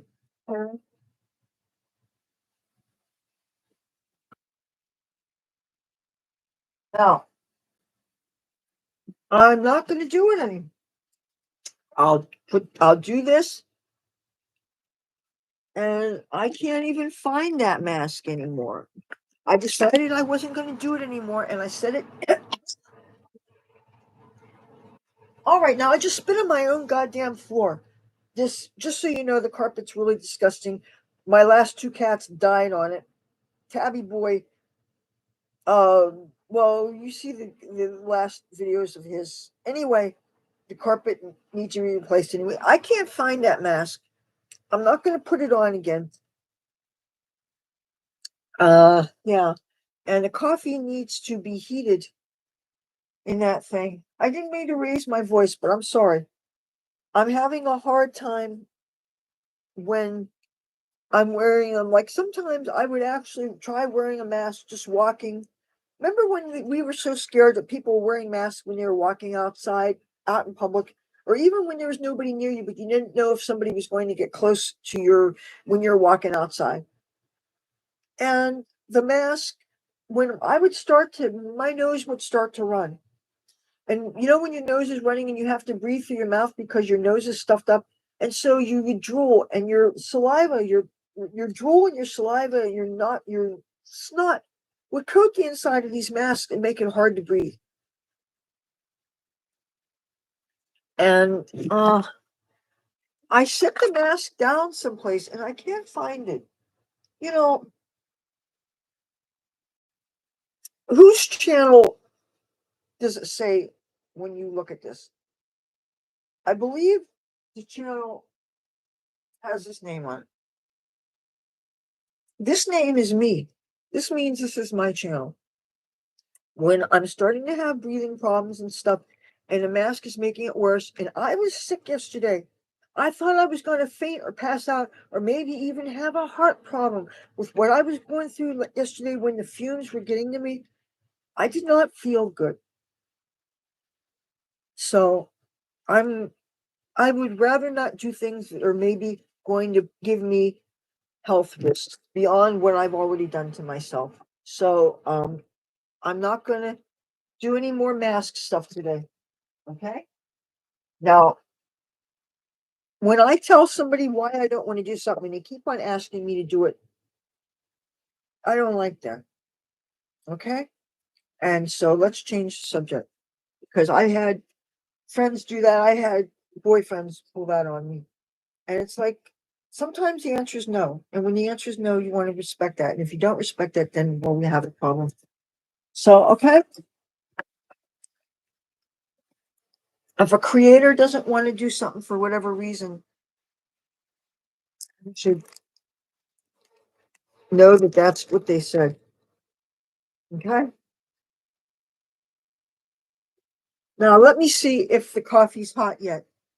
Because yeah, that's and the thing is I planned on going on. I thought maybe an hour or two later I would be fine. That's why I finally made the community post where I showed the one picture and I said, and I was afraid if I told you that I actually did throw up. And the thing is, when I started having those sweats, I know that that's a lesser known heart attack symptom for women. And the thing is, I don't have so many of the typical heart disease things. For instance, my mother, she has heart disease. She is 300 pounds. She's a large woman. She doesn't have the muscle mass that I have. I had, as far as my family medical history, I had 4 or 5 heart attack deaths, usually men. I had circulatory problems, but they tend to be fat people. So that's one thing I don't have in common with them is my body type. But aside from the drinking, I don't know that any of them ever did drugs. I did, speed and the cocaine and stuff that I did when I was younger. And I did that for a long time, especially the amphetamines. I did them for over 20 years. And I was not alone in this. This was a thing that the rockers and the dancers and the models, especially, and if you were a triple threat model, dancer, actor, or a quadruple threat model, dancer, actor, musician, well, there weren't too many models that were also musicians because you're growing long hair or you're growing long nails, you can't play most musical instruments. But to do most of those things, you had to be skinny. And to stay skinny, many of us, it was very common to do drugs. So I have that history, which I don't know if that makes my heart more at risk. Plus, I had a holiday spa membership where I was working out, I was lifting weights, and I was doing rails of cocaine by the edges. We were doing that. That was decadent. It's kind of it was no different than Studio 54, which was before my time. People going there and they all but celebrated and glorified the glamorous drug use of the time of the 70s. I was in the 80s hair metal scene, not the first wave of it, but the second wave of it. Because by the time I made my way to California, the nationals that were on the radio, they were not looking at a girl like me. They were only looking at the tall blondes with the big giant fake titties and the tans. They weren't spray tans in those days. They were in tanning beds, which I could never ever do if I wanted to because I had a very bad blistering sunburn when I was not even a year old. And it was actually sun poisoning. When it's blistering like that, it's sun poisoning. And just one bad sunburn before you're 18 doubles your skin cancer risk. The more skin sunburns you get when you're young, the more of a risk it is. My father had 8 skin cancers taken off of him before he died. The last 2 metastasized to his pancreas and his lungs. Lung cancer is bad enough. Pancreatic cancer, very few. I think that's the cancer that has the lowest survival rate. Oh, my father got Alzheimer's too.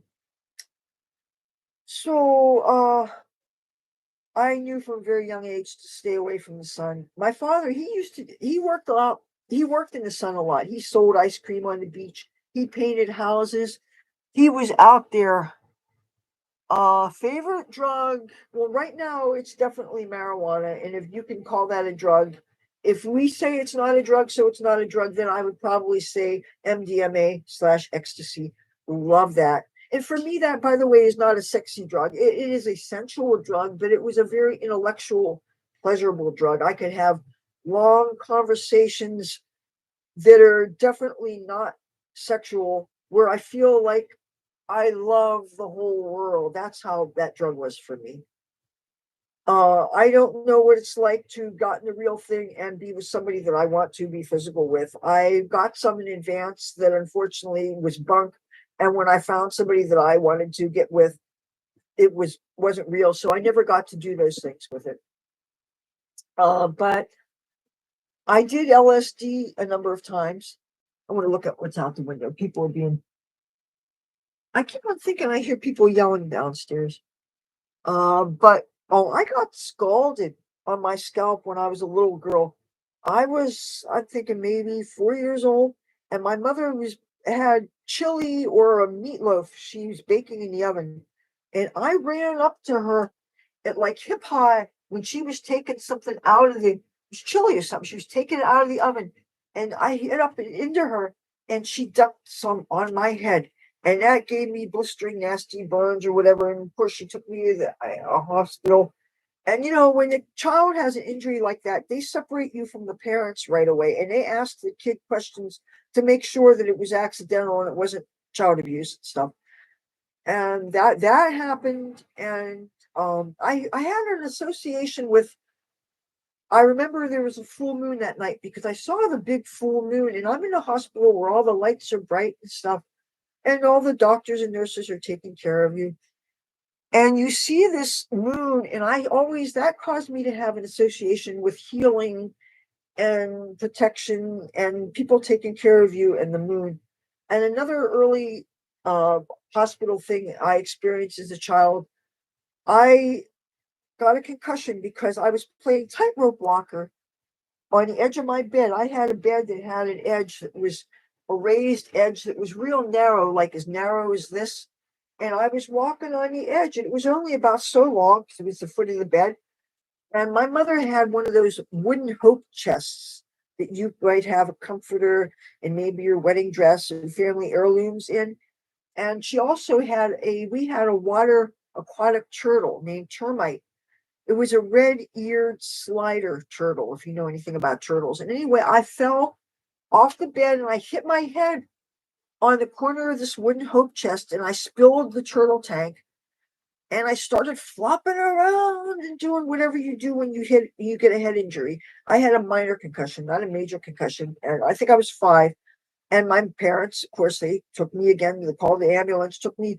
What it was is she didn't do it right away because she wasn't in the room when it happened. She came in the room when she heard a splash, and she picked me up, and I guess I was fine. And then I started blah, blah, blah, or whatever it is I did. I don't know. I was, I didn't see myself. I didn't see it. At the time, I had an aversion to pillows under my head for some reason. I don't know. I was odd in a few ways when I was a little girl. But anyway, they separated me from my parents, and they tried to determine to make sure that it wasn't abuse and everything. And I guess my parents, they were able, they do however they figure out that it was an accident. My father was not home because he was at work when this happened. And I don't remember much about it, but my mother likes to use that as an excuse. If I seem at all screwy to people, she says, "Oh, well, she had that head injury when she was 5," stuff. But no, if there's any problems with my memory or anything, it's probably from past drug use, because everybody that was lucky to live during a time where it was hedonism, and if you lived in a major metropolitan area where there was lots of clubs and you can meet other good-looking people that like to dance, and emphasis on good-looking people. There are so many beautiful people in California, especially Los Angeles. I just kind of regret that I never got to do the club scene in San Francisco, because if you're staying places where you're camping outside, or you've got a curfew because you're living in a shelter or a place. Now, there was for a while there's this organization in San Francisco called Homes Not Jails. I don't know if it's still in existence, but what they do is they found abandoned buildings and they rekeyed them, made keys, and they figure out they don't really vet you, like they don't do background check or anything, because most people who are on the streets probably don't have professional associations and things that they can do searches on you and figure out things. They basically ask you, please don't bring drugs into the thing. And by drugs, they mean nothing stronger than pot. Don't bring a bunch of people that are going to shit it up. And I never really brought anybody in them because they were really nice. They were fully carpeted, had hot, cold running water, had little kitchens. They had running water, had sinks, had refrigerators, had flushing toilets, had wall-to-wall carpeting, had lighting fixtures, basically had everything a human being needs. So you could take your food stamps or your money and you could get food and you could put it in your refrigerator. But most people, you really don't need to do that because there's all this free food. The Food Not Bombs people, when they show up with the bagels and the sourdough bread and those wonderful soups. And now there's this movie that you may have seen by Will Smith called Pursuit of Happiness, about a man who became homeless and he wanted to keep custody of his son because the wife was unfit, the mother was unfit, and so it was just him and his little boy. And they depicted very realistic scenes of homelessness, things that I never had to endure, such as I never slept on a bathroom floor anywhere. I can't imagine doing that. To me, that's got to be the most scuzzy thing in the world. That's like 2 steps above sleeping in a litter box, as far as I'm concerned. I can't. No, I don't deal with bathroom filth. But everybody has their own comfort levels of things. But that said, not everybody could sleep in a doorway either. But the thing is, you're not on direct concrete. You have cardboard and you have a sleeping bag and you have all ways to insulate you from the gungy bungees. But yeah, when you're living in these alternative housing things, there's not many opportunities to go and avail yourselves of the nightlife. You were a part of a public nightlife that was out in plain sight. It was a slumber party with your best buddies that were as poor as you. And I had some real fun times. Oh, you said you had melanoma and skin cancers. Oh, that's I am so protective of the sun. I don't use any weaker than SPF 50. I will buy SPF 90 and 100 and 100 plus, which are harder to find. I don't think you buy them in America anymore. You have to get them overseas because the Skin Cancer Foundation and American Medical Association, other companies have determined that using a higher SPF is dangerous for a lot of people because they will use that as an excuse to stay out longer because they're thinking, oh, this says SPF 100, I'll stay out for 3 hours in noonday sun and I won't reapply. And that's very dangerous. They say you should reapply every hour or two. And that's hard to do if you've got a face full of makeup. But did you know that you could put your foundation, you could put your sunblock, reapply it on your makeup? And I've done that. They also sell a sunscreen powder that you could put over top of your makeup, even though I would think that, as with almost any face powders, that would be cakey and that would bring out your wrinkles and it would make you look like you just got a soupy sales pie in the face. One of the things I really hate about foundation, I absolutely need to wear foundation occasionally. I mean, it's not that my skin is bad, but I want to say I have a couple of dark spots. Like, okay, I need to find a dermatologist because I have a mark right here that I don't know what it is, but it's growing. It's darker. It's raised. I want it cut off of me. I have another mark right here. I want that gone. I have a mark right here. It's like a squiggly little thing that I would like to get laser zapped off. And I'm sure those things I can't get done with my insurance unless it's something that I think is skin cancer. Those things your insurance will cover. But if they think it's just cosmetic, they're not going to do it. So, but for the career that I want, YouTube, you guys will tolerate me if I had, say I have bad teeth and I have bad skin and I have certain things that make me not worthy of, say, getting $1 million motion picture deal where I play a leading woman. Okay, because unless my character is a person that's living down and out or whatever. Okay, so it is what it is. But the things that I want cost money, like dental implants. That's what, $25,000 or whatever it is. But before I get anything done, I have to get these broken, tiny little slivers of bone from extractions, and they move around in your gums, and they feel like straight pins, and you're sticking through my gums, but in the roof of my mouth side. If I eat corn chips, some kind of potato chips, it hits up against it and it hurts. Until I get them pulled out, I can't get my teeth fixed. And I would like to get that done before they see me in California. But you know what? If I'm going to go get my storage taken care of, I can't worry about that shit. I just need to get out there.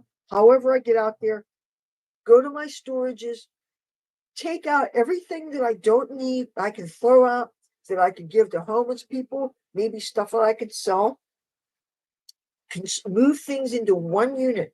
Like, for instance, I have my LP records. I want them all in one unit. I don't have a turntable, but I have records. My original record collection, most of them I still have. A few things I might not have anymore. I don't think I have my Osmond Brothers records anymore. I think my mother may have gotten rid of some things. I hope I have a few Beatles 45s and Tom Jones 45s when he was on Parrot Records. Delilah was one of the songs. There, I had Andy Williams. I had some records that my mother got in the late 60s that were songs that she liked, and I grew up, I liked too. Might have some Beach Boys, but I have where my record collection shines is the LPs. It's heavy on the classic rock and 80s hair metal. Anything before 1985, I have stuff that I would hear a couple of good songs that I liked that were played on the radio, and I would win records. They would have these contests, and we had the dial phone, and I would use the eraser end of a uh, number 2 pencil, and I would dial that way. There was no redial in those days. Sometimes I would they say the 25th caller or the 49th caller gets a copy of Y&T's, whatever the fuck the album was, and I would often win records. And sometimes you had to actually find your way to the station and pick it up. Other times they would mail it to you. In the beginning, they would mail it to you, so you didn't have to worry about finding your way to the radio station, which in those days, sometimes the radio station wasn't in your city. It was in another town nearby, and you had to get on the bus. It's always easier when it's within walking distance. One of the radio stations my mom liked to listen to was above the major supermarket, and that was WMID, WFPG, and they are all offshore. A lot of those radio stations are owned by the same guy, and it's just outside of Atlantic City, just before you get to Pleasantville. And those radio stations include WZXL, WZLRD,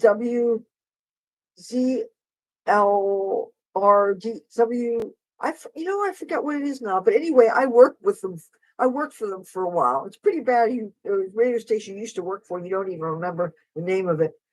And the thing is, that was such a fun job. It was a job that paid cash. It was $10 an hour, which to me was a lot of money. And I got to work with the manager, the financial manager. What do you call it? The comptroller. And she and I had the same kind of filing system. I never worked as a filer in my life. I never worked really in an office in my life. And yet I loved this job. And it did not have a dress code. Because it was radio, I could be as rock and roll as I wanted. But I decided to dress a combination of corporate and rock and roll. In that, I wore my garter belts and my stockings and my mini skirts, but I would often wear a tie and a button-up shirt. So it was like business on top, party on the bottom. And I'd wear high heels, and they were comfortable because they were carpeted floors with padding underneath the carpet. And we got a ride there. The lady who was my boss, she didn't drive, so she got a ride to work every morning. So, and the worst thing about that job was I had to get up at 5 o'clock in the morning. So I couldn't keep the late hours. And this was before I discovered YouTube. But I loved this job. And we worked around Christmas time. And working around Christmas is so much fun because almost every day advertisers sent us free lunch. All these different restaurants. And it was usually food. There's something I could find that I loved. And they had a coffee maker with those K-cups. And that coffee was so strong, you could double the water and still have a good cup of coffee. And because it was around Christmas time, everybody's uncle made cupcakes and all kinds of chocolate, all kinds of cookies. Oh man. And it was all decorated nice with the Christmas decorations. Who doesn't love that? Even if you don't celebrate the holiday, who doesn't love the pretty, beautiful colors? And I like most of the holidays I celebrate. It's more not for the religious significance, but it's because of the pretty colors. I love Christmas. I love Santa Claus. I don't celebrate it the way devout Christians celebrate it. You could say that the reason why reason why Christmas is celebrated is because of Jesus' birth. Well, first of all, it's been proven he couldn't have been born in the wintertime because you can't, it's too cold for baby sheep to be tended in that time of year. He hadn't been born in the spring, but whatever. And anyway, December 25th used to be Saturnalia. That's an old pagan celebration. They took a lot of our old holidays, but it doesn't matter. I like the pretty colors. I love the goodwill to man. I love the gift exchanges and people were happier. And I like even the commercialism. Yes, I like that. And I like the feel good movies. And I don't mind the religious stuff because to the people to whom it applies, it's very fervent for them. But I celebrate lots of things. I celebrate some of the Jewish holidays. I tried to follow some of their fasts, but it's hard to follow a fast when you smell all the neighbors and you live in a predominantly Spanish neighborhood, which when I was into following the Jewish holidays, we lived in a predominantly Spanish neighborhood and all this good food we smelled. And I'm trying to be good and not eat. And again, I had no real reasons for doing this. I was just doing it out of solidarity for people. So I kind of don't miss doing the unnecessary fasts. But here I inadvertently fast because I'm forgetting to eat. But I do that a lot because I don't eat unless I'm hungry. And I don't wake up hungry. I just don't wake up hungry.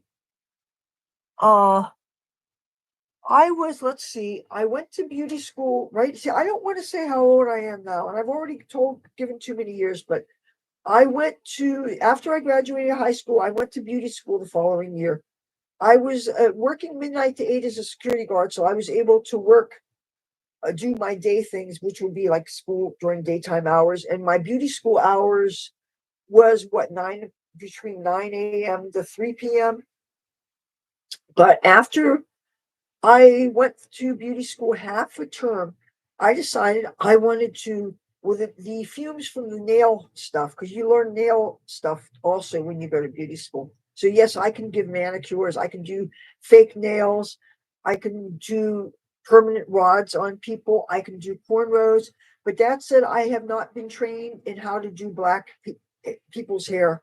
I have never gotten to do that. I could do perfunctory braiding and stuff, but like I've never applied uh extensions. I couldn't give them fake hair to grow their hair fake. Oh, by the way, I gotta say something, and I'm not trying to offend people, but at my best, I'd be lucky if I can grow my hair okay to the top of my ass. And my hair is all different lengths, but some of it is past waist length, especially if it's not curled up. I see people who are beautiful with their hair, kinky, curly, in afros. I love afros. I love texture hair. I love people. And there's beauty. Everybody can be beautiful. But when they braid up their hair and they add fake hair to it so that they have hair going to practically their ankles, that you know damn well they did not grow. So that they're, as a person, I cannot compete. I cannot, if I think that the longer my hair is, the better looking I am. And I prefer long hair. And you can cheat by throwing these wigs on. That's kind of like cheating. It's like I want to have his hair. I don't cut my hair. Partly because I'm afraid of somebody cutting up like this and me having short hair. Partly because I just don't, not everybody who gets trims it because it's healthier, grows longer, faster. Some people, once you cut it shorter, it stays shorter and it never grows. I see that with men a lot. I see that with women a lot. That's another reason why I do not get my hair trimmed. I don't want my hair any shorter than it is.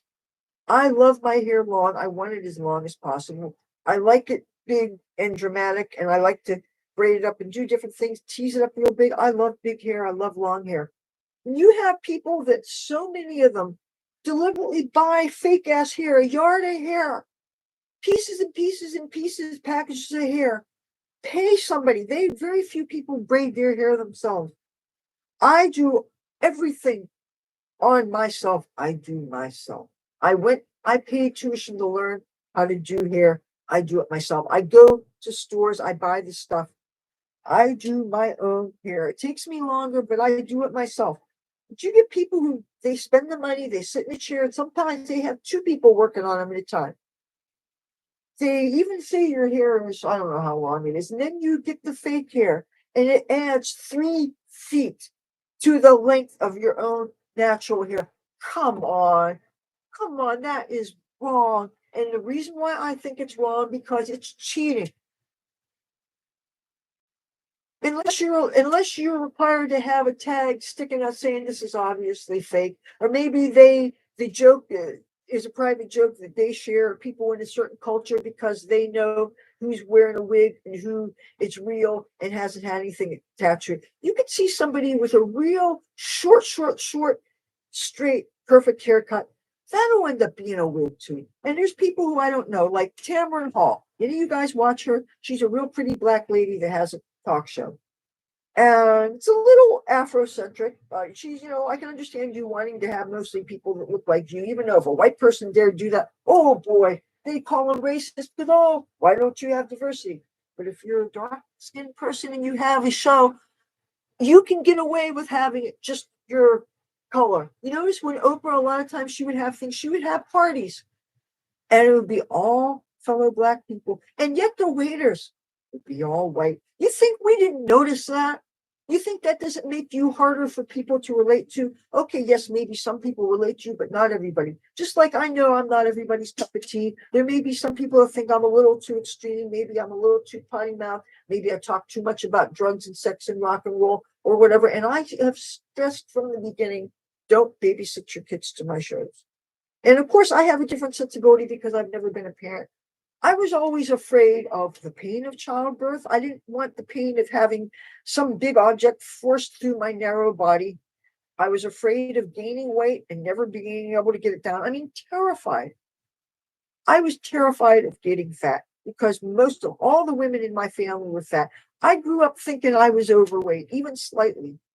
I was always 10 pounds too heavy for so many things I auditioned for in Los Angeles. Do you know what that does to you? And finally getting to the point where I remember I idolized Cher growing up. I think I've told you the story before. And I learned that she was a size 3. Cher is a tall woman. Beautiful, beautiful, beautiful, gorgeous, glamorous fox of a woman.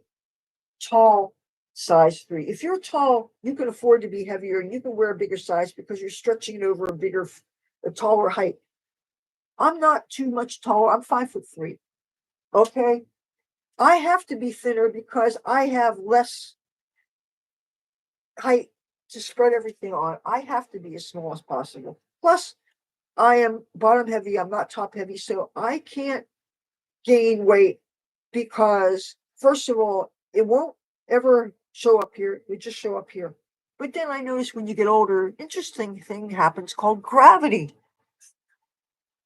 Gravity means your butt falls. That means if you had a fat ass, it goes from fat ass to flat ass. So took care of my butt problem. I'm not fat ass anymore. Not that I probably ever was. But when I grew up, I was as big as a size 8. And I thought that was kind of big. On me, it looked big because I was short. And when you're short, you look bigger than you are. But anyway, I went to LA and I discovered the good drugs and I took them in part to stay skinny. And then when I finally realized that the drugs were affecting my memory, I cold turkey walked away, stopped them. That's all she said. No ifs, ands, or buts, walked away successfully. I didn't need them. They were obviously not physically addictive because if they were, I would not have been able to stop. I did not need rehab. I only went very briefly to some 12-step meetings. You see, the problem with 12-step meetings when you don't have money is they pass the hat, unless you're maybe at a shelter or something. And they're passing a hat. And most of the people going to these meetings, they have jobs and they have money. And there you are, very limited means. And I'm not going to give you $1 when maybe I'm not dancing. Maybe I don't have an income, or maybe I'm on the street or whatever it is. And no, I'm going to keep my money for my own self. So I'm not going to probably go to a whole lot of meetings. A lot of times they say when you're new in a 12-step program, they say 90 meetings in 90 days. I'm thinking to myself, that's $90 I'm giving up in 90 days. If you're giving $1 each time you go to a meeting, and no, I'm not going to do it. I'm not going to do it. If I'm not going to spend the money on myself to buy a Snapple in one of those vending machines, and that's what I remember when you could buy Snapples for what, 75 cents or whatever. If I wouldn't treat myself to a Snapple on a day when I was dancing at a strip joint all day, because I don't want to give up any more of my money than possible. Well, but let me fast forward to when I mentioned that radio station job. All that money she gave me for working there, I saved that. I saved it cash because I don't have a bank account. And what do you do with your cash? You save it. Well, 2 years before the pandemic, the other person I live with, and I won't say who his relationship is to me because his friends may be monitoring my page all the time. And I won't say if he's related to me, even though he is. And I won't say if he's my brother, even though, yes, he is. And I won't say if he's older or younger than me. He's 8 years younger than me. Yes, he is. And I overheard a conversation that I thought maybe he owed somebody some money. And I was afraid somebody was going to break his legs or something because he likes to gamble, And he was on his way to Wildwood to go on vacation. And at the time, I had this money that, of course, when you're hoarding money, it's sitting wherever it's sitting in your house, not doing anybody any good. And I was afraid he was going to have his legs broken or something. And even though he and I do not get along, I felt bad for him, and I gave him this cash, and I said, here, take it. And that was a big, fucking, stupid ass, motherfucking, cunny ass, stupid, and I'm saying a whole lot of offensive words, and I know I am, stupid ass thing I did. You want to know why? Well, I didn't get him to sign anything. He since refused to pay me back. And you know how much I gave him? $1,450. That is the debt that I was making cryptic references to before. I don't want to make a separate video about it. I really don't want to talk about it too much because I'm afraid that his friends are going to monitor this and see what he did. Now, there is a video I made a couple of years ago, or maybe last year, where I was talking about how my mother and I can't get in to take a shower anytime we want. And you want to know why? Because that bathroom, we have 2 bathrooms in this apartment. This is a 4-bedroom apartment or a 5-bedroom apartment. Okay. The bathroom closest to me, my bedroom and my mother's bedroom, is a half bathroom. It has a sink and it has a toilet. And it has space where you can put your toiletries and whatever. Now, the full bath is on the other end of the hall. There's a long hall down that way. And that's also where the bulk of the church noise happens, which it's much worse down there than it is here. Well, that bathroom, the person that lives down there, he considers it his bath. It has a shower sticking out of the bathtub, has a toilet. So many times I think, oh, it's safe. It's time I can get in the shower. And because I'm nocturnal, I tend to take my showers late night. I can't tell you how many times I gathered a towel, gathered a washcloth, gathered soap, all the stuff I would take, only to go there.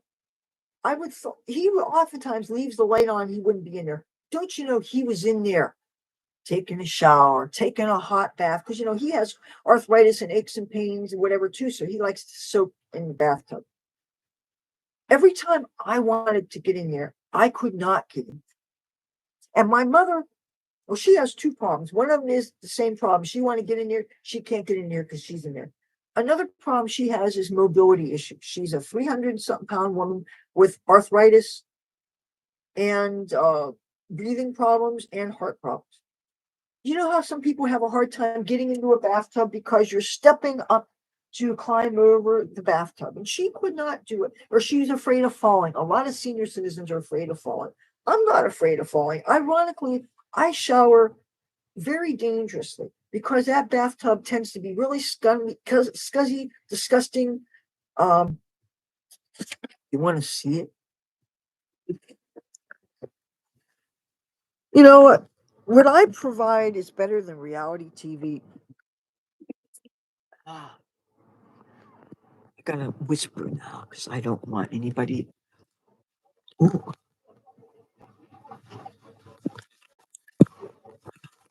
I was gonna. Too late. Oh well. I was gonna show you the thing. Well, anyway, for another time. Anyway, things are really weird around here. So, anyway, yeah, that was awkward. I was just gonna go down there and he came in and I didn't know he was here. Anyway, it's a mess. So in order for me to take a shower, I have to actually stand on an invalid stool so I don't have to put my feet on the bottom of the bathtub. And then that keeps my feet clean and then I shower. And then I step onto another stool that's on the bathroom floor. And that's how I get in the shower. But it's just a matter of getting in there when you can get in there. And that just really sucks. And so my mother gets in there less than I do, and she has to take bird baths down the hall here in the little bath. And I think that is really um unfair. You know, I'm gonna turn the fan off. So yeah, so anyway, that's why I have to be careful when I'm bleaching my hair that I make sure that I only do it when I know I'm going to be able to get in the shower to rinse my bleach out. So I will do that, like especially when I know that he's going to be gone all day or gone all week, so that I could do what I need to do. And also, when filming, it's stressful when if I feel I have to monitor what's going on, so I know I can run in the shower or whatever. I have to know what's going on, and when something is all the way down the end of the hall, I can't, you know. So anyway, this is what I'm dealing with, and also the stress of being a caregiver when somebody's older and they're tired and they can't reach to do things, and I'm doing all kinds of stuff to help her around the house. And I do all the hand laundry because laundromats are so expensive. They're literally $10, $11 for a load of laundry. When I would go to laundromats when I lived in Los Angeles, you won't believe this, I paid between 75 cents and $1.25 to wash a load. And the drying was a quarter or 50 cents, depending on how long you had your clothes in for. And most of my clothes I didn't bother drying because I let them drip dry. They last a lot longer when you do that. And sometimes I would go take him to a friend's house where her boyfriend that she lived with was a maintenance man for the apartment building, so they got to use the facilities for free, and they even had soap. All I had to do was show up with my laundry and I would get my stuff done for free. When I came out here and I saw how expensive laundromats were, ridiculous, like quadruple in price. And one time we had an apartment that had a washer and dryer in it, but for the most part you never do. And I'm not going to spend money I can't afford doing laundry. So I do it all by hand. And when you're doing laundry and you're squeezing things in and wringing things out, that's going to contribute to arthritis and aches and pains. So I'm basically hurting my body, taking care of her, running this house. Meanwhile, she's too tired to wash dishes, and dishes are piling up. And again, we don't have a dishwasher. They're done by hand. And anyway, this is very stressful. And meanwhile, I feel like I've used the best years of my life that I could have been doing things out there. Like, for instance, another reason why I didn't get to have a child if I wanted to. All those years I was here after 9/11, I wasn't able to be in an area where I could have met somebody that maybe I could have fallen in love with and maybe would have made me want to have a child. And so now that's would not be a possibility. And I wouldn't consider adopting because I would want it to be my genetics or not at all. And plus, now I'm thinking another thing I always thought of when I was younger is because I had such a drug history. What if that did some DNA damage? What if I would give birth to a child that either had a terrible birth defect that they died, or maybe they had a real serious special needs or something, which is not only expensive to raise somebody with special needs, but it's expensive. Involves a lot of patience, it involves a lot of educating, it involves getting a whole lot of resources, and it involves hopefully having a support network of a family and a partner and different things. Uh, you know, thank you for defending me about Amir thing. People sometimes don't hear you when you try to say, "Come on," when you say your reasons why you don't want to do something. It's don't people shouldn't press it. So thank you. But yeah, so uh yeah, you know what? I probably should let this stop this for a while. I really need to rest, maybe eat something. But thank you guys for watching. Can you believe this is over 5 hours now? 5 hours, 6 minutes, and 30 seconds and counting. It's snowing, and I still don't see snow. Wait a minute. Did my mother say something? Did you say something? We didn't get snow yet.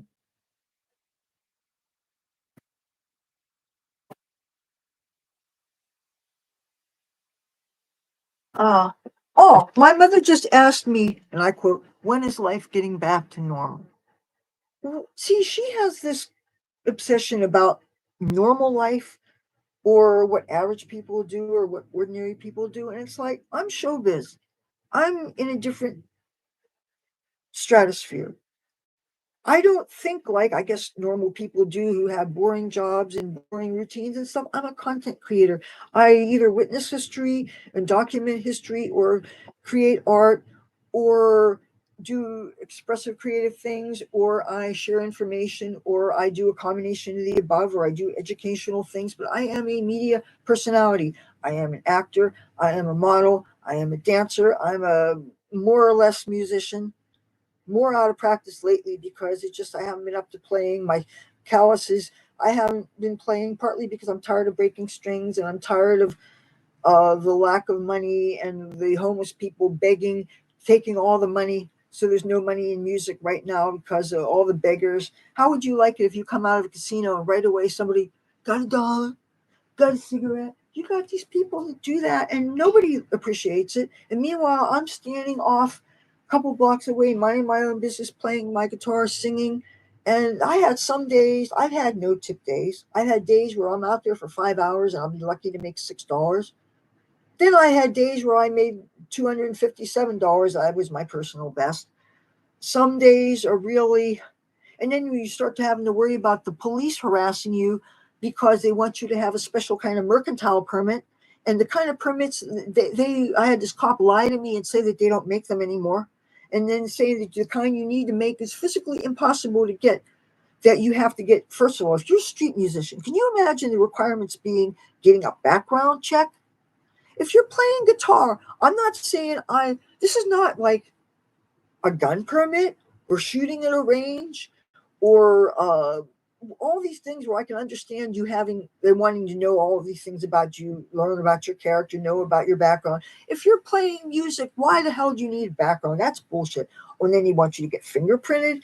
Then you have to have all these different kind of IDs, and then you have to uh, get a special insurance to indemnify the city, like $100,000 worth of insurance, and that pays however you have to pay for before they even give you your permit. The whole procedure may cost you more than you stand to make.